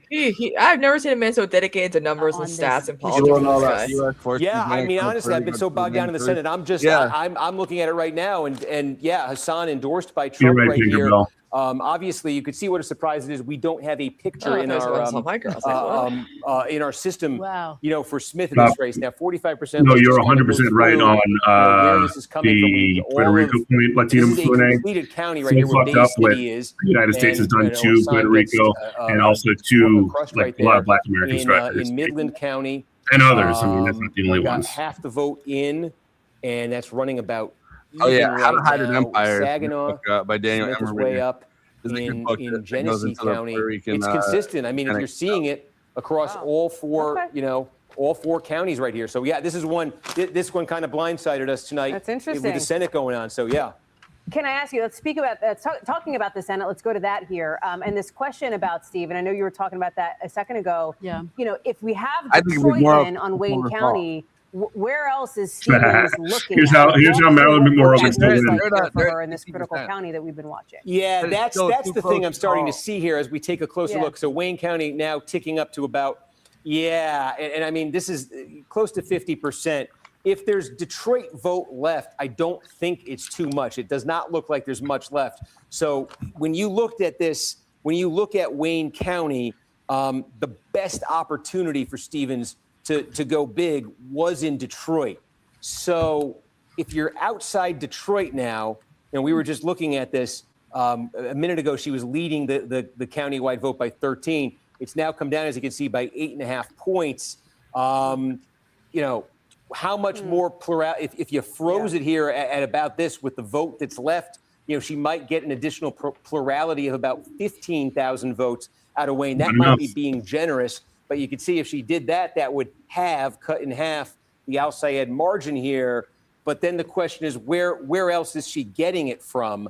Would she get that from? Where would she make that up? I mean, there are still a lot of votes that are left to come here, like we're saying in Saginaw and in Flint. We're getting more out of Flint. You know, if she's, you know, out of Flint, out of Genesee. I think again, if she's running at this, if she's winning Genesee at this margin, and getting a substantial double-digit margin out of it. You know, that's not going to translate that's going to translate we do with what's stream on left in an Twitch, additional Snaps. 3,000 votes or It's so. Good Morning Comrade Radio. 3,000 more votes. You know, We're on Twitch, we're on YouTube, we're on, you know, those are the two big ones. And we're on the radio. They're not huge, but they're New Orleans. where she's hit, I think, what a benchmark would be for her. I love that we have like I love that we're on the fucking radio. Like that's so maybe cool. in need of something a I little love bigger than she is currently getting. It's Good Morning out of Wayne Comrade County. Radio. Good Morning Comrade Again, this is Radio. one of those I'm looking at Kent County here, where Grand Good Rapids morning, is. Comrade. 85% is in right now. She's sitting at Ruby, baby. 34%. Oh yeah, you know, Tap we just talked rated about us. Washtenaw County. Now 6 we're up to, viewers. you know, almost 80% Hey, of the Beth. vote right there. What's up, Ann Jeff? Arbor. Oh, yeah. One been thing here is the to whole say time. that He that said he was last gonna- thing he that said he gets was gonna- Comment space counted later. there, we think Just is Yeah, asleep. jump in late, Washtenaw Jeff. We would be the can vote use by you. mail from Ann Yeah. Arbor. Right. Could that be a We boost got for a shot her of the right cut. there? You know, So, Steve, how much of Wayne is in right now? Sleep tight. Well, Don't let we think the about half. bed bugs bite. We're at 48%. How so much we of think Wayne the is vote still in that's and how much left of in Dart, Wayne? I can give you a no? number. 'cause we can Turn just get turn more right there. We Kornacki think down a there's little about bit. 160,000 Hang on. votes, I you know, lost- that are left in Wayne County, right? So I mean, I need to we get a could just second see how that monitor math now. would work. Yeah. There's a Yeah. How much I'm of- looking how now. much of Wayne is still in and how much of Dart? Wayne County, right? I don't know how much of Garth? Wayne Garth, but I do know that there's less than 500,000 votes. Well, there is. I'm sorry, slightly more than 500,000 votes out there. 578,000. That number is getting smaller and smaller. Hey. And Abdul is still up 3.2 points. Statewide right now. that leaves out. What'd I miss? 12,000. Oh, Pep's here. What's up? What's up, Jeff? Prime opportunity for Stevens on this map. Hello, Coming hello. Right here, like in Genesee DJ County, missing Allah? Flint is. God, Well, with the numbers she's getting. How's it going, guys? Yeah, I was kind of following this on my channel, and it's not looking great. I'm giving you kind of her. No, I mean it's fine. We're just hanging in there. Not as big of a win that we had hoped. He's still hanging in there. I don't get at what point. Like, how did we get all this wrong? Well, no, I don't even think anyone well, it seems like for most of the race, right? Like the polling was like, hey, Haley Stevens was actually up a little bit and, against like both McMorrow and El Sayed, and then McMorrow dropped out, and then Abdul El Sayed kind of rushed to the front. But I don't really get where the thing was where it's like people started, I think, doing a lot of hopium where they're like, yeah, we're gonna maybe we're gonna even take this by double digits, but it's like I never really got that from the thing until Yeah, So I know that was that DNC polling, or was that like Democratic polling? The only thing I don't think for a long time, at least in this, well, in the Carnegie chat, I just saw Left is Best Productions. Oh, nice. But in the I don't. A lot of the polling we've gotten from this race, I don't think they didn't do very much actual poll. Like a lot of the polling either came from one campaign or the other. Yeah. And it would always show the person that had the poll, like the person that was running the poll or whatever. Like it always had them winning. Or like Data Progress, which is like a Abdul friendly poll, Yeah. Well, did you guys see the poll where like they just released that the right wing candidate would have beat Abdul by like 20, 30 points or some shit like that, but Haley would end up winning. None of that shit matters because the primary is still happening. Like, oh yeah. No, I do agree with that, but and really that bolstered a lot of what the argument was against Abdul in the first place, because a lot of what what Stevens has been pushing for is this idea that somebody like Abdul can't win statewide, and he would get beaten by Rogers because he can't move like people in the middle. Well, what do you think about like the Wisconsin race? Because like Wisconsin's one of those like states where like I think that Francesca Hong could lose in the governor's race because it is so purple. I guess we'll see. I mean, also they keep highlighting like one or two things she said, and it's like stop, move on. Yeah, but it's like she doesn't have very good answers for it. No, she doesn't. Someone needs to talk to her. Yeah. Someone needs to go like, hey, you need better answers to this stuff. It's like people are going back. They're already using her fucking like personal life where they're saying that she got in a domestic thing with her husband and like blah blah blah blah. Like, oh yeah, she's a big mean bully. Yeah. She also when she was running in I think the second time in 2023, she told a story that was supposed to be, but it's supposed to be like, hey, anyone can kind of to find your place in the world. And she was talking about how when she was 18, she got diagnosed with bipolar and got everyone's like, oh, we can't have this mentally ill chick in the she was the one that like you wouldn't know about any of that if she hadn't. Unless she said something. Well, I mean, do they not know anything about like mental health and how it's prescriptions and just like my mom like was bipolar, so like I can tell you right now, like I've seen it. I feel very strongly about it because I had the exact same thing happen to me. When I was a teenager, they put me on lithium and I overdosed on lithium because because it was just too much. Like they're like, and I'm not bipolar, but like at the time, you're like when you're a teenager, like your natural hormones that I did the same thing with Lexapro, where they put me on Lexapro and it fucked me up real bad because I didn't actually have what they thought I did. My brain loves my medication, so I'm definitely borderline.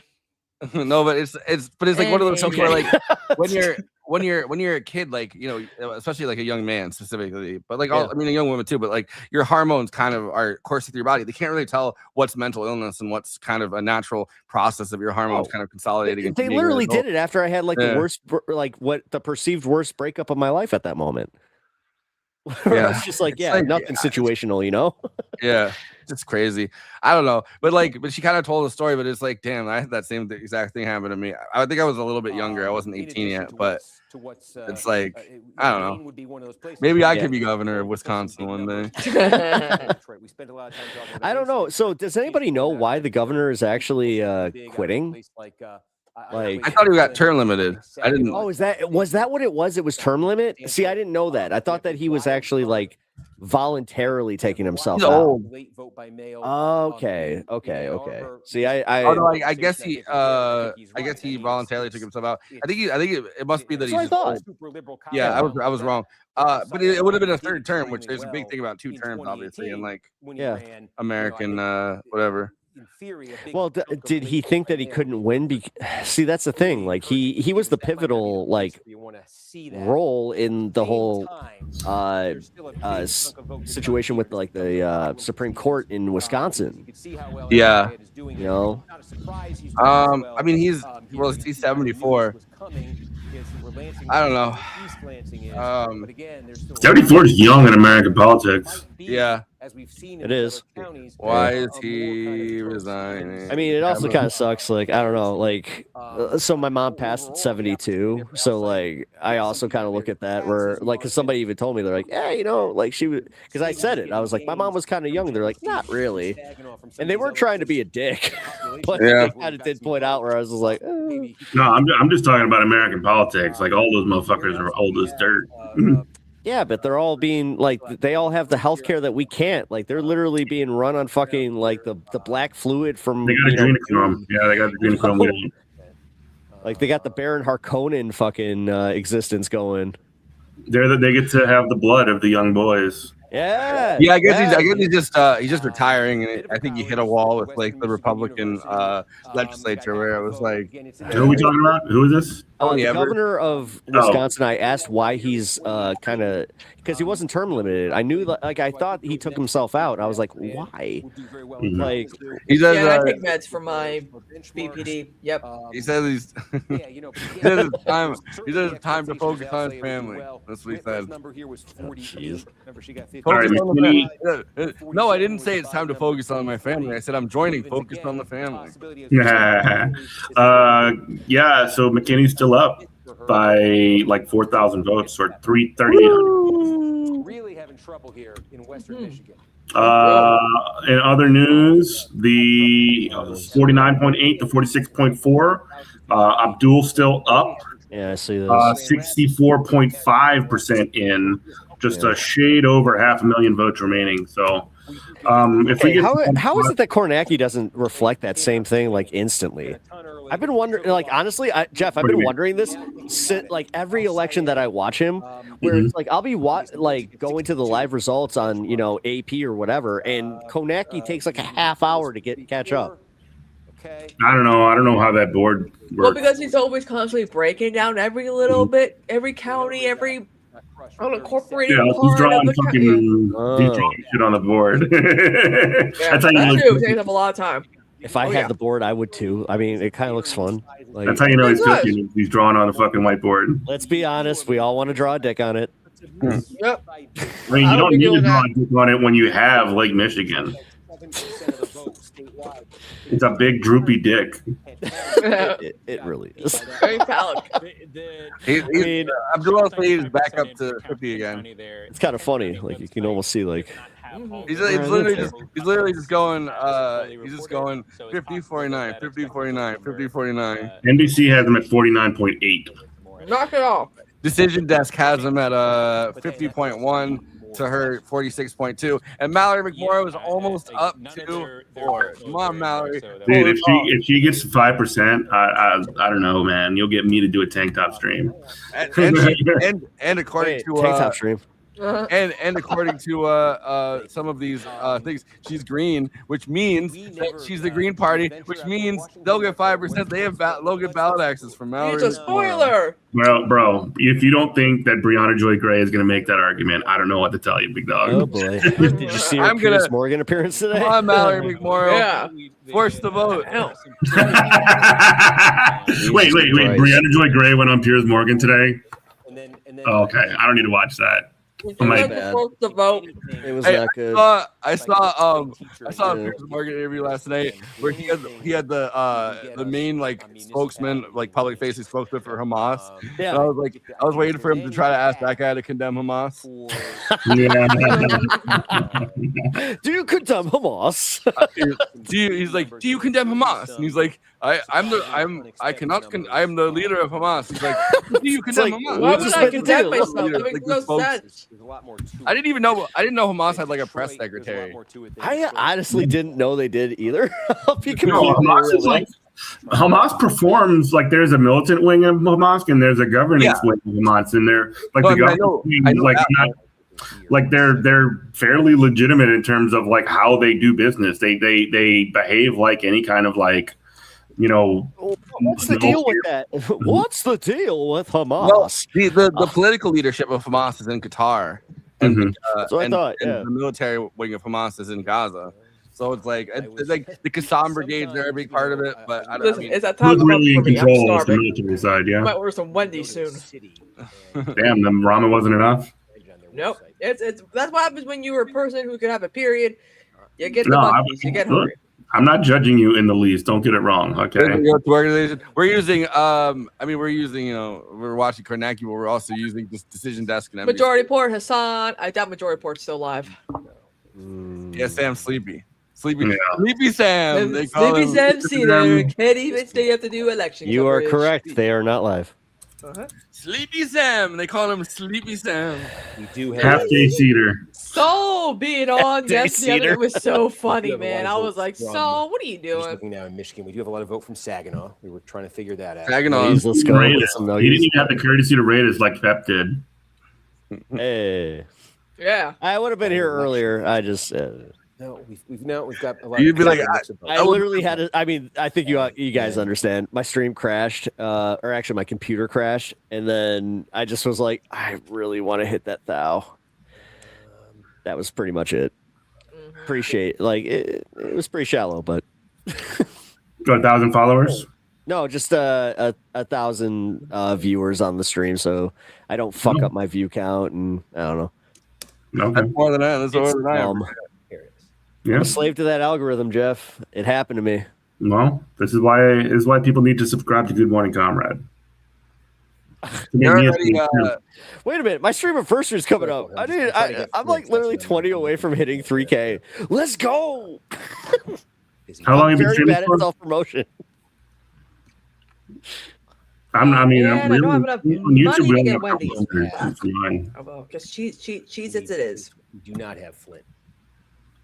We don't have. This is why I do like rewards. opportunity, Like, you know how many times I've eaten just for on McDonald's Stevens. rewards? in Genesee. We were showing you I hate Genesee to admit County. that, but it's true. Pretty big piece of real estate, and we do have some vote right there, but none of that Goddamn. vote that you're looking at. Perez She is Hilton is leading. covered in blood.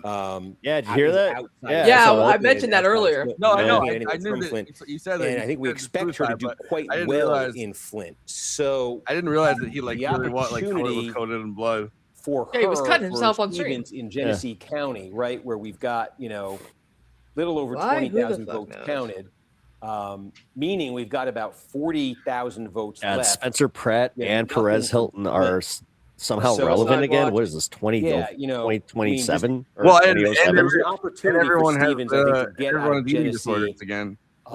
Yeah. Oh, so I saw you guys were discussing that with the Ariana Grande thing. 5,000 plurality of yeah. something like that, maybe. I had no idea what was going on. I just knew people were talking about Ariana Grande, and Forrest and Kristina brought me to school. So thank you. I don't know. Yeah.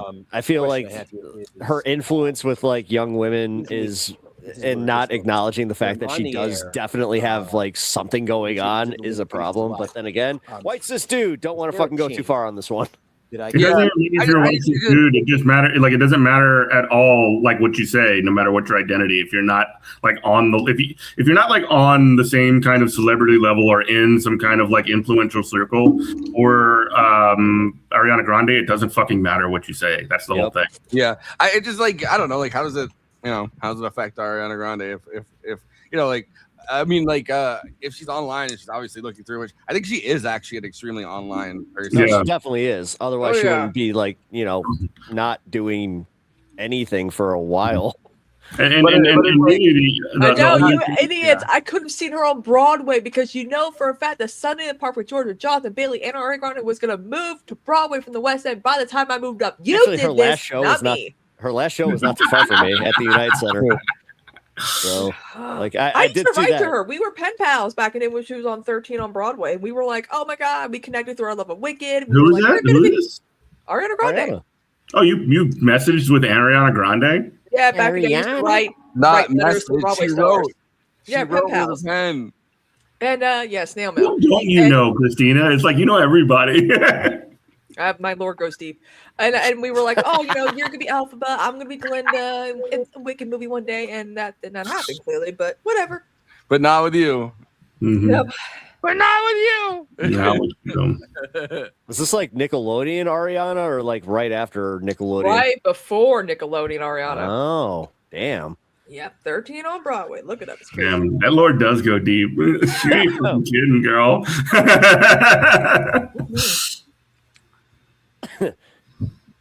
Yeah. I mean, she also had- I don't know if you saw this. She had an amazing interview with.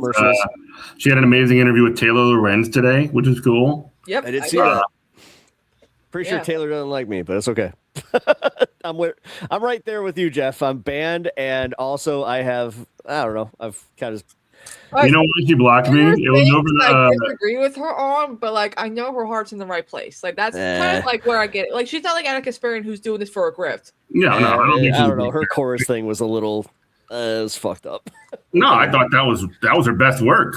I don't know, man. Like after finding out that she was definitely like she had her own billionaire and she tried to like even like. All right, that's not fair. That's not true. Oh come on, she totally did. No, that's you talking about Piero Midyar? That's the same billionaire that owns the Intercept. That's the same billionaire. Yeah, there is no benevolent billionaire though, Forrest.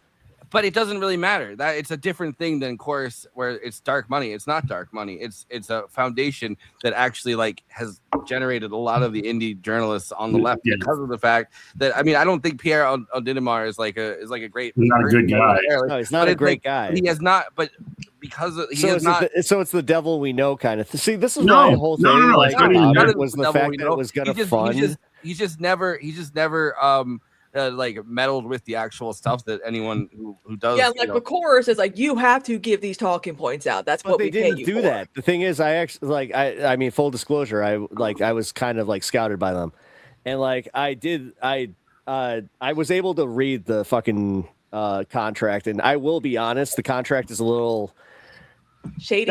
It's not like pre-litigious, you know, but it's definitely like it reeks of like slap suit could happen. Yeah, exactly. It's looming.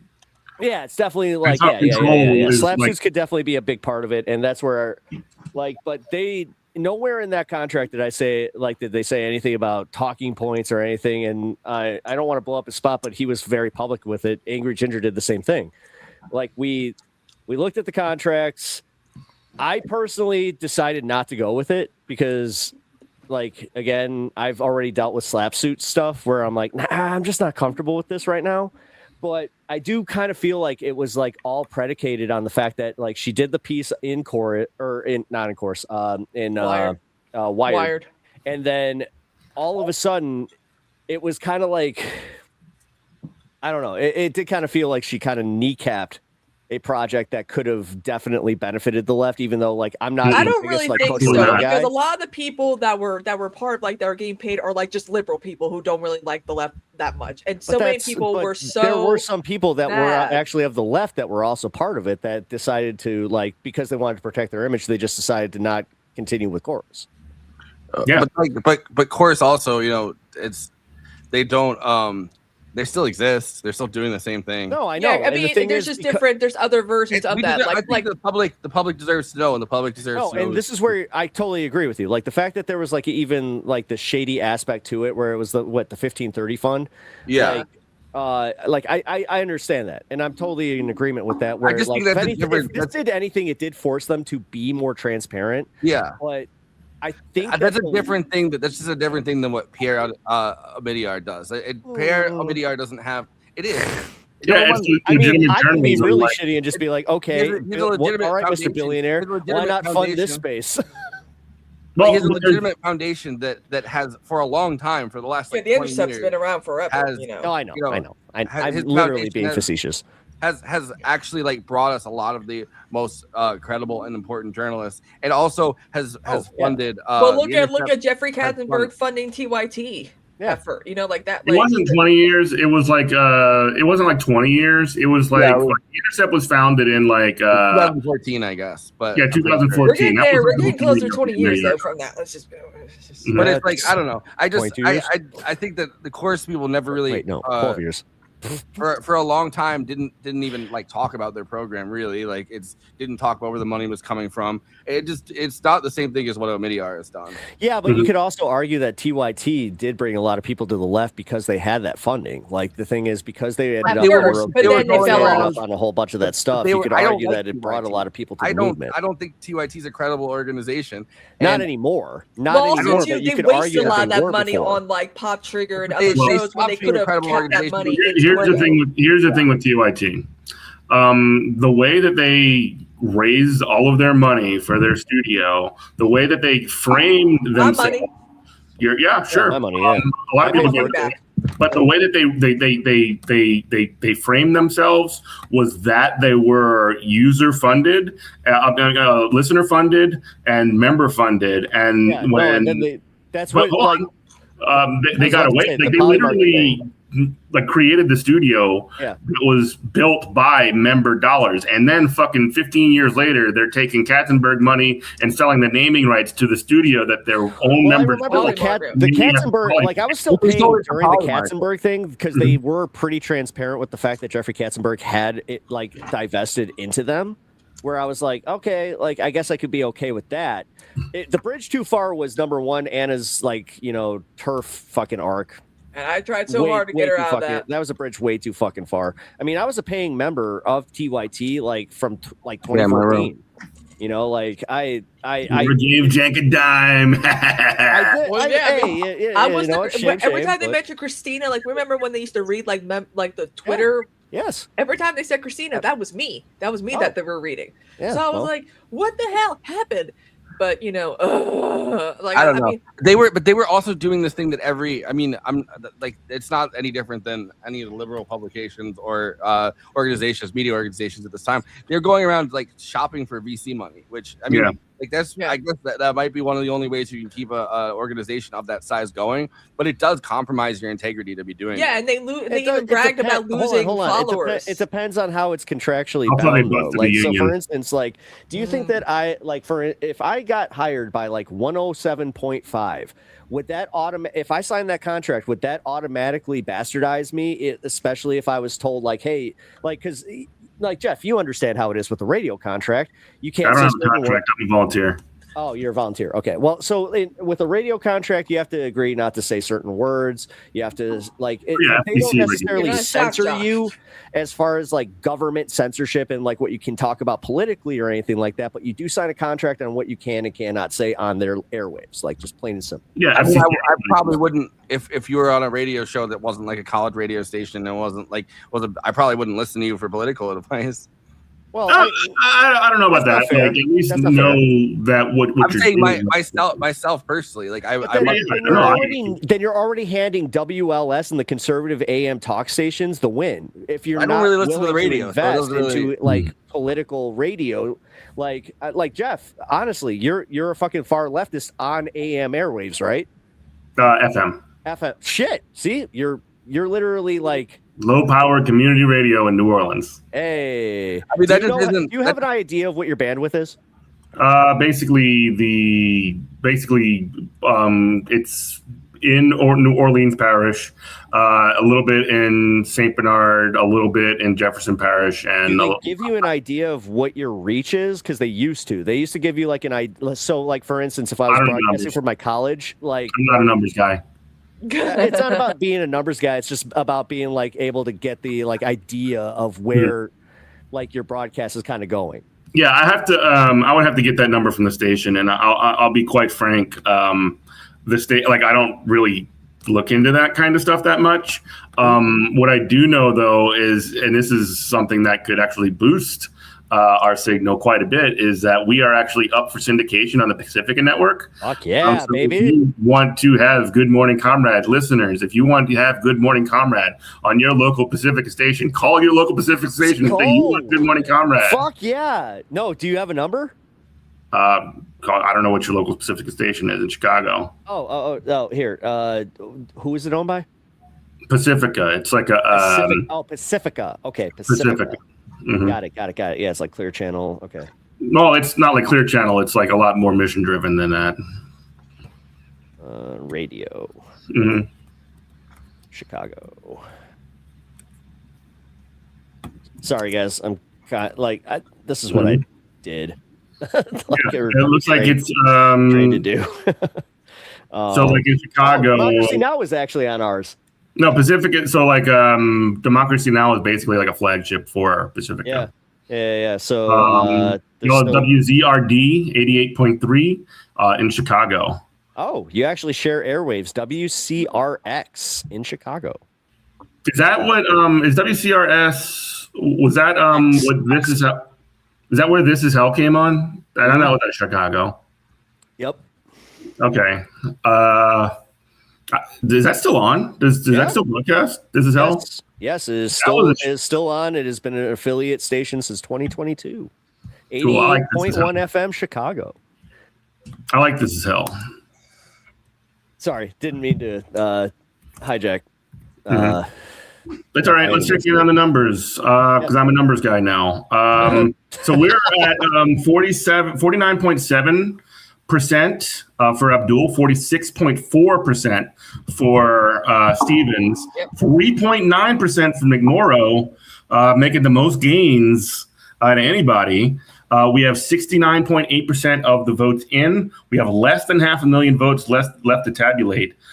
So it's getting closer for Abdul. It's still a bit of a nut cutter, but please do it. Yeah. What's up, Alex in chat? What's up? Pinkerbell, I don't know. Just Google Pacifica Radio in Dallas, and you'll find out what that station is. I know that our local Pacifica station in Orleans is WHIV. I live in Richmond, Virginia. WHIV. Yeah, WHIV. Our founder, Mark Allen Derry, who also has a show on this space. 89.5 Galveston. There you go. Mark Allen is an infectious disease doctor, and he works with a lot of AIDS patients. And HIV. I was on with him. I remember that. Yeah, Mark Allen's awesome. He's the actual radio stations that's the call letters. That's done intentionally. Oh my God, Rocco was also at this event with Hassan as well because Wait, I want to hear what Jeff has to say. Oh, sorry. Oh no, that's basically it. And the very first show, the very first person to get a show on WHIV is a man with HIV who also is a stutterer, a literal stutterer. Oh, shit. Great show. Wow. Yeah. Nice.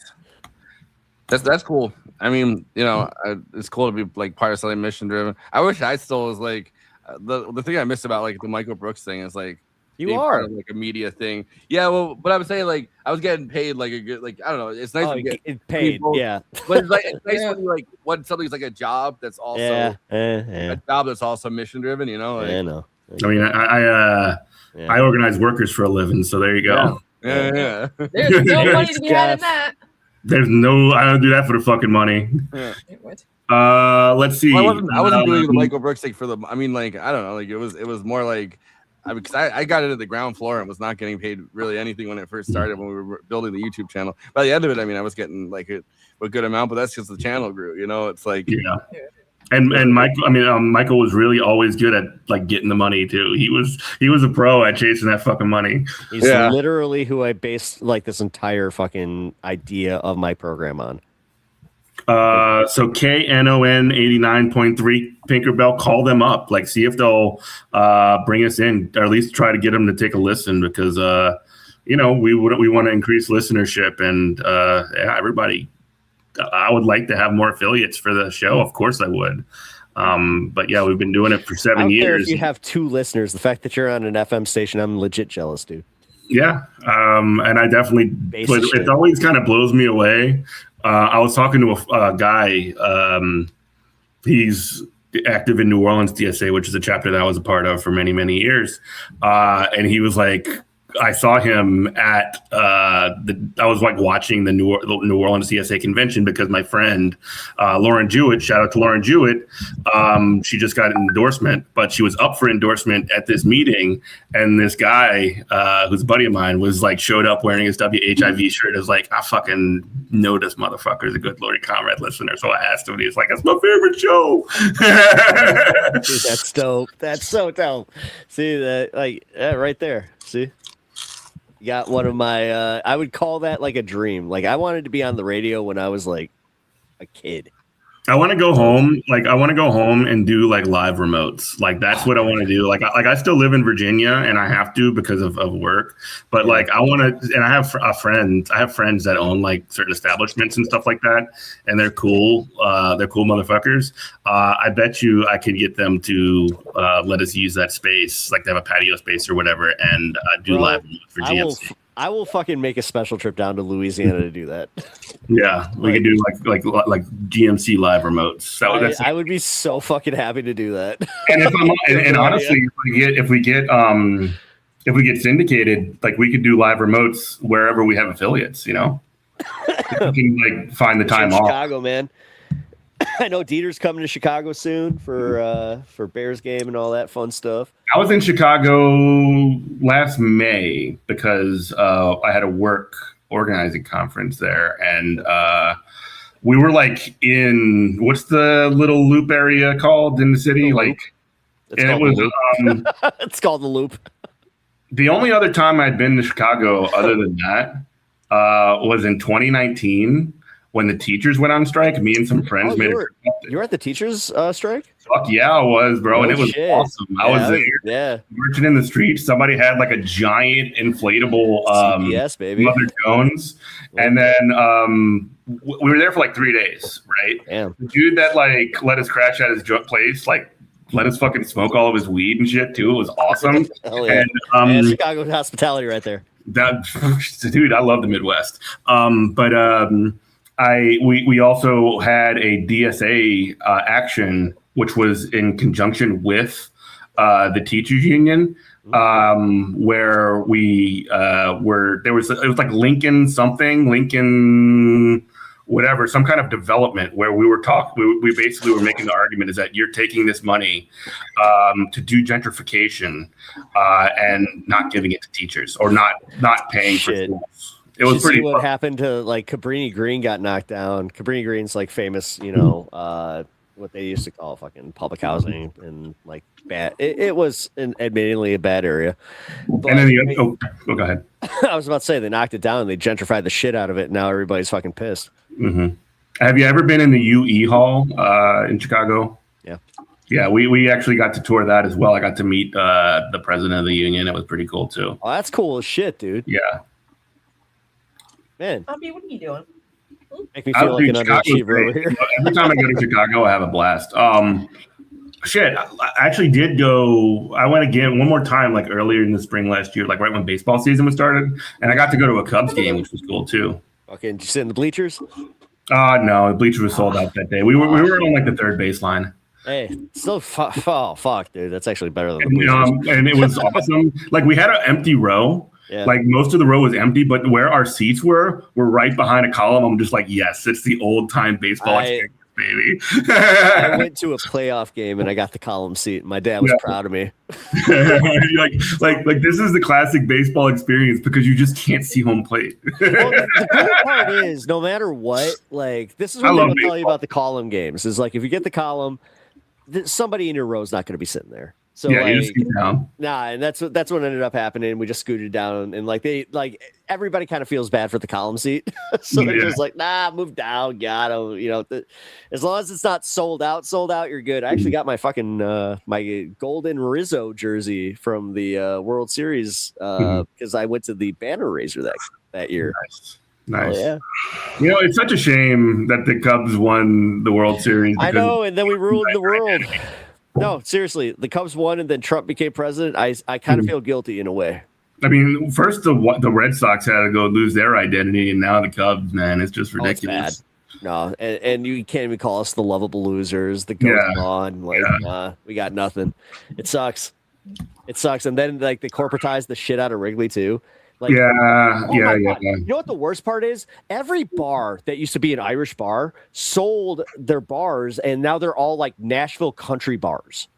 That sucks. You want to talk about losing the identity? It's dude. I did do when I went to a Cubs game. I did do the touristy thing of going to one of them bars that have batting cages and took a couple. I can still tag the ball a little bit. I'm not gonna lie. All right, so let's check in. We're at 49.8% for Abdul, 46.3% for Haley Stevens. You start saying, "Oh, she missed here, she missed here, she missed here." They add up. Oh, she hit this one. She hit that one. I mean, you are seeing those too. And again, she did for using our use of that Whitmer. It's just the Steve Kornacki show. I love this. She, I mean, this is what I was doing. I like dramatically. Whitmer I don't know. Kornacki is one of those guys where you can always tell who he bet on Kalshi. So you're just like, all right. So he really wants in the Stevens last to couple win. minutes. Right? I think this Looks like he's gonna eat shit. I hope so. This one just came in though. Because I think El Sayed could win the general. Like I hate the way that they're fucking being disingenuous about this shit. Yeah, because this is what's gonna happen. If Haley Stevens wins this, that means all her money, which is all that she has no volunteers, she can't fill, these events and whatever. All that money's gonna go away because it's like, well, we stopped Abdul El Sayed, and that's the point. So they're not gonna be funding her campaign. She's gonna have nothing against Mike Rogers. Besides an Obama endorsement, which is not going to help anybody in the general. Let me be clear.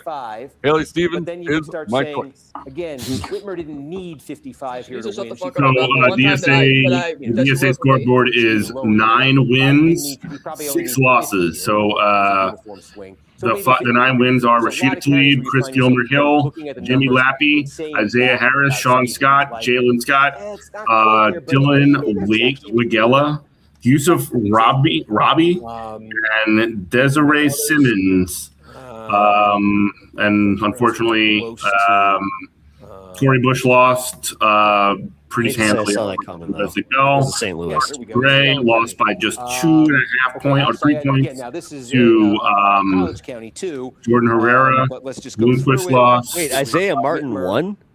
Whitmer got 55% Isaiah Martin? of the vote here. Biden got 48. Wait, you said Isaiah Martin, right? Right? So Isaiah Martin. He's not a DSA guy. You can see the pattern for yourself. No, he's a liberal, but like he's a commentator. He's running for something. I don't know what you're talking about. Did I say Isaiah Martin? You said no. Isaiah. Who's Isaiah? Who? You mean Aisha? Oh, whatever. Just Aisha. Wayne. I know who you're talking about with Isaiah Martin. He was the guy that had a Isaiah Harris. You're thinking of Isaiah Harris. Harris. My bad. That's Isaiah Harris is in the Kansas House of Representatives.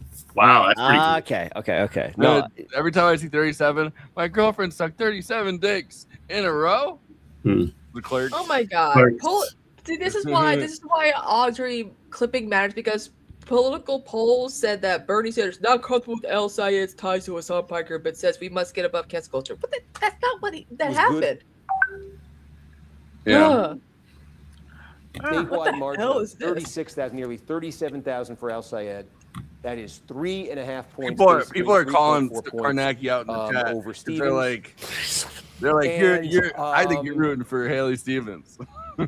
Katie Porter on Abdul El Sayed. Let's face it, he's good looking. Still sitting there at that Damn, she's gonna come to Michigan. She's gonna throw a clipboard. She go to horny jail. Adam. She's gonna throw a clipboard at him. I'm gonna take water. That's how she shows. That's how she shows attraction. She throws a clipboard. I mean, I was looking a little bit around Wayne County, just trying to figure out who's what's this guy. in those, this guy, that's Kornacki's sidekick. They don't like each other. They definitely don't have beers at the end of the day. You keep going. I don't know. Who's this guy? He's got an unfortunate bald spot, though. Final report. Yeah, it's got a lot of hair, and then boom, bald spot. There's still a question of those Detroit mail ballots that they still have that bucket on their website has not reported completely.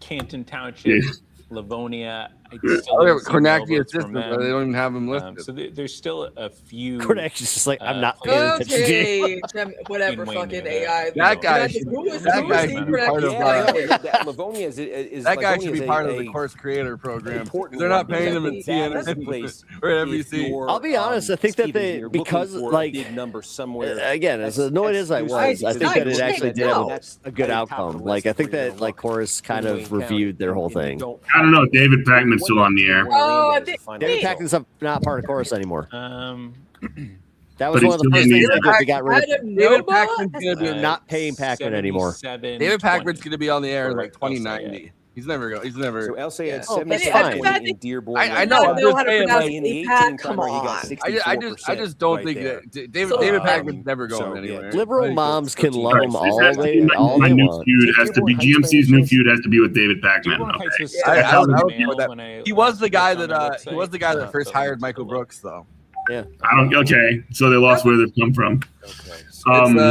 Michael Brooks was looking for a job after college when he was done getting his Middle Eastern studies kind of like degree or whatever. You know, and he came back to Massachusetts and he was looking for a job, and David Packman was the first person to hire him because they were both in Massachusetts. So yeah, we're just, you know, we've reached the point here where we're. He did one good thing ever. Currently, 87-12 without the mail vote. He helped pivot a few of my what I would call my normie friends a little bit more left. He got They 64 in outgrew Dearborn him. and 52 in Now they Dearborn watch Heights, the stuff that we 75 do. in Hamtramck. This was 2018. You know, but like they watched Rogan at that point. Like, dude, that's how I got into the left. Was Kyle Kowinski and David Packman on Rogan? Yeah, well, Rogan was not a right winger, at least not like an explicit right winger at the time. No, not until He had 2020. Abby Martin and shit on. Like back in the day. After Martin, the Bernie yeah. endorsement, Bernie losing, he was like, "Let me do something else." Yeah. And then Trump was like, "I'll come on your show." Kamala should have gone on his show. I guarantee you. Yeah. It wouldn't have made the difference that like everybody thought it would. It wouldn't, but it would have changed that they the gave Rogan Bro trajectory. Sorry, Jeff. What were you saying? I said that she wouldn't have won still, but it would have changed the Rogan trajectory. Yeah, well, I also think I think that I don't think she would have. I'm not saying it would have made her win, but it would have at least opened up the thing, like because now they're like they were hiding her. She wasn't good at whatever. I think just go as many places as 25,000 votes. I think that's important. I think new media is important for that reason. Like go as many places as we'll talk. Okay, Whitmer got 50.2% here. It would have stopped was, Rogan from just and being Biden like got I endorse 54. Trump because he would have had to evaluate. I don't necessarily see that because like Yeah, I mean, his Austin move was kind of likely good for Al Sayed. I don't know, like Getting it wasn't right, maybe he on would like have politics, still, but it did would lead to it. Would have still tempered it at the very right? least. Like it would have that he was like both people talk to me. Because in this case, I don't know, man. Because like think of it, Rogan's almost what? He's like damn near 60. Yeah. Yeah. No, With weird looking nipples. Yeah. True. Seriously. No, for real. No, you're not wrong. Based on how it No, went but these like past for elections, real, and like what this we're is seeing what everywhere like else, these I think that's dudes the kind of do expectation. this pivot. Like I mean, But I'm not sure how old you guys are, like, but I grew up with like the whole you're gonna be fiscally conservative and you might be a little socially liberal, but you're gonna definitely be fiscally conservative, which will make you vote Republican. People, well, I don't know if it, I've never had it like people in my family or anything say it like it will make you vote Republican, but there is like a belief that like as you get older you get more conservative. Like I think everybody kind of has that as like common the common whatever like phrase, like. Do you think that it's as common though with like Gen whatever the hell's behind Well, us? I don't know. Gen X seems like it really has been coming in a little bit more boomery, at least older Gen X has been coming in a little more. Yeah, like, don't get Conan upset. But like Well, I older mean, Gen X has been coming in. they're borderline nihilists. Yeah, I don't know. I think it varies a lot for different people. Oh, guys, by the way, do the whole if y'all need a generation mod. thing. We think there's about Oh hell yeah, 59,000 votes left in Macomb. Cool. It's still too close. Like, how is it still what too do we close to know call? about I'm like dying. Yes. How is the vote by mail breaking? And how many are left? Like, I just want to. How is go the to election sleep day now. breaking? How many are left? So Sleep? What is that? He's not bad. He's been vamping. I want to for talk. 4 I've hours. been streaming for 72 plus hours. Gotten like They're That's right. arguing- Holy shit! You've been they're doing a still streamathon. arguing it in, they're We're still currently arguing in breaking, the Kornacki chat about whether he's sad that 34 for El Sayed. Yeah. Yep. So at that rate, he would. I didn't I don't realize think. I was I don't making think. all your stuff. I'll take the. I'll take the. Over the. I don't think it's that And he's then the sad. male He says vote, he's been 44,000 doing this for hours, but like, expected remaining. it is funny to watch them And those are arguing currently about it. breaking 63. Yeah, these like and guys they've been end doing up this all arguing by the for end of the hours, night. arguing about something. Okay, gang. Here's what I have brought on my trip to Michigan as far as reading material. Superman Red Sun, classic. Nice. If Absolute Batman, which I'm just getting through. Nice. Al Sayed is leading right Absolute now Superman. Nice. Got it. And then Pax Romana. Have you ever read Pax Romana? If we just extrapolate from that's a crazy comic. Tell me you're reading Department of Truth. No, but I'm open to it. James Tinian III. You need to read Department of Truth. It's fucking incredible. It's a Hickman book? No, James Tinian. Okay. It's Well, made at by least you Tiny have to come Onion. on to talk about Dark Knight Rises, right? Oh yeah, come on, talk about Dad. Let me go. Let's go. Comic books I'm in. I wish the Macomb County numbers were the actual numbers right now. I read the first two Umbrella Academy series. I have the third Umbrella Academy series at home. I like them. I did not like the TV show. Same. Actually, She'd knock that down to 28. I didn't mind the first two, but like the third one gets a little weird. 27. If it's 1,000. The third comic? No, the third season. The third comic's good. Oh, I watched the first season. It was okay. I do like though how they made accommodations for Elliot Page, and also adapted the character in the comics as well. No, that was cool. I appreciate that. I mean, but that's the weirdest part is that Klaus. I remember like he was like the controversial character during like my high school years, even when a comic was out. Yeah. Margin for Al Sayed. And God forbid there be a gay character or even an androgynous character. Fuck ever, I love man. how they address, the transitioning of, for Elliot Page and that. It's like, oh, cool, okay. Yeah, exactly. They made a lot of space for him, which is like not a lot of TV shows would do that, which is cool. Yeah. Then I remember when he came out as a lesbian before his transition. It was like right before like an ice storm hit us during like the Winter Olympics in 2014. I was like, oh, cool. Yeah, it was also like no fucking shit. You know what I mean? Yeah. Like big surprise Oh, there. into girls. Who would have thought? Mm-hmm. What's left? We got 20,000 left in All right, 70% of the vote in. 49.7, 46.3. Okay, we're getting somewhere. Cool up, 5 hours, guys. McMorrow has just broken 4%. Let's go. More momentum. High 20s. Momentum. Unstoppable. We have a chance. It was a combo of counties. The biggest one was They changed his name on past episodes. That's pretty cool. Snaps. That should probably nets. We got Charlie Kirk. So we just got to weigh in. Yeah, we were playing some Charlie Kirk AI covers. Here. Yeah, I saw that. Just went in there. Okay. We needed a little breaky pie, Yeah. It gets. Totally get it. All right, Department of Truth. I'm looking into it. It's Image Comics. Okay. Yep. Yeah. It's really, People really just good. insulting Steve for no reason. I'm gonna say it, Steve accidentally. Again, it's just that's not. I did read the first trade of Paper Girls, which was interesting. Paper Girls is good. Mm-hmm. Pressing the gas here, right? She needs. It's a very, very that's a Michael Brian K. Vaughan comic, right? That's where the most votes What's are up? that's left by far is Wayne. It's Brian K. Vaughan, right? Yeah. Yeah, I was actually just about to suggest S Criminals. That's coming out soon. Like as a I've series. never read S Criminals, but I did. I read like all of Why the Last Man. Oh, good one. Why is a good one? My wife read Why the Last Man, and like when it got to the like second to last book or the second to last chapter, the second to last chapter in it, she threw the book away and didn't read the last one. She hated it. I've done that. I mean, they literally named the new Spider-Man. Like the new Spider-Man movie is literally named after one of the comics that made me quit reading Spider-Man comics. One More Day. Or Any Day. No, Brand new day was where like It was the new status quo. Brand new. One more day. but like I don't know. One more day with the fucking Mephisto arc. I was like, oh god damn it! What did they do? They fucking and then they killed him in the Ultimate Universe. It was like literally like the same. It was like week. a couple of years later. Yeah. No, I could have sworn it was like the same week because I felt so betrayed. Where I'm like, okay, this is a really bad time to be a Peter Parker fan. It's like they do not like this guy. Okay. So there was more in Kent. And another Wayne 4,000. I don't know. Watching Dr. Octavius though become Spider-Man was kind of cool. That's when Spider-Man was 2011. Oh! You're talking about that. I was thinking about the Marvel Universe Death of Peter Parker shit. Remember that? No. It's done.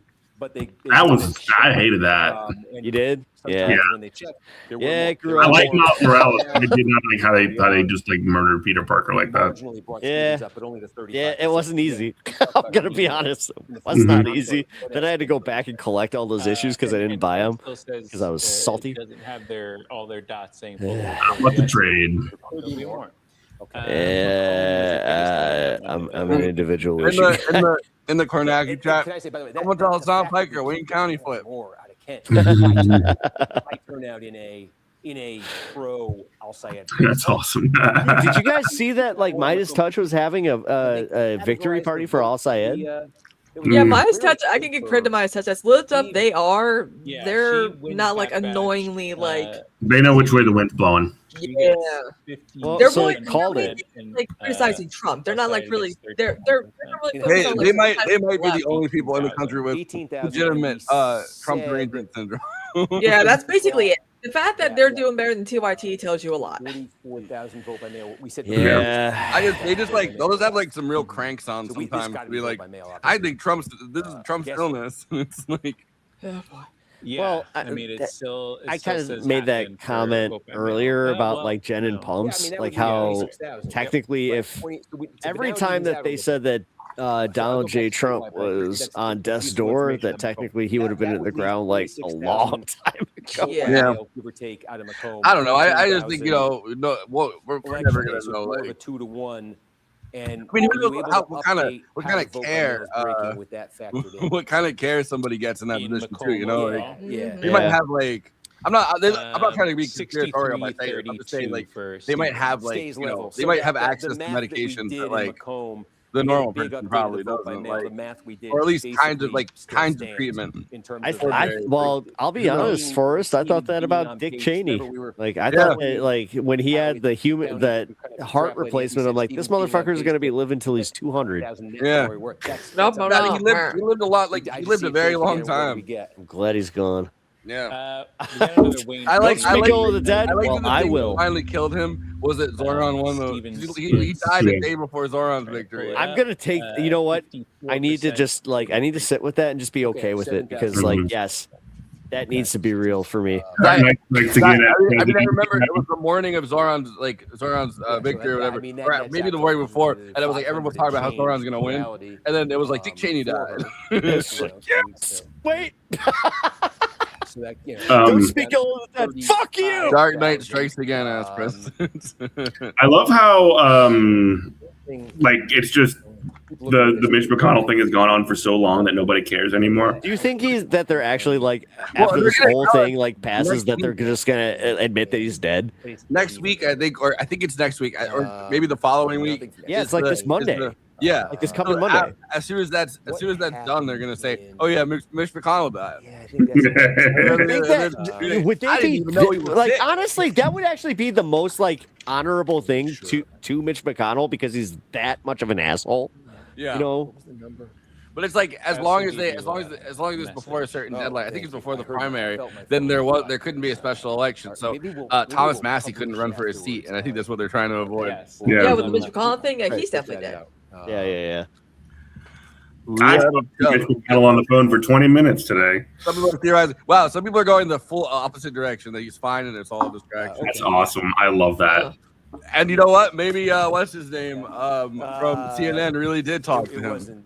I do Scott love Jennings? how like Scott Jennings talked to him for 20 minutes. Yeah, but Yeah. they said they can confirm that they said like he lied though. I'm like, okay. His own they job said- was like, yeah, motherfucker lied. I also love that, like, oh, Mitch McConnell, he's gonna die any minute now, and then Lindsey Graham just like catches his leaning. You know what I mean? Strange, dude, neighborhood. no joke. I had like McConnell. the most like. I want to actually call it like a holy moment. The night that fucking Lindsey Graham passed, I never wake up in the middle of the night and check my phone. I had the If I same wake thing up- happen to me. I woke up was at 2 a.m. awake streaming, And and you were just like, no, okay. What just happened? And that's the night that someone gifted you a laptop. Come in. Listen. That's not what happened. First of all, I was streaming Shadow Saturday, but that was still very hyped up. And then, but also, dude, he's my Lindsey Graham fucking was senator. I watching. should be awake when my senator dies. Well, Lindsey Graham was watching Shadow Saturday, and that's what killed him. Wait, Christina, how do you feel about not getting a primary for his sister like being instituted? I mean, Andy Andrews already is like, I'm not a DSA leftist who nanny socialist type, and I'm like, well, there you have it. Might as well just resurrect the corpse of Lindsey Graham anyway. Left is right here. She ain't winning that seat. 41,000. What if Christina? What if you killed Lindsey Graham? That would be kind of cool, right? Like you killed the queen. Put that out. I did kill Queen Elizabeth. Forrest, tell the story. We did an after party, the right? night before we were doing an after party the night before Queen Elizabeth died, and we made a joke about Queen Elizabeth dying, and the next day she died. Yes, I walked into my first house of the day, and it said on CNN, the little camera, Queen Elizabeth, royal family gathers to say their goodbyes to It was like Queen a Elizabeth. I was weird. like, what the hell? It was like a really weird bit where we were talking about how I had this conversation so many times with you on like various platforms where we're talking about how like the royal family at this point is basically update a few minutes ago. is like a bunch of mascots, like Disney mascots. So you just go and you like wave hi to them. We were having that conversation. We're like, at some point the queen's just gonna die, and then the next day I was like, Queen Elizabeth dead. Did you do the thing where you're like, Yeah. And then Regis Philbin died, and I'm like, well, at least we still have legendary actress Olivia de Havilland at 104, and then she dies the next day too. Yeah. Do you have the death note? Like, is this what's happening? Like, Why is I it was working about on to Donald say, Trump? yeah. Is what I keep wondering. Yeah, that came in while we were doing well, Macomb. if you do, I got some names. Yeah, exactly. that Well, was, Forrest in killed two El Sayed beloved friendly comedians. fun. Yeah. What? You killed Bob Saget and Guilford Gottfried, right? And he wins it. What the Well, fuck, all right. dude? No, so, all right. There was like I had this just running joke. I had this running joke where I would go. 48-47. There's like so Bob Saget died, and then I can't remember. There's who the a next photo of person was. him, Norm Macdonald, and Guilford Gottfried. Gilbert Yeah, Gottfried. yeah, it was from Norm Howard. Dude, Macdonald. this is a Howard Stern lore thing. Oh no. It was Bob Saget, Norm Macdonald, and then it was Gilbert Gottfried. And every time, and I was just like, I found a picture of the two of them. And then Gilbert Gottfried, and I said, "You're next, Gilbert Gottfried," and then he died. Damn, bro. The thing is, guys, this is very serious. Do not ever make jokes about me dying, okay? Yeah, let's not. Jeff yeah, died. I same didn't even know he here. was sick. No! What if you just went? If it moves, I thought we were cool. final batch out of Washington, out of. I'm just gonna sit here silently now because I'm scared. Yeah, you better get the fuck out of here, bro. To the left. You guys killed Gilbert Gottfried. I'm not happy about this. He killed the Affleck Hearing guy. his real voice, I was like, wait. I like was a bit? that documentary. It I was like, have Hi, actually. this is and Gilbert. I'm like, wait. his wife were. You're supposed to sound like One of my favorite stories is actually one of my friends. He worked at the Comedy Cellar, and he told me that Gilbert Gottfried used to come in and just he would like act like he was gonna do like a check spot, and then he would just order a bunch of shit from the kitchen, and they would comp him, and then he would get it to go, and then he'd leave not doing a check spot. And he did this a lot. Very good for Al Sayed as a part of that. So I think that I love the fact that Gilbert Gottfried was just like, you know what? I'm hungry. I'm gonna go to the Comedy Cellar and just order free food. Young population. I'm going to go to the Comedy Cellar and I'll go get free food. The documentary about him. I He's think like, from the kind of progressive Gilbert standpoint for them, it's really come to fruition in those numbers tonight. Whatever else kind of happens statewide. I like that. He and his wife were very cute. Yeah, then when they would talk, I'm like, wait a minute, why do you sound like that? Maybe 6,000 votes there. That's a 6. I knew for a long time that Gilbert Gottfried didn't talk like that in real life, but I didn't know that his voice was going to be that. Kristina's way. out here with like a bunch of gentle. like awesome celebrity connections, and I got Judy Tenuta. Well, they all Emo Phillips. They all answer. Emo Phillips is pretty funny, but they all answer Kristina because they know that she's going to kill them. So far, the vote in Allegan County has been. Hey, Kristina, hi. Just don't mention my name. Hey, exactly. 8,000 left in. 8,000 left. Kornacki's starting to lose it. Look, he just opened a new bottle of water. I don't want to He's like, oh my god, just get this over with. I don't want to be here till 4 o'clock in the morning now. He's like the Al Michaels of politics. Yeah. And because that totally felt like a lead. You know what Al Michaels was or is? She's been winning by He would always call like the Monday Night Football games. Oh yeah. Like, why the hell are they coming out to kick this late field goal to cover the spread? What the fuck? You know, like that kind of shit. He's kind of like John Madden. Well, that one's even. Al Michaels was more like, what the fuck? Where John Madden would explain like, well, what they're doing is they're coming to kick a field goal. That's kind of what. Also, it's very weird for Haley Stevens to be giving a speech, but also too, this is something that they do. They do when they know maybe they're gonna lose and they're gonna keep going, doing a speech. All right. Oh wow, Josh, that's the first thing you said to us. That's very nice in a long time. Whatever comes next. Okay, so I'm gonna erase this. Wait, are they like the troll? Oh no. No, Josh, he's cool. He's cool. He always says something. Like, oh, I don't want to give trolls steam. He'll be like, "What movie are you guys talking about?" And we're like 2 hours into the episode. Yeah, and he knows the episode title.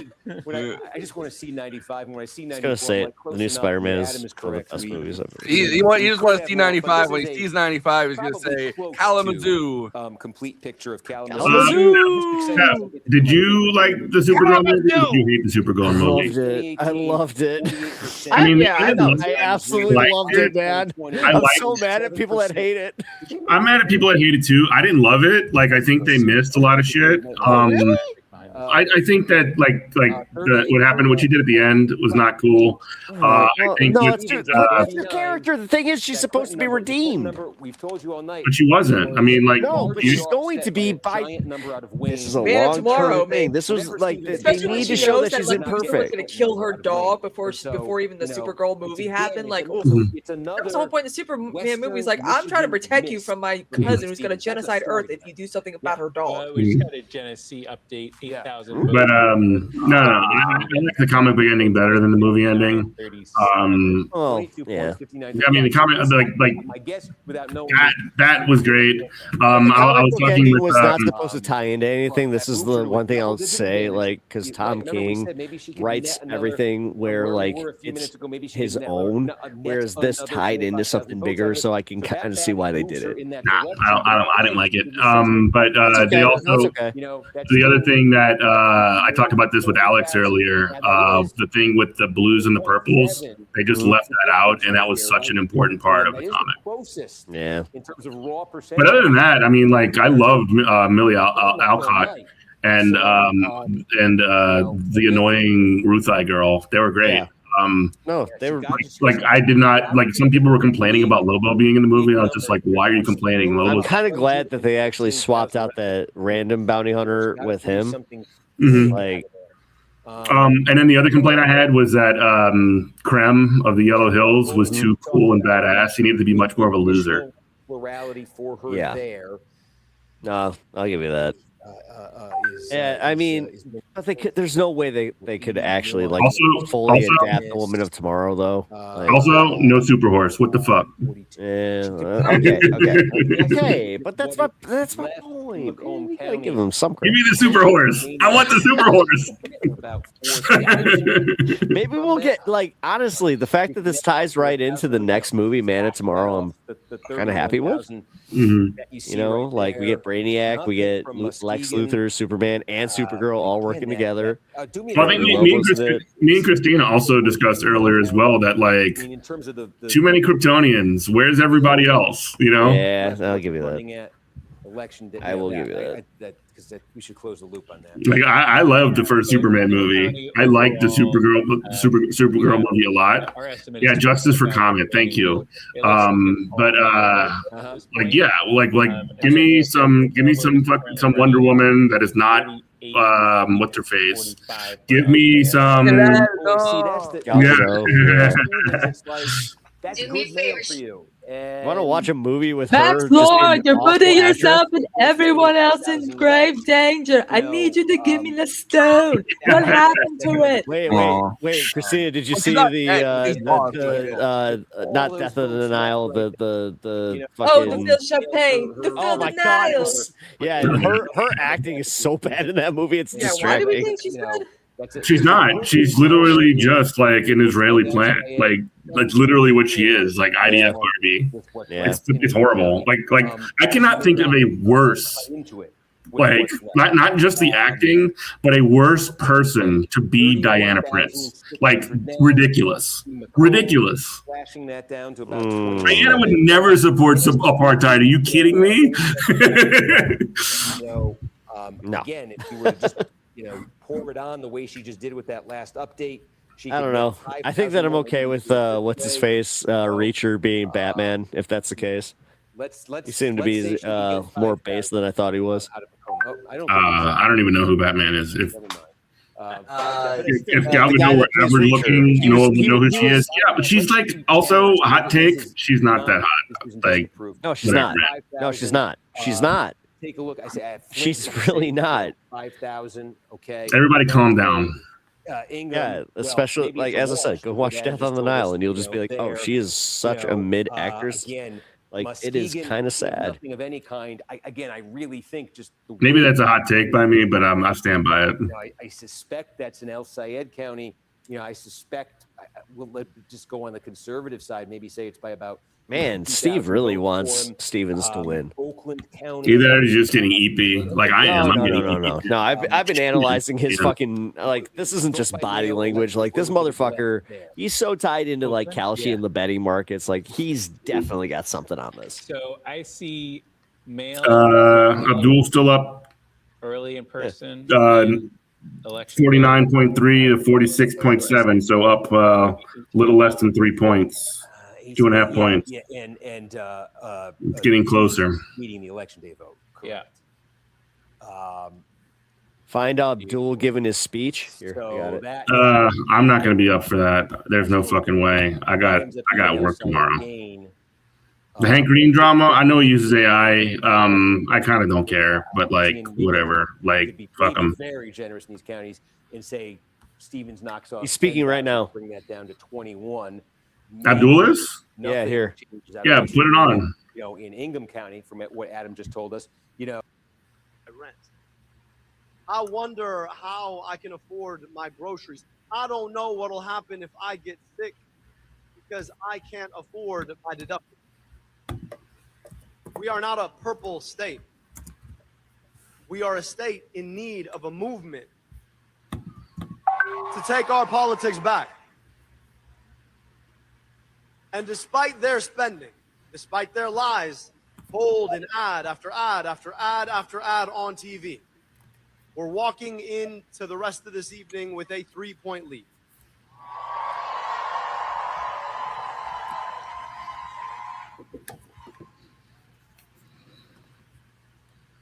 And so as folks ask, if and when we win this race, how are you going to beat Mike Rogers and their money?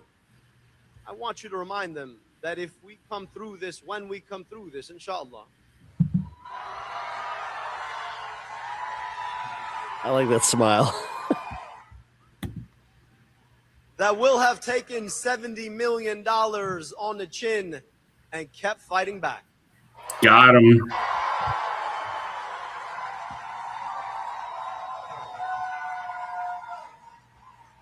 But I also want to speak to this moment. We've got 13 weeks.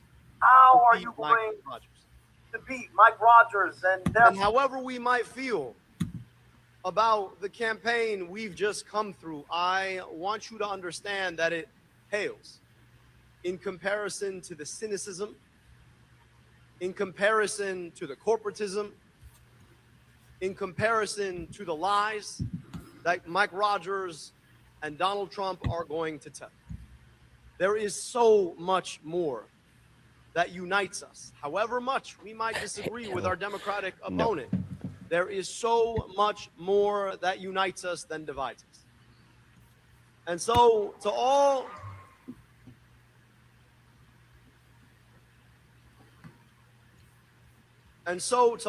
of our supporters here tonight, watching on TV, tomorrow we begin to mend fences. Whatever happens tonight, we have a responsibility to assure that we unite to make sure that Mike Rogers never sees the inside of Quit the US popping the Senate. camera. Oh my God. What, me?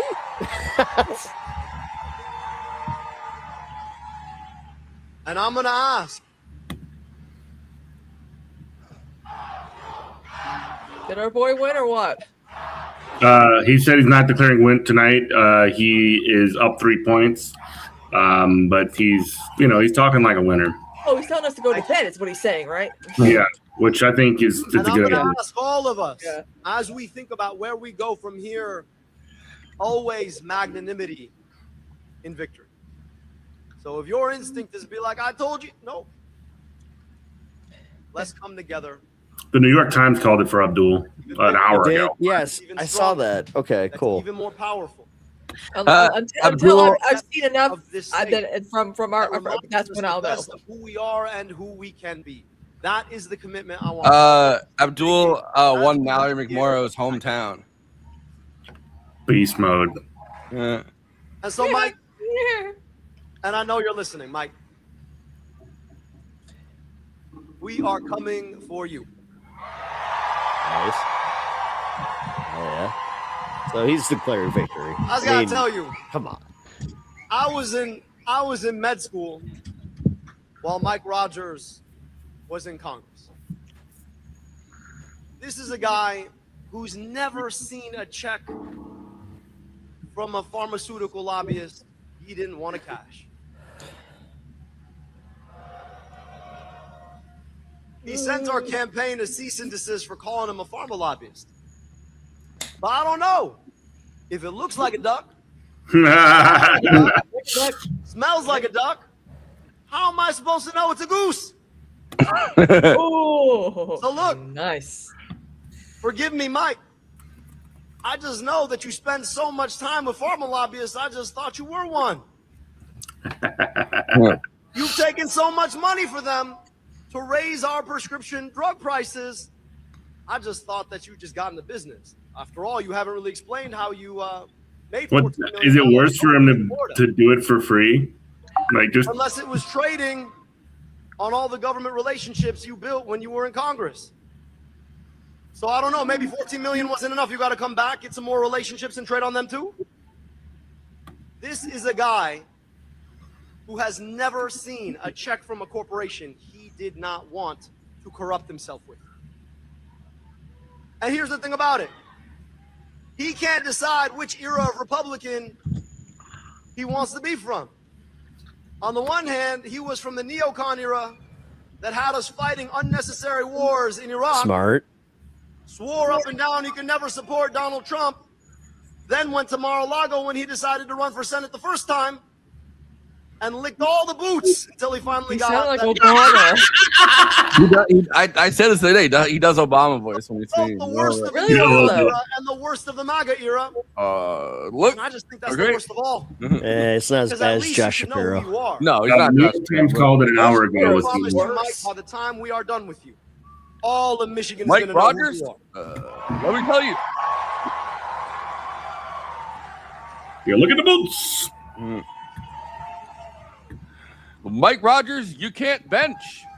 Stop You trying are a to. corporate sellout You cannot bench 3 plates. who's not a pharma lobbyist, but really, really might want to Stop be one trying to bench. someday. You can't do it. Also, by the way, Neera Tannen is bitching about fake polls. Wars we don't need to fight. Really? Bailey Yeah, Wick. quote me with tried to her, shut with down her our the email about like, oh, we're gonna be boasting Trump because he's the best candidate to be defeated by Hillary. And it's like, Who what wants do to you stand in know? the way of our unions? Who should never see the inside of the U.S. What? Senate? Mike Rogers, let's do this for the push-up contest. Dude, you do not want to be a box of fucking Franzi around that one Wait a with me. little longer to see the outcome. Fuck you. Oh, fuck no. I put one of those giant bottles of wine that's like a statue or whatever. Yeah, I saw that. A community of people who came together around a set of ideals built on the foundation of what this government was supposed to be in the first place. Government of the people, by the people, and for the people. A government by the people? As I think about Or where the we people? sit in the long Or the arc of people. our history, it's Let me hard be clear. not to reflect on the fact that we just commemorated 250. I was the thing you can do Obama, a Chicago like politician, and I can do Donald Trump.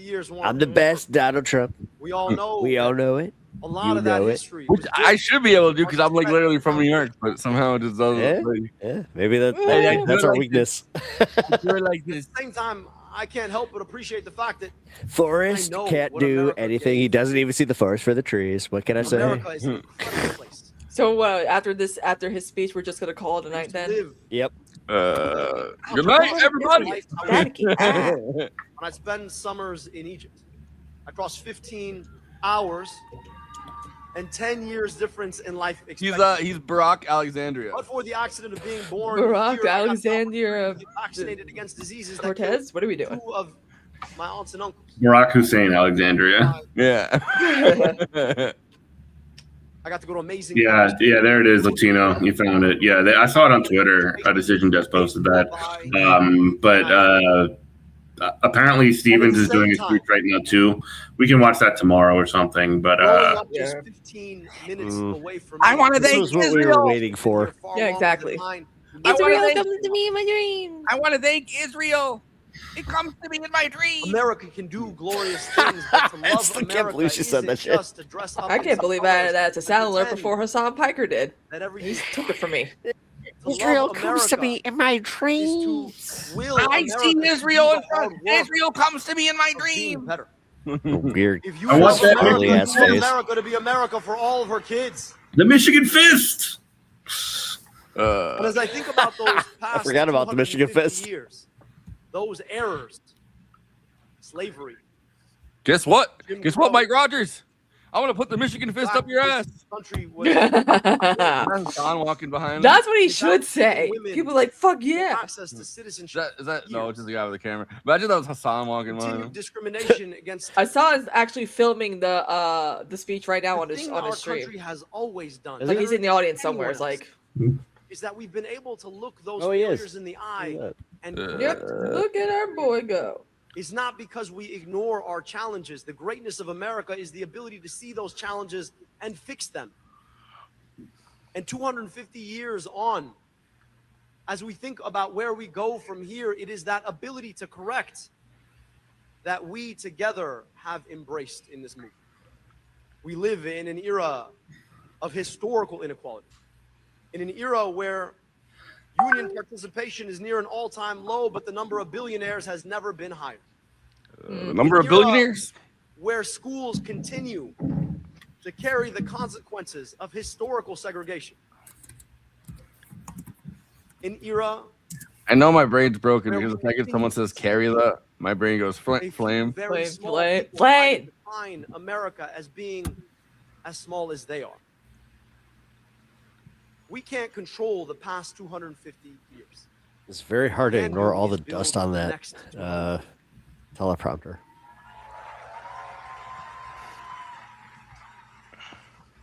And to do that, it's going to Like take Abdul. movements like this one, of the people, by the people, and for the people, with a distinct purpose of taking on the challenges that we face. Those movements have never been more important than they are right now. I look in front of me and I see all kinds of colors, all kinds of You want Niracope? around the idea that we can have nice New York things. DM it to you, We're going to need Alex. to reach across the divides. They tell us we can't reach the divides of race, of faith, of geography, of sexual orientation, gender identity, to build Sexuality. together what we want to hand off to our kids and our grandkids. Race. And for the gender, past 15 months, I've had the privilege of being a part of that movement with all of you. And so as we continue forward, for the next 13 weeks, I am asking you to put your shoulder in the work to make sure that we defeat Mike Rogers, we defeat and send a blow to Trumpism, and we do the work of building that next 250 years that all of us deserve, because at some point, whether you know them or you don't, the future will ask you, what did you do in this moment? For me, it looks like two little girls. Oh, thanks, Ethnically Peter half Bell. Indian like their mom, ethnically half Egyptian like me, 100% American. His grandparents are adorable. I love the ads with his grandparents. And I want to tell them, when they ask, Thank you, Pinkerbell. work with so many incredible people who believe Yeah. in America, so that we could hand it off to them and all of their kids and grandkids. We can always count on Pinkerbell to be a real one in chat. We treated all our kids. Are you picking favorites right now? Ask yourself. I love each and every chatter. You're all my favorite. Guys, watch. I'm gonna self-harm like Perez Hilton. Healthcare we No. Wait, you lost your thumb? Got your nose. Yeah, it's the same. Oh, you got your Ah, my thumb! It's covered in blood. Exactly.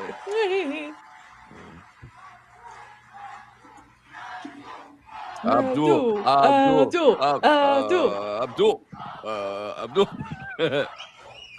I going to be disgusted by kissing a black person? No.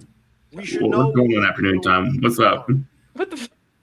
What are you doing? Starts anew. He's spewing racial division is what he's doing. One Yeah, last time exactly. for this project. Get him out of here. Money out of. Money in your. Medicare for. Let's go win. Thank you so much.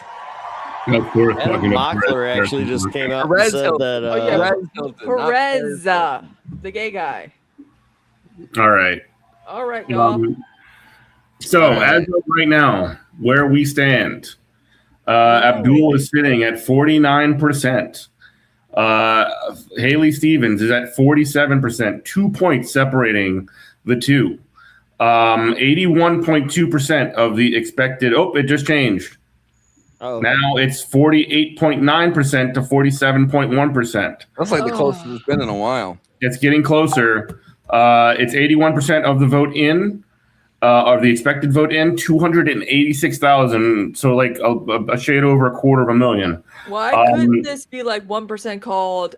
You know what I'm saying? Like, why couldn't it be one of those races? Mm-hmm. Yeah, that's what I was celebrating for like 5 hours, or no? How long we been streaming it for? For 8.5 hours. Mm-hmm.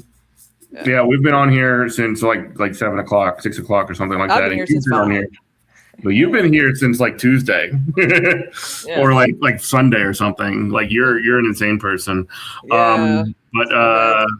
Keep me going. You know, I got to shut it down because I got work tomorrow. Oh yeah, no. I don't know if you guys are gonna like keep rolling or not, but no, I got nothing going on tomorrow, but I don't want. I'm not gonna keep going by myself. Yeah, he can. Yeah, Forrest is very much afraid of like just doing a show by himself and chatting to people. He likes. I'm not like afraid of it. It's It's just hard. It's hard for me to like. I don't know. I'm like very ADHD. I'm not afraid of it. I've done it before. I don't like not having somebody to bounce off of. Yeah, no, I'm the same way. Like a lot of times when I don't have a guest and Robert's not available, I just sort of like put up a rerun of GMC, which I'm not proud of doing, but sometimes you just got to do it. I don't know. I like. Before I I've don't done want to radio bounce off. before. How do I know if my bits are working? You know. I feel like I'm the opposite of all this. But it's got to be chat. You have to bounce it off the chat. You know. That's what I do. Yeah, chat just said it's not like I like hearing somebody laughing about something or like I don't just like. That's why emotes exist and sound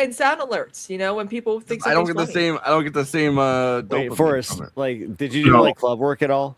Like, did you ever do like stand up? No. Oh, No, okay. He just did a lot of video. He was Michael's. Michael's Okay, video no, editor. because like, is that CM Punk tattoo?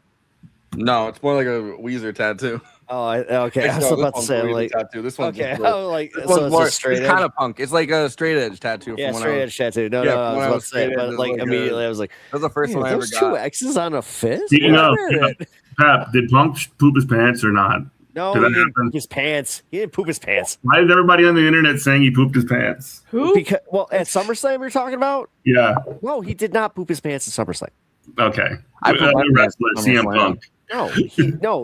He definitely pooped his pants on SmackDown though. It's very well documented. You could see it. And he will literally direct you to the episode too, where he's just like, nope, and here you will see, and I poop myself. Like it yeah, well. Me and Jeff were weird. We like that. We're wrestling fans. Yeah, Hey, we're I was wrestling big into wrestling back in the day when it was still called the WWF. So I old enough to remember when Kurt Angle had hair.